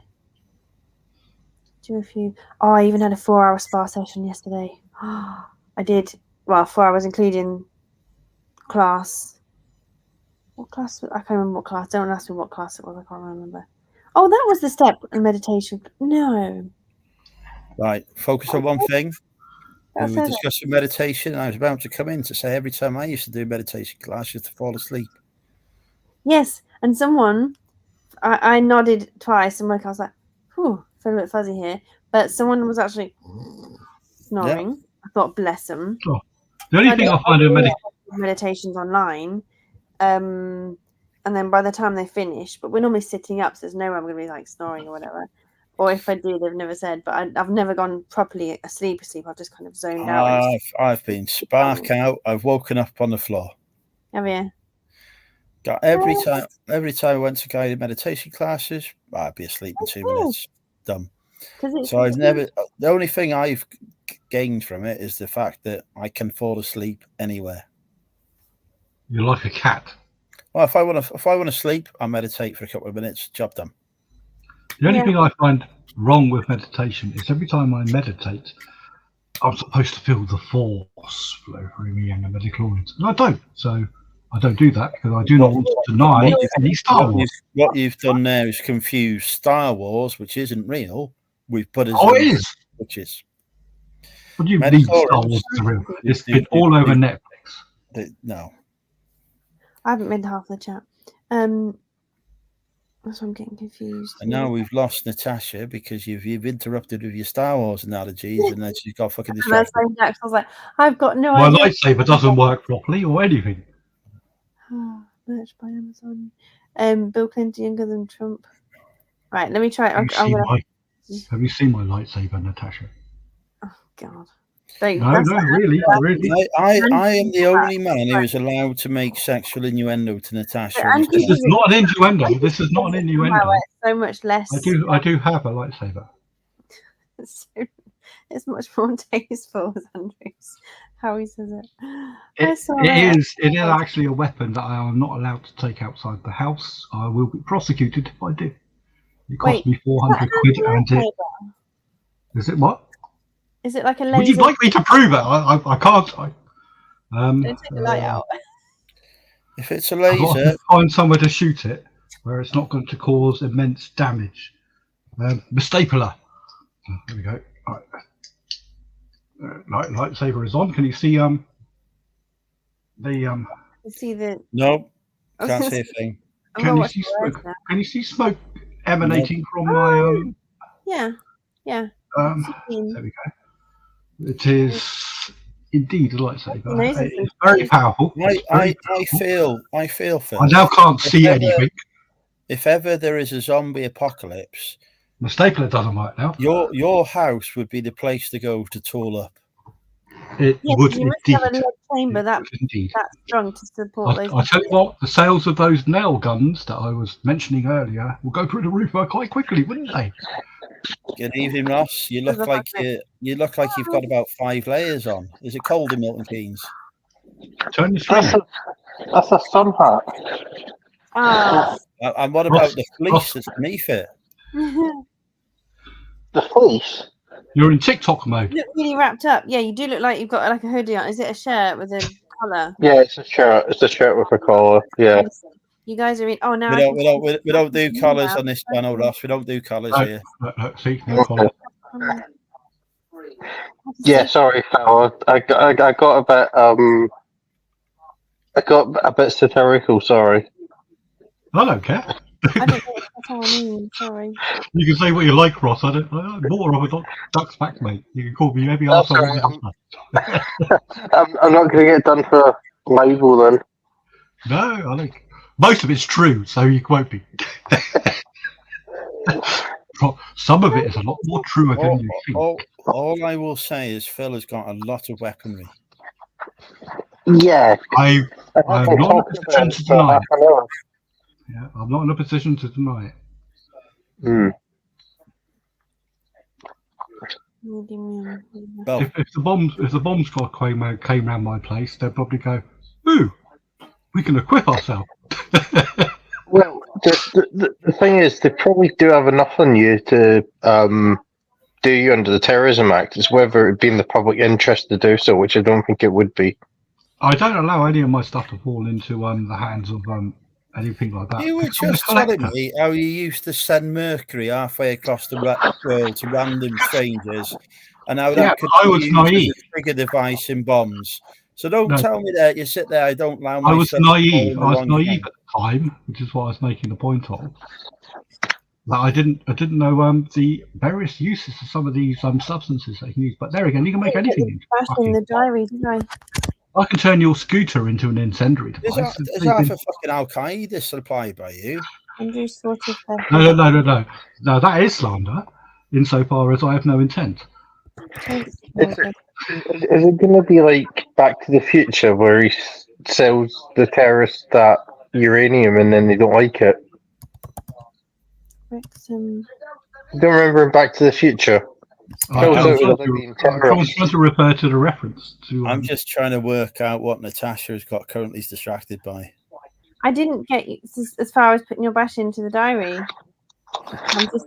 Yes, right. We need to allow Natasha to focus on the current task. And then I need to add a reminder, otherwise there's no point even putting it in the diary. So I get to Friday and I'll be like, definitely not look. I definitely don't look in the diary for what I'm doing Saturday after the Friday. Right, so where the screen's Wrexham,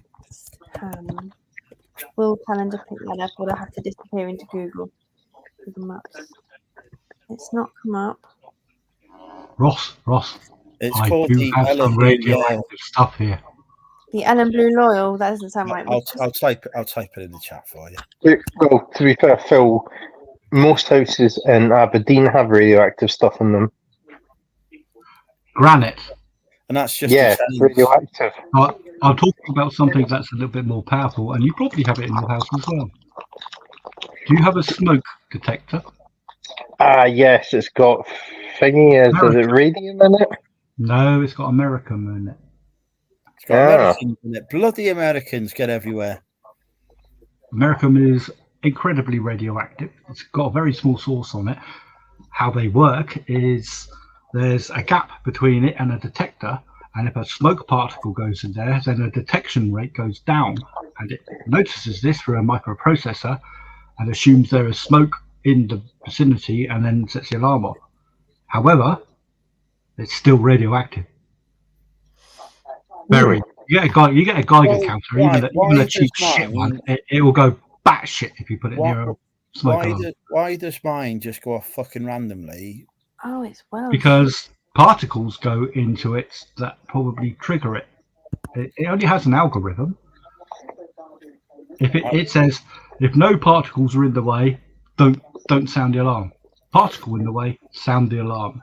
Right, I am banning particles from my house. I did watch a documentary the other night, Ben Fogel going around Chernobyl. Bloody hell, those Russian soldiers were absolutely stupid when they took over the place in 2022 and they dug like foxholes in radioactive soil and then wondered why they all died. Yes, they were. I'm not going to disagree with that. Yeah, it was quite interesting because quite a lot of Chernobyl. I thought the actual city in that you couldn't walk around in. You can walk around in, just not that much. Also, people use Geiger counters that they buy from eBay. Don't do that. Because Geiger counters from eBay, if you look at technically how they work, they do not detect what you need them to detect. Well, You need a Geiger counter. If it costs under £1,000, don't fucking buy it. on the Ben Fogel thing, he had the diameters or whatever they're called. Diameters. He had these like really small things, but they were very sophisticated. Yeah, they're not. In order to be sophisticated, they need to be reasonably large. That's how they work. But speaking of Geiger counters, I did have a friend that was selling quite a lot of those in NBC suits in 2022. He already had them in the store, so he wasn't like cashing in on the war. But yeah, when that Ukraine war happened, he did quite well. Yeah, well, it's like anything, isn't it? You sell pork rolls when COVID's on. I do have a suit. Unfortunately, it's from Primark, so I don't think it's going to do the same as NBC. I don't know. If it's from Primark, it probably fucking will. You ready? Travel time to the Elu Yale. Elihu Yale. Elihu. Mike is still on. I'm just going to. The name of a famous slave trader. On Friday, Saturday morning. 3 hours, 8 minutes. There you go. It's very close. Toilet break. Very close. So if it's aimed for a famous slave trader, how come some activists haven't like tipped the pub over and chucked it into a harbour? They have. Oh, is that the statue they tipped over? Well, his statue is actually in a different town. This is just the pub sign. But yeah, it's been defaced before. More than once, I think, actually. They've talked many times about changing the name of it. But the problem is that Wetherspoons are tight, and every time that somebody defaces it, there's an insurance claim, and Wetherspoons take the money from that. So they're making money from it being called Elihu Yale. Because then they say it's going to cost £5,000 to repair it, and then they get Tony to go outside and paint it with a paintbrush. And he doesn't charge any labour because he already fucking works for them. But also, I don't think Tim Martin really cares. I think Tim Martin's probably the furthest thing from woke you could see. Well, he actually also employs slaves to, in his business. So he is the modern day Elihu Yale. Well, you mean people in zero contracts? Well, I was just thinking about the ones that he doesn't give any money to and that work for free. He keeps them in the beer cellar. Right. Funnily enough, I was actually I went to somewhere that was defaced recently. So when I was in London and I went to this consultancy firm's office, and there's all these like crash barriers outside, and I was like, "What the hell?" And then they had like a big heavy security guard. So I was like, it was really weird. They were like really checking my ID and that, and I went in and you had to use a QR code to go to the toilet and all this sort of thing. And I was like, "What the hell?" It turns out, until about a week ago, Labour were based in that building, and about 2 or 3 months ago, some pro-Palestine protesters broke into the building and sprayed all the windows and the office and everything pink, which is interesting. Also, the people I was speaking to, because I wasn't speaking to anybody with the government, said they saw Sue Gray in the street swearing down the phone at someone. That's a regular occurrence. I used to see that very often. And Keir Starmer used to be my perm sex, so. You've came across her quite often. Then. You will note though that when me and Andrew take over the supremacy of the planet to make the place a more sensible place, a lot of this will I don't know where tolerate. me and Andrew has come from because it's clearly just mine. I'm just suggesting a partnership. You know what I mean? Well, two people are better than one. I have the weaponry. I absolutely agree. Natasha, shall we take over the world? Yeah, man. There we go. Okay. Well, it's not free. You've been relegated from the partnership. You no longer part of the partnership. No, but you want Phil I because have, when the, the I have the aliens invade- weaponry and the know-how. Yeah, because Phil can. I literally have access to military resources. I think I'll be okay. Do you actually have them in your bedroom? I don't want military resources in my bedroom. I feel that would be quite dangerous. Wow. How about readiness? And a fat cat. If we're going to push this to this planet, I and we're have going to take, I have a could take device proper which control. I can use to phone people. That is all I need. That's okay. We could use that as a backup. But, No. real stuff in your hands. No, I'm actually not going to be assassinating people myself. I will use other people to perform these actions. Well, so will I. But I can hand the weaponry to the correct Melissa McCarthy. YouTube is a joke. Phil's an explosives expert, so he's got this all in hand. I'm also a tactical expert. I know how people think. I know how stupid people are. All these people that run around going, "Oh, the internet says," and they go first. If his level of expertise in explosives and tactics reflects his level of expertise in getting eBay sales today, I think I'll trust myself. I don't know. That could be a very poor representation. I'm still going with me. Oh yeah, speaking of Argos earlier, I used to work in Argos. That was my first job actually. Argos. Okay, then can I quiz you on this? Name your phonetic alphabet. Name your phonetic alphabet. You have no idea what you've just unleashed. I know more about Argos than any Argos employee. Trust me, I've seen Argos employees that I nearly spit on because they are so fucking This was a man who once said he was brilliant with coins and then lost every question on the coin quiz. Because I was asked about stuff outside my niche. I tell you what, Argos is well within my niche. I can tell you anything about Argos. Okay. How many Argos stores are there in the town of Bangor? That is not really what I meant. Well, see, exactly. The first fucking question. If I was there, none. Because I'd close it. What I mean is, how much do you know about the business model that Argos uses and how they use it internally within their warehouse? Actually, this could be quite well. It's a warehouse instead of a shop. That's. No, I did used to pick stuff in their warehouse, but it was about 20 years ago. Which one of the machines did you have on your head at the time? Because I know of about 4 now. Did you have the one that was blue and looked like a big blobby thing? Did you have? I didn't have any machines on my head. Well, how long ago did you use this? 2006. 2005. Did you not have a headset on that told you what the order was? Go and find my dog. No. Or did you pick a ticket from a machine and you just manually went there? Yeah, it was manual tickets from a machine in 2005. So how did you tell the stock system that you'd taken that particular thing to the desks? I think they scanned it or something to put it through. I don't know, because there was like 2006, mind you, yeah. The tech back then must have been, I don't know, pen and paper. Yeah, it was the old sort of pills, and it was all like dot matrix. If I imagine back then, you would have got a slip of paper that came out of the machine down in your warehouse where you were stationed. Yep.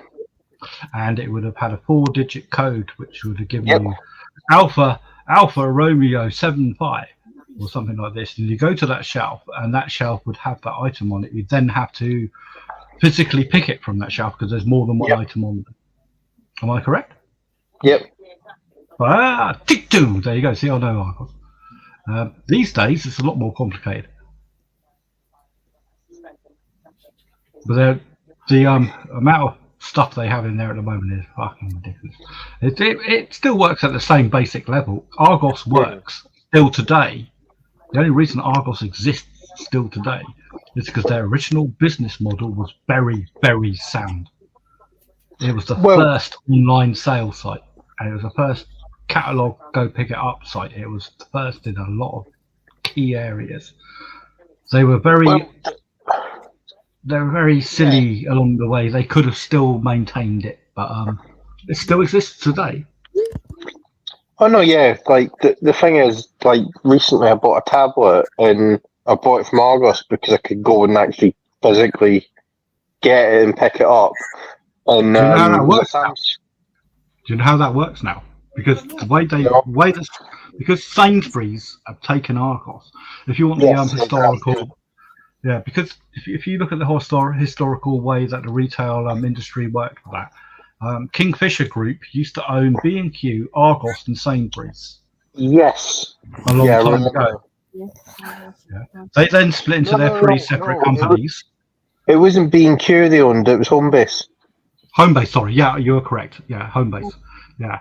I've worked with Homebase, Sainsbury's, and Argos through all of those contracts. Homebase got took over by Bunnings for a £750 million deal, which failed. Australian company. That's right. Yeah. If you listen to say Mel's streams, we went out to Bunnings and we got ourselves a hot dog and a burger, because it's a day out in Australia. They try to replicate that business model in the UK by transforming every single Homebase into a Bunnings that has the same sort of thing, like a barbecue outside and a childcare centre and a restaurant. People go to Homebase to buy a packet of screws. In Australia, it's a day out. The business model is not transferable, but they didn't realise this, so they lost a hell of a lot of money because they sold it back for a penny. Yeah, I suppose the closest thing we probably got here is Costco, because you go to Costco and you eat there and that as well. IKEA as well. You meet. So I used to example.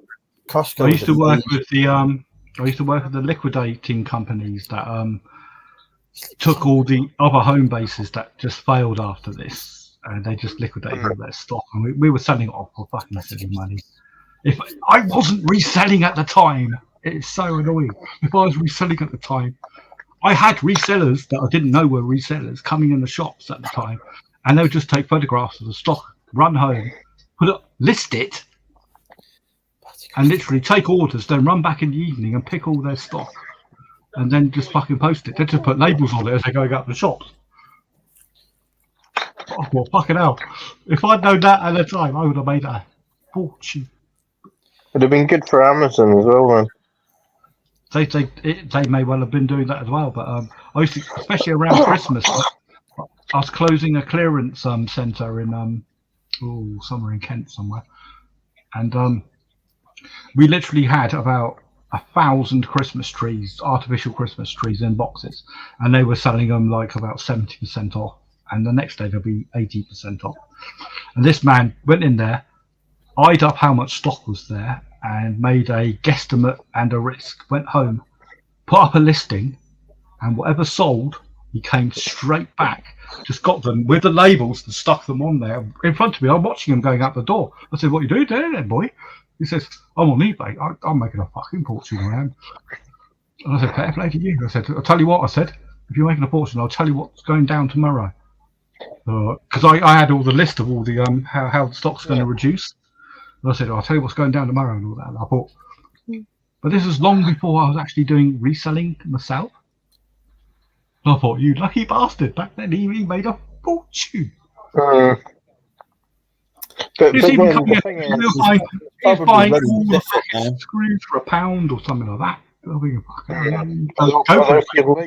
if you liquidate, and you're not going to care if people, you're not going to care what people are buying it for. You're just going to be like, "Oh, just buy it." Well, I can't remember what the company was that was liquidating. A lot of people still get fucking fussy.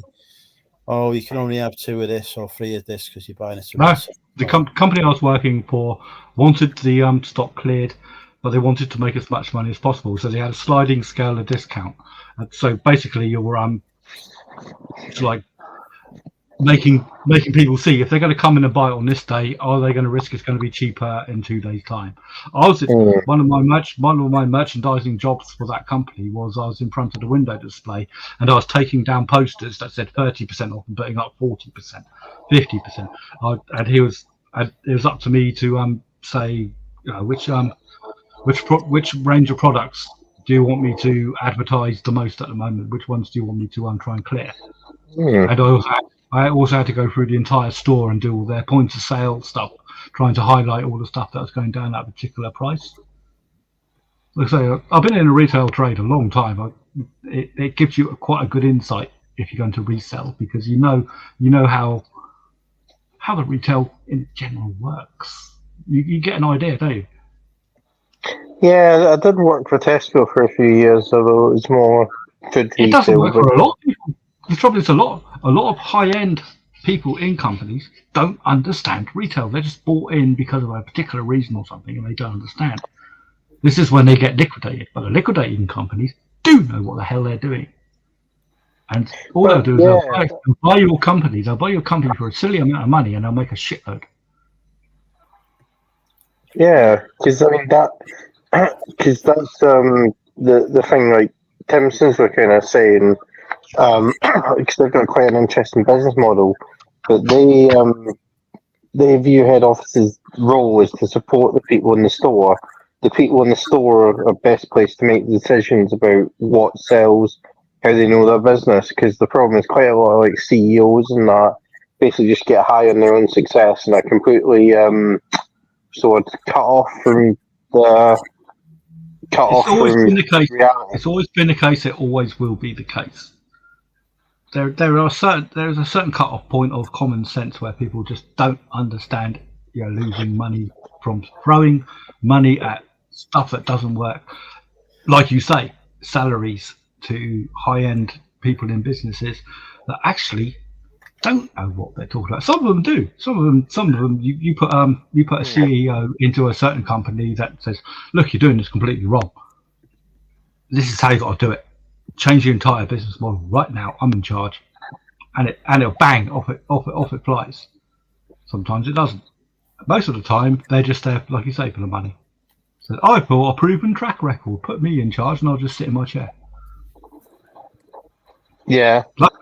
Luckily, because I'm far lower down that business change, I'm on the shop floor a lot of the time at a merchandising level. I can see what sells and I can see what excites a customer. I can see which deals do, which deals don't. And you can also see even some stuff you can sell at 1p each and no one wants it. Don't sell it then. You know what I mean? You get a certain idea of how the customer feels, and especially if you're face to face with them, you can see their actual reaction. You guys still there? It doesn't matter how cheap something is. If someone doesn't want it, they're not going to bloody buy it. No. That is exactly why prostitutes shouldn't charge petrol for people's houses. These ridiculous travel expenses for outgoers.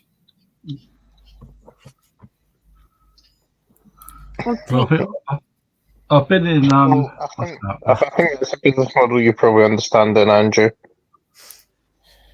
I know nothing about retail whatsoever. I once worked. Sometimes, Andrew, you don't have to. I got sacked from Sainsbury's. You actually worked for Sainsbury's? I worked for Sainsbury's, yeah. They won't even take me on as an employee, even though I know more than most of their property shop staff do. Well, it wasn't hard to get a job with them. I rang them up and said, "Have you got a job?" They said, "Yes." That was it. That was the interview. How desperate was that? Sorry. I can't get a job in Sainsbury's. I can work for Sainsbury's. I can do a very good job for them. But there's no vacancies in my area. If I could work for Sainsbury's locally, Jesus Christ, I would, because easy money for me. So all I need is a basic part-time job, maybe low-paid, easy. I'm not aspiring to be a manager or none of this shit. But if I get even, just a bit more than basic wage coming in, my eBay and other income streams will support that. But at the moment, because I'm not getting it, because I work for 0 hour because of my contract rights and Christ knows what else with all the retailers that I work with, it means that sometimes I'm inundated with work and I literally have to put eBay on a back burner and just put it on time away and struggle to send stuff out. But other times, I'm sat here like I am at the moment. This year, I've been sat at home for about 3 or 4 fucking months with no bloody work. So you need multiple income streams. I'm not. Don't worry. I'm not struggling. I'm not. If I want another glass of wine right now, I'm gonna have another glass of wine. If the shops are open tomorrow, I'll buy a case of wine. I don't give a shit. I'm not struggling because I've made the correct decisions to make sure that I have income streams coming in that I can pay my rent and my bills. Even if things went tits up, it would come down to basically I can still pay my rent and my bills. Maybe I might starve to death, but on an up level, if I'm working full time and I get full eBay and everything else is coming in, I'm on 5-6 grand a month. When I'm not, I'm on 2.5 grand a month. It's a big difference, 3.5 grand, I tell you. And over the last couple of months, I've probably lost about 6, 7, I don't know. Looking at what my forecasts for work at the moment, I'll probably lose about 10 grand this year from work. So I'm going to have to replace that. Job done. The thing is, because I'm not at work doing my other merchandising duties and jobs, I can pay more attention to my other income streams. I think all the stuff that I put on the back burner, thinking, oh, that's not going to make much money. I can't really be asked. It's not worth it. What do you mean? I'm sat here doing fuck all. Of course it's worth it now. I don't care if it makes 20, 30 fucking pounds. If it takes 2 hours to do it, I've made 20, 30 pounds. That's more than basic wage, isn't it? Do it now. Get it on. Whereas before I wouldn't have bothered because it's not really a priority. I can just put on anything I like. All the really hard shit that I don't want to photograph, or it's pretty risky putting on because I don't know if anyone's going to buy it, and if they do, they might not like it. Do it now. That's how you got to look at stuff. Have multiple income streams. If one of them dips, you've got to be able to up. Bring the other ones up. Yeah. It's like, for example, if all of a sudden I had a load of easy work coming in for merchandise, if someone said, "Oh, we've got 20 stores this year that need closing for Argos, we're going to put them all into Argoses. Can you do it, Phil?" I'll say, "Yeah, well, fucking put me up for that. I'll have some of that. I don't care. Scotland, wherever. Send me. I'll do it." Because I just put my eBay on time and away. When I come back, I've got 1 day, maybe 2 days to send all that shit out. But I will. And my money goes through the roof when I do that. Because I'm making shitloads of money on 2 major income streams straight away. And other income streams are still coming in. I haven't invested in YouTube. I doubt I will, because I doubt I'll be very popular on YouTube. Not only that, I can't edit for shit. So. I still hold my hands up to anyone that can edit, even on the simplest of software. I started learning to edit this year and now have more skills than I ever have had, and it is hard work. I've noticed doing it. I used to put up eBay. Trinky is now hitting the brain cells. I used to edit on YouTube, and I used to put up idiot stuff like, I don't know, gaming videos and other bits of shit. And I wouldn't put them up until I was entirely happy. I'd watch them back now and I think, are you sure you were happy with that, you prick? Because they're useless. But again, everyone's their own self-critic, aren't they? But nonetheless, I don't see myself becoming a YouTuber because I don't think. I think I have the personality for it, but I don't think I have the camera presence for it, and I don't think I have the capability of putting the time and effort into it that it would deserve, whereas other people do. With me, it's just the time. That's all. I don't really have the time to sort of do that and do other stuff. That's why I kind of do Instagram stuff, because Instagram's a lot easier to do. And you can do lives on Instagram and you don't need to edit them, they're just there. Yeah. But yeah, like YouTube. No, it'd be cool to do it, but yeah, you're right. It's a ball like editing. It's like, well, not only that, but people see me, for example, on here tonight. So exactly an example. I can act a fool, an idiot, and a complete dick, and all that because it's that type of stream. No disrespect, Andrew, but you know we come on here and have a laugh and say this, that, and the other, and God knows what else. And I know perfectly well that if I was to say half of this stuff in a legitimate video, where no one's going to give a shit. Maybe they would, I don't know, but I don't really care if they do or they don't because I'm not going to bloody experiment with it. So. It's like last week I actually took my makeup off in public. It was like, oh my god, I would never do that, but it's not as public because it's a different. You haven't got your camera turned on anyway. No, I know. I'm in the kitchen now making toast. We want to see live cooking. Oh, no, it's too hot in here. It's really hot in here. I have the tumble dryer on. I know it's a hot day outside, but I did not have the headspace to be remembering to go and get my washing in and stuff, so I just do tumble dryer. No, the point was the platform. I know what you mean, Ross. That short form content. Oh my God, 60 I do my 60-second vlogs now on my Facebook and Instagram, on TikTok. It feels so good. Just sticking the camera, just holding it up as you're walking somewhere, and you've got a quick thing to say, and you just do it. There's no perfectionism there. It's just like that's how you got to do them. That is how you've got to do them. That much. Those are the ones that will go a little bit more, dare I say, viral. Not necessarily viral, but those are the ones that are going to get more hits than planned. Yeah. People think that if you plan a video and this is how I'm going to do it, this is what I'm going to say. I've got a script. I'm going to do this, and I'm going to show this. I'm going to do this, and I'm going to edit it this way. So boring. I used to make 15-minute videos, and that used to take a lot of editing. Doesn't it? And like a day. 50 views, and now I do 60 seconds. It's like, I have to edit it. I get 100 views. Although I don't do it myself, I've listened to a hell of a lot of people that have had the experience. A lot of them say just put on 90% of what you film.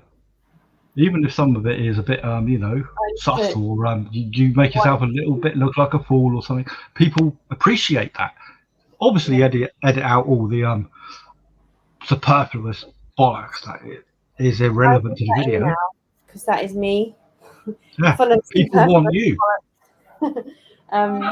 But that's why I just now force myself to record less.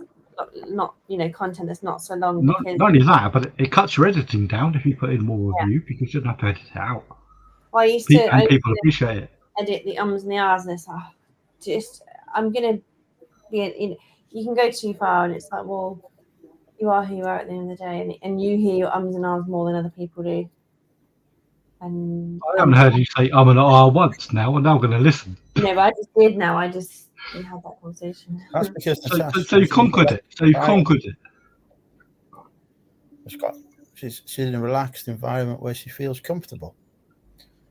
Yep. I'm not surprised because I think there's only 4 of us left plus 7 workers. We've still got 11 voters in the chat. It's like I'm not scared to admit I prefer coming onto Andrew's channel because it's I know it's a bit more of a free for all, but I know Andrew has a standard. But I know that if I act a bit of a fool on there, people expect me to anyway because that's the way I am. I wouldn't do this if I was on a high-end stream. If a reseller asked me, "Oh, I want to do a fucking," and I'd be like this at the suit going, "Yes, this is how my business model is," but that's not bloody me. I think it's like a lot of people. It's like a lot of stuff. People see me as I am. I don't care if they don't like me. I do care if they don't like me. You know me, but I don't care if they don't like me. I'd rather be myself. I don't want people to see an edited version of me because it's bloody not me. Because if they ever met me, they'd be so disappointed. I can genuinely say I've never disappointed anyone that's met me. No, because it's exactly like I just said, Andrew. You are exactly who you are on here. People know who you are. Yeah, I'd put money on it. Yeah. In fact, to a certain extent, when people meet you in real life, you're probably more reserved and more gentlemanly and more polite. Even more gentlemanly. Ah. See, I like that. You've encouraged Natasha even more to come to Wrexham. It would. Well, you are. Now, it's an hour from Liverpool. I've got to do a road trip. Liverpool. I went to eat Andrew. An hour. Really? That's not a fucking road trip. That's a trip to the shops. I've only been to Liverpool more times than I have London. I've been to London a million times. Don't bother going there. It's not Horrid. I obviously lived there, but no. You should live in London. Nasty place. But that means I need to bring the kiddo. So that means no drinking and best behaviour people. So I think what does that give me? An hour with you guys before it gets too wild, like 2 o'clock curfew. Yeah, forget the kid. 6-year-old.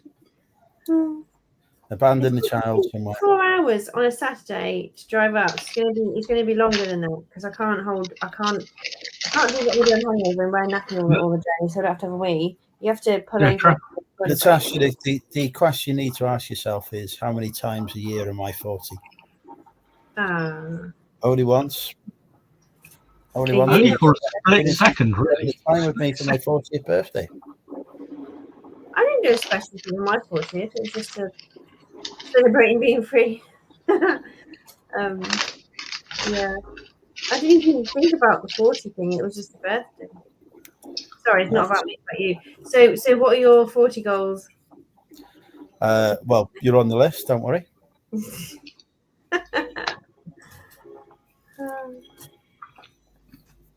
Spreading toast, if anyone's wondering what the noise is. I found out the microphone is on the left, which is where the speaker. There are 3 microphones underneath the left speaker panel. Yeah, no, I have my AI on at the moment. Is listening to everything you say and recreating a picture on my screen of what you're doing. So it doesn't really matter. I mean, that is just the most fucking creepiest thing I ever heard. But it can happen. I mean, I don't even. No, don't. That toast is too brown. For God's sake, your kids not gonna like that, are they? Scrape it off a bit. It's no. There's only actually because it's my Ninja steam baked bread. It's a big slice that wouldn't fit completely in the toaster. Stuff it in a bit more. A 2-inch stretch that has brown. My AI has pulled that up. I love it when you talk to Natasha. Stuff it in a bit more tighter. Oh dear. Wait for my. That doesn't sound good. My AI just showed me. Just trying to see how it goes in conversation. It's okay, Andrew. She has no children left. She just sawed off one of them off its head. Sort of what head? I don't. I can hear a sawing noise there. Don't encourage him because he's been. I don't know what he's doing. He's been disturbing. I can drink from that. That sounds so cool. Is that a train? Right, anyway, I think it is time for bed. I need to be up. Yeah, I'm sort of flagging a bit as well. Yeah. Thank you everyone for joining us. Thank you to our wonderful chat. Thank you to our guests that joined us tonight. Have a wonderful birthday next Friday. Thank you very much. The birthday stream will be live a week later. Bring your wallets. We need to raise at least £100 for the Money Mental UK charity of choice, which is Wetherspoons this time. Thank you all. Good night. Good night. Bye. Too hot. Bye.